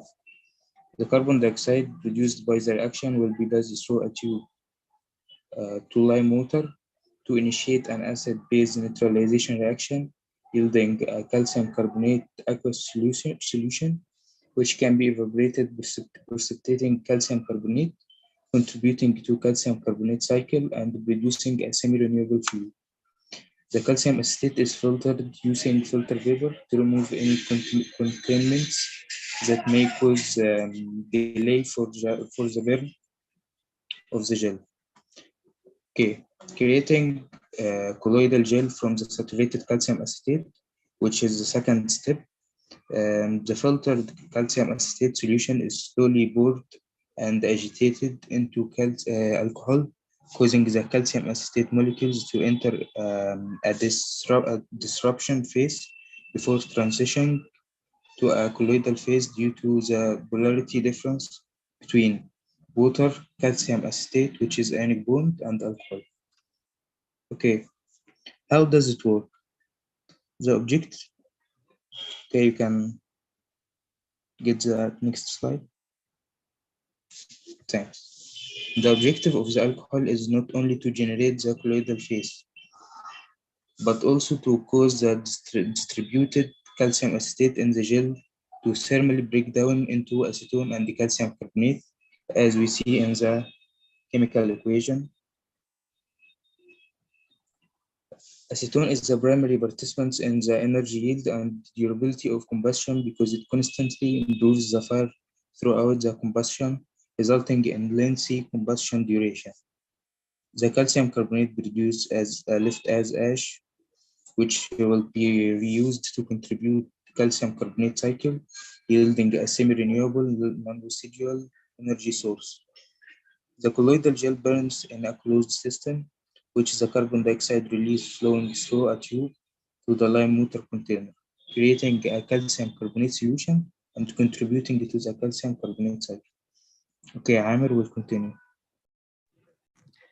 Hello, I am Amir Assam. I will talk about two things. The first thing, how can the solution affect the life of people? So next slide.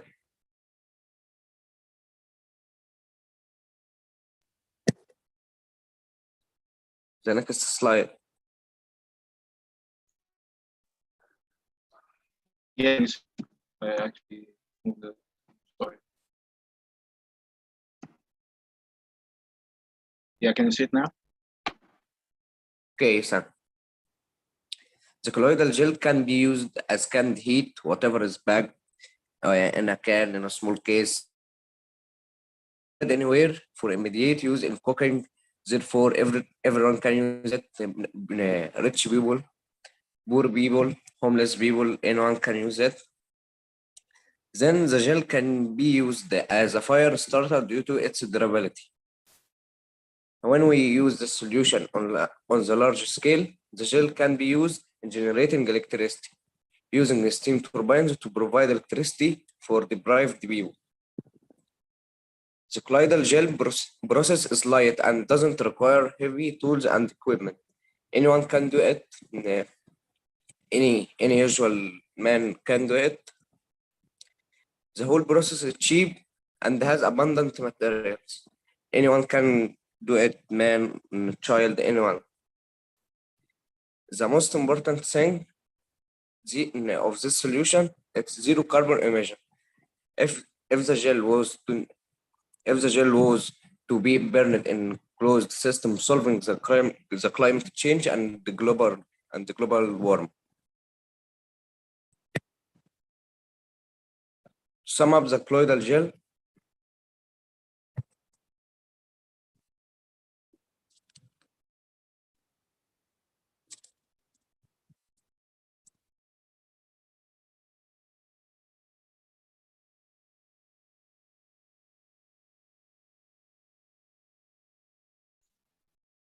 Is there any problem?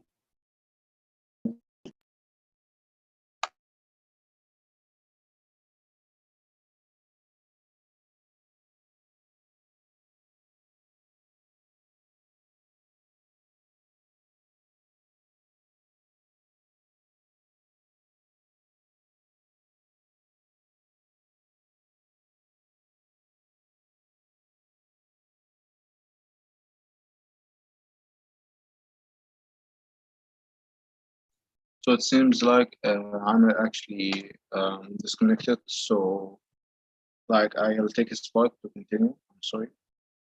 Okay, so we actually said that this colloidal gel is zero carbon emissions. Like any carbon dioxide evolving from the process will be recycled again.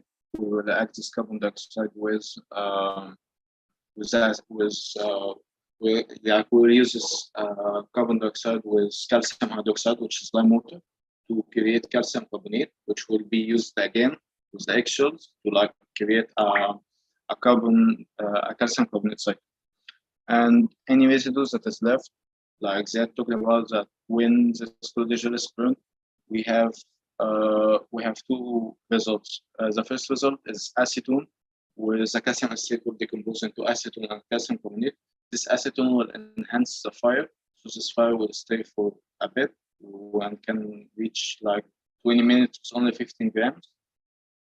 And calcium carbonate is left as ash.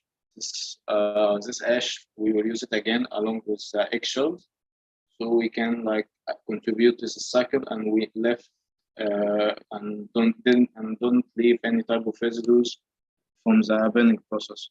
And the total cost of the project is not going to exceed $1.50. And the trials and tests are going to measure the durability and the energy of this colloidal gel using the MC delta T energy yield equation, and just to measure if it's actually like it can stay for long time burning. Now about the pros and cons, we already discussed. The pros is that it's low cost, it's easily portable, and the simple synthesizing process, and we don't need any types of heavy machines or heavy accessories to synthesize. But the cons is not, it can be as efficient as fossil fuels, and the debate about if any other uses of eggshells are better, as we can use this calcium carbonate for like agriculture and stuff. It can provide nutrients for the soil. So like this whole debate may actually affect the marketing process of this colloidal gel. So now this is the end of our session. Thanks everybody for listening. Okay, great. Thank you so much for presenting. Everyone feel free to give this group a round of applause on Zoom. And as always, make sure to leave any lingering questions that you may have in the chat. That was a fantastic presentation. Thank you so much for informing us on your solution. And so now it is our last but not least presentation for the symposium today, and it is going to be number 13 on our list, which is a global response to climate change in the public health category, and our presenter is Arfeth. So feel free to share your screen whenever you're ready. Hi, let me know when you can see my screen. Yeah, you can give me like a thumbs up, or yeah, okay, awesome. So yeah, my project is a global response to climate change. So let's start by discussing what is the issue of climate change. So it's 2070, and after seeing all your presentations today, I think we all can agree that climate change has definitely caused devastating effects on the environment and on human health. It's the process where our environment is changing due to all these human activities, including, burning fossil fuels or industry, clearing forests, not using energy properly, and these greenhouse gas emissions, aka gases that trap heat in the atmosphere and warm up the planet, including gases like carbon dioxide, methane gas, and water vapor. This rise in global temperature has caused detrimental consequences, including water scarcity, severe weather, rising sea levels. But of course, you all already know this. We're all living in 2070, I guess. The issues we're going through, like air pollution, causing respiratory issues, breathing pollutants, the increase in the amount of allergens, because the increase in greenhouse emissions cause, more pollen exposure. So that's a lot of congestion issues. The world's temperature and weather patterns grow severe, including severe rain, excessive heat, and droughts, which even make malnutrition and food pathogens and crop production even worse. I think the biggest thing we can agree on too is that climate change affects different human populations, all differently, with developing countries having less access to advanced healthcare technology and thus facing severe effects. So but there is hope. And after seeing everyone's great presentation today, I definitely feel like there's a lot of hope for our future. So for me, what I found the solution to be was, I found that what we know for sure about climate change is that everyone's facing it differently. So Japan has a climate risk index of 5.5. They're facing heavy rains and heat waves, while Kenya, which has a climate risk index of 19.67, is facing droughts and famine. So it's clear that it's affecting human populations, in different aspects. It's especially pressing for developing countries that are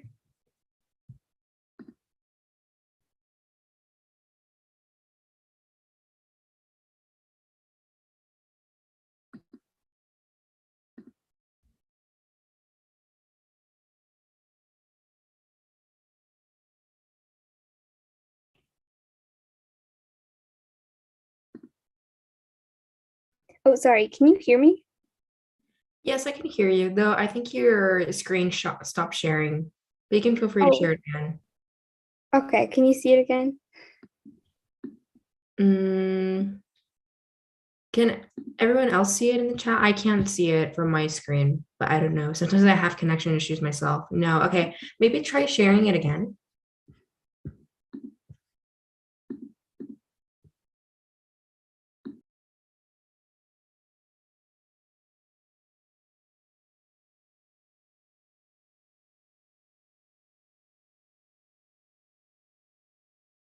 Okay, there we go.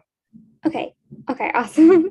So, yeah, where was I? Oh, yeah, okay. So, developing countries, they're facing high emissions and they don't have access to advanced healthcare technology, and they're vulnerable to climate change issues. So, knowing that there's so many different effects that we could face and each country faced something different, I found that the best way to combat disaster relief was that we can't find a solution that's simply one size fits all, but rather the solution has to be implementing, a global response, including various healthcare systems to address and target the needs of countries to assure effective treatment and prevention to climate change related health issues. So that means narrowing down what each country is facing and understanding what each country needs to better suit them. Because a country that's facing a drought won't need the same solution that's, say, the country that's facing heavy rainfall. So, okay. So, yeah, as the United Nations say, Earth is a system where everything is connected, so changes in one area can influence the change in others. So I thought the first part of this would be a lot of surveillance and analysis. The CDC defines this as, the ongoing systematic collection, analysis, and interpretation of health-related data essential to planning, implementation, and evaluation of public health practice. So the CDC uses surveillance systems in epidemiology, that's the study of disease in a defined population, and they use this to determine the need for public health action. So they evaluate health programs, see, is this health program, effective? They identify if these systems are actually serving useful purposes and understand if it meets standards. So comparing to how they use surveillance, my solution, the first part of it was to use a similar method of analysis and understand the most pressing climate-caused health concerns in 2070 for each country, and then apply the necessary healthcare systems and innovations that they would need. So this data would be determined by scientists and public health officials to produce short-term treatments and long-term protocols. I say treatments and protocols because treatments in a way that we need something that's going to mitigate the effects as of right now, and something that's going to be useful in the long term, that's going to preserve our future and for future generations. So this approach is unique because instead of measuring existing healthcare systems, this approach is going to evaluate the lack of healthcare systems, analyzing what we need to do for the country, looking at mortality rate, medical cost, severity, a number of cases to understand the appropriate improvements. So yeah, let's actually do a bit of analysis and understand what are the biggest climate change related health concerns in 2070 in the most vulnerable countries. So air pollution, that's one of the biggest effects, and that's going to be faced by Singapore, Rwanda, China, India, Solomon Islands, Bhutan, Botswana, Georgia, South Korea, and Thailand. Those are the countries that are, most vulnerable to this issue. So the best way would be to target solutions for these countries for air pollution. On the side, I just included the importance that new studies show researchers find a correlation between toxic and non-toxic pollution, aka industrial pollution, smoke from gases, and industry with non-toxic, aka greenhouse gas emissions. So the finding confirms research that negative effects of climate change have to do with toxic pollution, and this disproportionately affects the poorest countries as well. Next, issues that are going to face a lot of Europe: Romania, Italy, Germany, France, Poland, Hungary, and the Balkans, aka an increase in allergies and pollen. This big chart pretty much comes from the environmental health perspectives, and it's the first study to sort of quantify the consequences of climate change upon pollen allergy in humans. So it has these quantitative effects of the potential impact that global warming is going to have on pollen allergy. What they did in this study is they took ragweed, that's a flowering plant that produces pollen, and that pollen would triggers congestion, stuffy noses, asthma, and basically they sort of took the sensitization of the ragweed in different countries. They found that in these places in Europe, that sensitization to ragweed will double from 33 million people to over 77 million people in just the years of 2041 to 2060. And in 2070, this is bound to get worse. You see, in Hungary, it goes from 3,000 for a rapid ragweed invasion to in Germany going to 20,000, where the baseline is only 4,000. So we see that these places are going to be the ones that need a solution for pollen allergies, as well as severe weather patterns, extreme heat.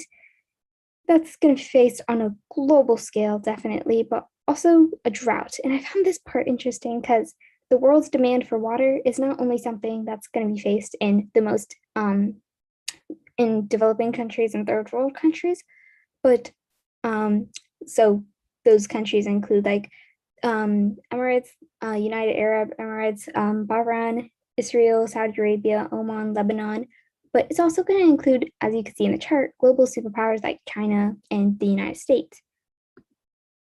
And one of the final things that we're going to need a solution for is poor food quality. Unfortunately, I didn't see a lot of issues about famine come up, which is why I think this is a really pressing issue, because we see it even today, I guess 2070, but we also see it continuously through human history. It's in Ethiopia, Madagascar, South Sudan, Yemen, Somalia, Kenya, South Asia, East Africa. And it's really troubling because these already vulnerable populations around the world, climate change is a leading cause of hunger. And now it's going to even threaten food insecurity even more. So now I want to talk about solutions. How can we aid each country in the most effective way? Each country faces, as you saw, different things like, air pollution or famine. So we need to find the solutions that are going to be most sustainable, aka financially, economically, but also sustainable in, biological aspect as well. The solutions that I created are treatment and prevention. Treatment as in, when you look at the COVID-19 pandemic, of course, the best thing is to, provide a vaccine to help everyone. But that's something that's like a prevention and a control, that takes a long term. We can't immediately snap our hands, make a vaccine. We have to put treatment before that, like a quarantine, put mask. We have to sort of put something in the short term that's going to mitigate effects, while in the backdrop, we have a bunch of control scenarios for our long term for existing generations and future ones to come. So when looking at Singapore, Rwanda, China, India, Solomon Islands, et cetera, all the way to Thailand, they're facing air pollution. So a treatment to this is creation of an essential oil air cleanser. You see, usually we already have things like air purifiers in our world, especially during COVID. I'm going to say previous COVID because I guess tonight we're in 2070, but we use solely air purifiers. However, that option may not be the most accessible nor financially sustainable for developing countries. which is why I wanted to create an essential oil air cleanser. Basically, it would be a mist using essential oils because essential oils are actually a little bit more not only affordable, but also easily accessible. You see, oils like eucalyptus, spruce, citrus, I know a bunch of fun words to say, they all have powerful antimicrobial properties. And there's been dozens of research, I will go on in the next slide, but just in a short need statement, these cleansers that we hope to create, which won't take too much time because we already have the necessary materials for this and enough research backs it up, but these can neutralize the effects of air pollution because of antibiotic and anti-carcinogenic effects that inhibit the growth of airborne bacteria. The solution is unique because it uses both the household practice of essential oils, probably something you see a lot of millennials do, into things that would be usually mandated, like air filters. So here's research on essential oils in case you needed more information. In the study on analysis of effects of essential oils on airborne bacteria in a customized BioClean room, this was done in 2012. It revealed the growth of airborne bacterial colonies on the BioClean rooms that decreases in a time-dependent manner. Big words, what I'm trying to say is that they created a room and basically they put in a bunch of different aerosol sprays, the control being distilled water versus different amounts of essential oils. And they saw what it would do in rooms filled with bacteria. Bacteria could be E. coli, influenza, pneumonia, bacteria like that. And they saw like after 10 minutes, after 20 minutes, what happened to the bacteria after we tried each of these essential oils. They found that here's an example. So Staphylococcus pneumonia, after 30 minutes with the treatment of just a little bit of essential oil, the bacteria colony growth decreased. And after 1 hour, it was not even there and significantly decreased. For Haemophilus influenzae, just the lowest concentration of essential oils inhibited the growth of colonies just from 30 to 50 minutes. As you can see in this chart, I circled where it says none because these essential oils were able to actually suppress just after 20 minutes or after an hour, suppress one of the biggest bacteria that we face that would be in airborne diseases. Thus, these results reveal that the growth of airborne bacterial cells, they decrease with the exposure of different concentrations of essential oils. There's a control, and that's the distilled water. But as you can see, the essential oils obviously have a greater effect than distilled water would have. Pros of this solution for these developing countries is that there's no pesticides. This one has a lot of pros, but it's inexpensive. There's no pesticides. The byproduct of essential oils is actually that it can be used as fuel and excessive parts can be recycled for gardening. It's a renewable resource, naturally sustainable, environmentally friendly process, and does not harm the ecosystem. Some cons might be, what if someone has an allergic reaction? In that case, we could always find an essential oil that they are not allergic to, or find a specific air cleanser without the oil itself. So always have a backup in case for those people, or using excessive or over recommended. What I love about essential oils is that you don't need a lot of it to do the damage. So basically it can clean a room with only the slightest amount. So we have to monitor that we use the correct dosage prescribed. But the pros are awesome, it can target specific issues. So many botanists would say that, like lung issues and like it could really destroy toxins and kill airborne flu viruses. So for developing countries, this can be a really effective means of, not only clearing like air pollution, but also sustaining indoor air pollution. Other small treatments to include, again, is like walking, taking the bus, conserving energy, recycling, beeswax candles has a similar information as well, and reliever medication. So distributing allergy medications in case people needed them. Next, this one probably took me a lot of research, which is allergens. In a lot of Europe in 2070, Romania, Italy, Germany, France, Poland, Hungary, and the Balkans, they're going to be facing a lot of pollen-related issues, a lot of allergies, and they're going to need an immediate treatment for that, unless we want a lot of people facing congestion at the same time. which is why I thought of breeding self-pollinating plants. See, the issue is with greater CO2 emissions, allergies and pollen emissions have increased. That means more respiratory, asthma, and congestion, right? That's because basically when plants are fertilizing, they're cross-pollinating. That just means that bees, wind, they have to move pollen around the earth so that these plants can fertilize.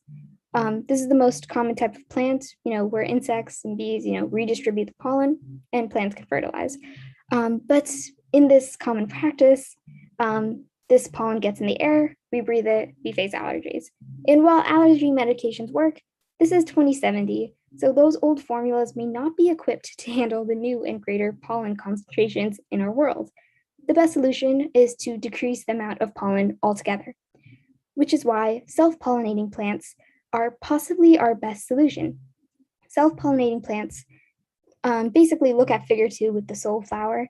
It's basically where plants don't need an external pollinator. They don't need bees and they don't need wind because their pollen is already sticky enough that it stays on the flower and there's no release into the air. So self-pollinated plants actually don't have major allergens to them. So this unique solution is two parts. We breed more self-pollinating plants to have these plants have greater reproductive fitness. So that way we more depend on these plants and have greater concentration of them, but also observing their DNA and altering the DNA sequence of plants in figure 1. Those are the 2 plants. Alter their DNA so that they're basically like the plant on the bottom. Give them the property where their carpel and stamen mature at the same time. This is the property that allows self-pollinating plants to self-pollinate. And basically, if they can self-pollinate, pollen won't get in our air. Here's research on that. So in a study on the cereal pollen sensitization and pollen allergic, long name, but A. Damialis in 2011 created a research study that showed that when we're exposed to pollen allergens, it's negligible. I'm terrible with words, but when you have a self-pollinated plant, allergies aren't exactly as exposed as they would be for cross-pollinated plants. When you have a self-pollinated plant that pollinates on its own and doesn't express pollen in the air, allergies don't actually show up. See, he saw that in cereal pollen, cereal, think of like corn, wild rice, examples over here, that people only would be allergic to it if maybe they're like excessively close to it. Maybe like if you're a farmer who works all day with these plants. Other than that, the general public wouldn't face big allergies from these plants because these plants self-pollinate. So they're easily characterized as potential sources of aeroallergens because while they do pollinate, they're self-pollinating. So it doesn't really matter how large that pollen is. It matters that these pollens aren't being exposed into the air. So epidemiological studies have actually revealed that in many circumstances, more than 50% of atopic individuals are sensitized to non-cultivated grass or cereal pollen. However, when using things like heterogeneous samples, they're able to realize that they're asymptomatic or allergic individuals, not at all. So it's pretty interesting that way. And if you look specifically here, maize pollen, aka things like corn, is a really good example of this. Basically, they have a big pollen size, about like 3 times larger than common plants, and a higher volume and a higher weight of pollen, but their pollen is so sticky and they self-pollinate that because of this, people don't really have the biggest effects when faced to it. So it's not too, what would you say, like sensitive. And cons and pros. So the cons of doing this is that self-pollination does mean less genetic diversity because we are kind of focusing on this one property in plants that's kind of specific. But I think it's going to be beneficial because when we have a bunch of people facing allergic reactions to a bunch of bigger plants, it could be kind of detrimental to our agriculture as well. But on the pro side, many fundamental plants are self-pollinating. So that means beans, broccoli, cabbage, carrots, cauliflower, corn. And even fruit trees self-pollinate, which means we do have a variety of options. Plus, there's no need for external pollinators, no insects, bees, wind needed to do this because they self-pollinate, so pollen is limited. And these plants are actually able to grow alone. See, something usually plants need is you need to grow them in an abundance, they need to be in a group. But when plants are self-pollinating, they can be grown by themselves. Yeah, okay, so now, oh yeah, and other treatments is the distribution of antihistamines, staying indoors, wearing face masks, and the distribution of nasal sprays to developing countries. So that way they, they still have other treatments in case. Number 3, droughts. There's a variety of countries ranging from United States and China, global superpowers, all the way to Saudi Arabia and the Middle East that would be most likely to face droughts in 2070. So my solution to this would be, why don't we harvest water from the air? You might think that's a bit out there, but there has been studies done, especially in 2020, which is pretty recent, maybe not to 2070, but this is the greatest research I could find, that Xingyi Zhao titled Atmospheric Water Harvesting, a review of material and structural designs. Basically, we're using moisture harvesters to take water from the air. We know that air has a lot of moisture in it, and what we want to do is use condensation, which is basically the process of using water vapor, turning that into a liquid. So we're taking air, using condensation, cooling it down, and basically using that as liquid. When people often think of droughts, they think of, well, why not do rain harvesting? But that's the issue. We're in 2070. We don't know exactly, are we going to face rain? We don't know the weather conditions, if they're exactly going to match up to par with what we think. So we're going to need to sort of think outside the box. And what we knew for sure is that, well, there's going to be air. So yeah, also rain harvesting is not going to be the best, especially if you're living in a non-coastal area or place with not a lot of rain or not a lot of water. But air harvesting is, because we can create machines that face high water uptake and cycling stability. In this image next right there, you see a bunch of things like a low energy demand, because when we're able to use a moisture harvester, we can use different materials to attract the water. An example is silica. Creating a moisture harvester with silica gel actually has a high affinity for water, so it can capture water in the air more easily, capture that moisture, so we could turn it to liquid. I know there's a lot of information on this slide, but this is just the basics of how the machine would look like and how we could create the best machine that would be the most efficient and productive. Like a superior moisture absorption based on materials with enhanced water affinity. I already said silica gel, that has a high water affinity, so that could capture moisture in the air better. So a large surface area and high porosity increase water uptake to harvest enough moisture. Also, low water release energy can be achieved by tailoring the behavior of materials. Also, I'm sorry if I'm going really over time on the last presentation, my bad. Okay, yeah, but fast water absorption and desorption are essential for high water production with a short period of time. Moreover, AWH, that just sounds for, a water harvester, moisture harvester, aka a time-intensive process, and it should be stable during long-term cycling process. The cons, they seem like a lot, but I just incorporated a solution into it, which is why it seems like a lot. But basically, whenever people think of harvesting water vapor from the air, it's often seen as, an energy consumption process, because usually when you're taking moisture from the air below its dew point, you're going to need to cool the water, and that can take a lot of, energy and maybe also a lot of cost. The solution is to create moisture harvesting materials, a machine that uses materials like silica gel instead of one that focuses so much on energy. We're going to use materials that have an affinity for water instead of using machines that would forcibly capture the water from the water vapor. But the pros is that no matter your geographical location, you don't have to be a coastal area, you don't have to face a lot of rain. Air is a renewable resource and it's found everywhere. So you could always have access to water with this machine. It allows us to take advantage of the resource that we do have.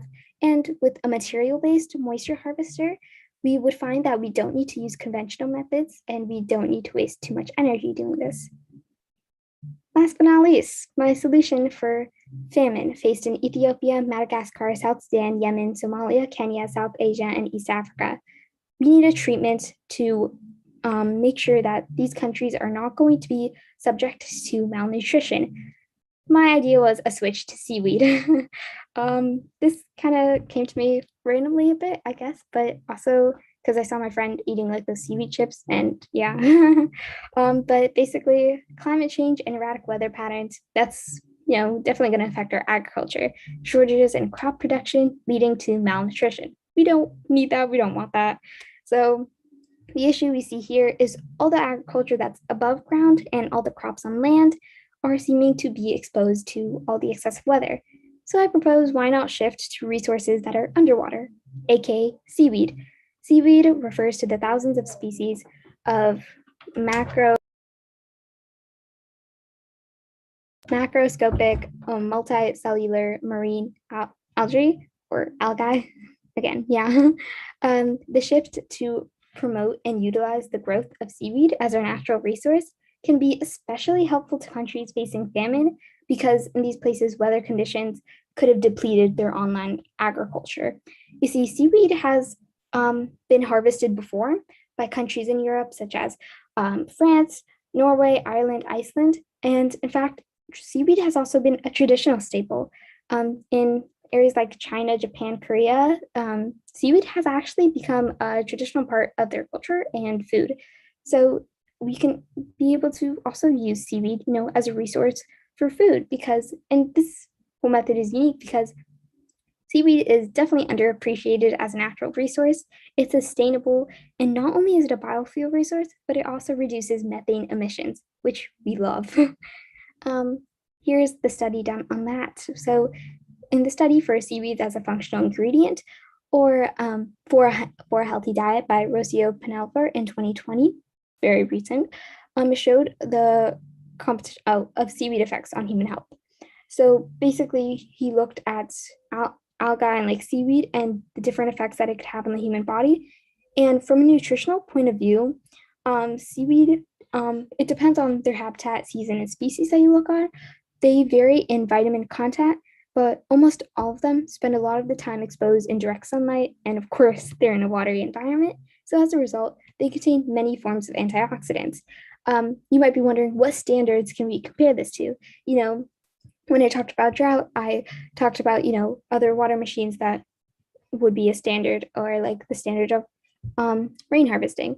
But here the standard could be at like the daily food nutrition requirement. An example is seaweed and algae actually is beneficial because it actually meets our daily iodine requirement. And another thing is that it's beneficial because it's shown to have prevention or treatment of neurodegenerative diseases caused by oxidative stress because seaweed is actually very antioxidant. It has antioxidant effects. And also because it has inhibitory effects on the growth of strains in different like bacteria. Green algae also has like cytotoxic action on cell lines. So it reduces the density on prostate tumor cells.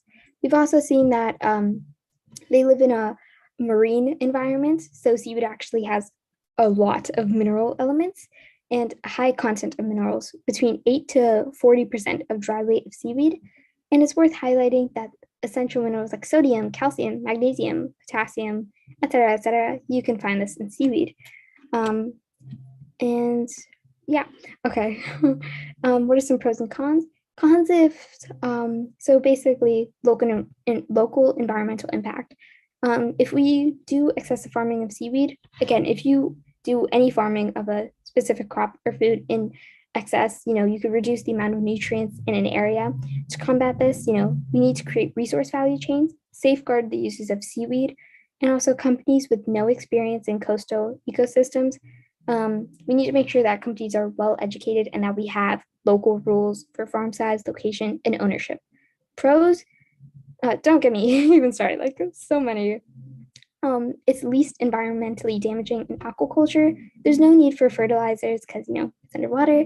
It's a plentiful resource and it's very overlooked, I guess, because no one really considers like seaweed as a scalable thing, but it's really efficient. It absorbs nutrients because it grows fast. It can absorb CO2 emissions, aiding in ocean acidification. It's productive, so it grows 26 tons dry weight, while things like corn or soya only is 2 tons. It's sustainable, it's a biofuel source, reduces methane emissions, and removes massive amounts of carbon from the atmosphere. As well, the bioactive compounds in it can tend to be anti-diabetic, anti-hypertensive, anti-inflammatory, et cetera, et cetera. And now that I talked about all solutions that we can implement to aid developing countries and other countries, to mitigate the effects, now let's talk about things that we can do just to control and prevent, these excessive climate change health concerns in the long run. So here are some things for control and prevention. Oh, whoops, sorry. Okay, so establishing global clean acts. That means public awareness, clean water acts, industry limits, energy conservation laws. We need to make sure we don't ensure or we need to know that we can't overstep our carbon footprint. So we need to have laws. I actually heard in Switzerland, there's a law that you can't turn off, you can't flush your toilet after 10 p.m., which is really interesting because then if you don't flush, you're not wasting that energy. It's pretty interesting. There's also the idea that we should direct funds to developing countries. Basically that industrialized nations sort of have this privilege and they have the responsibility to support climate change activities in developing countries. They have to provide financial support and action on climate change. Also, limits on industrialized countries. So these countries and global superpowers, they tend to be the source for most past and current greenhouse gas emissions. So they're expected to cut emissions on the home ground the most, and also end to fossil fuels. I think it got cut off on the page. Sorry about that.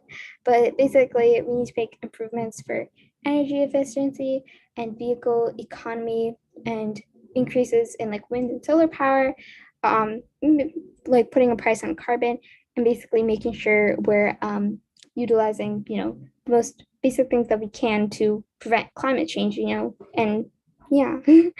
And I believe, that's the end. So these are my sources, a lot of sources, and that's the end.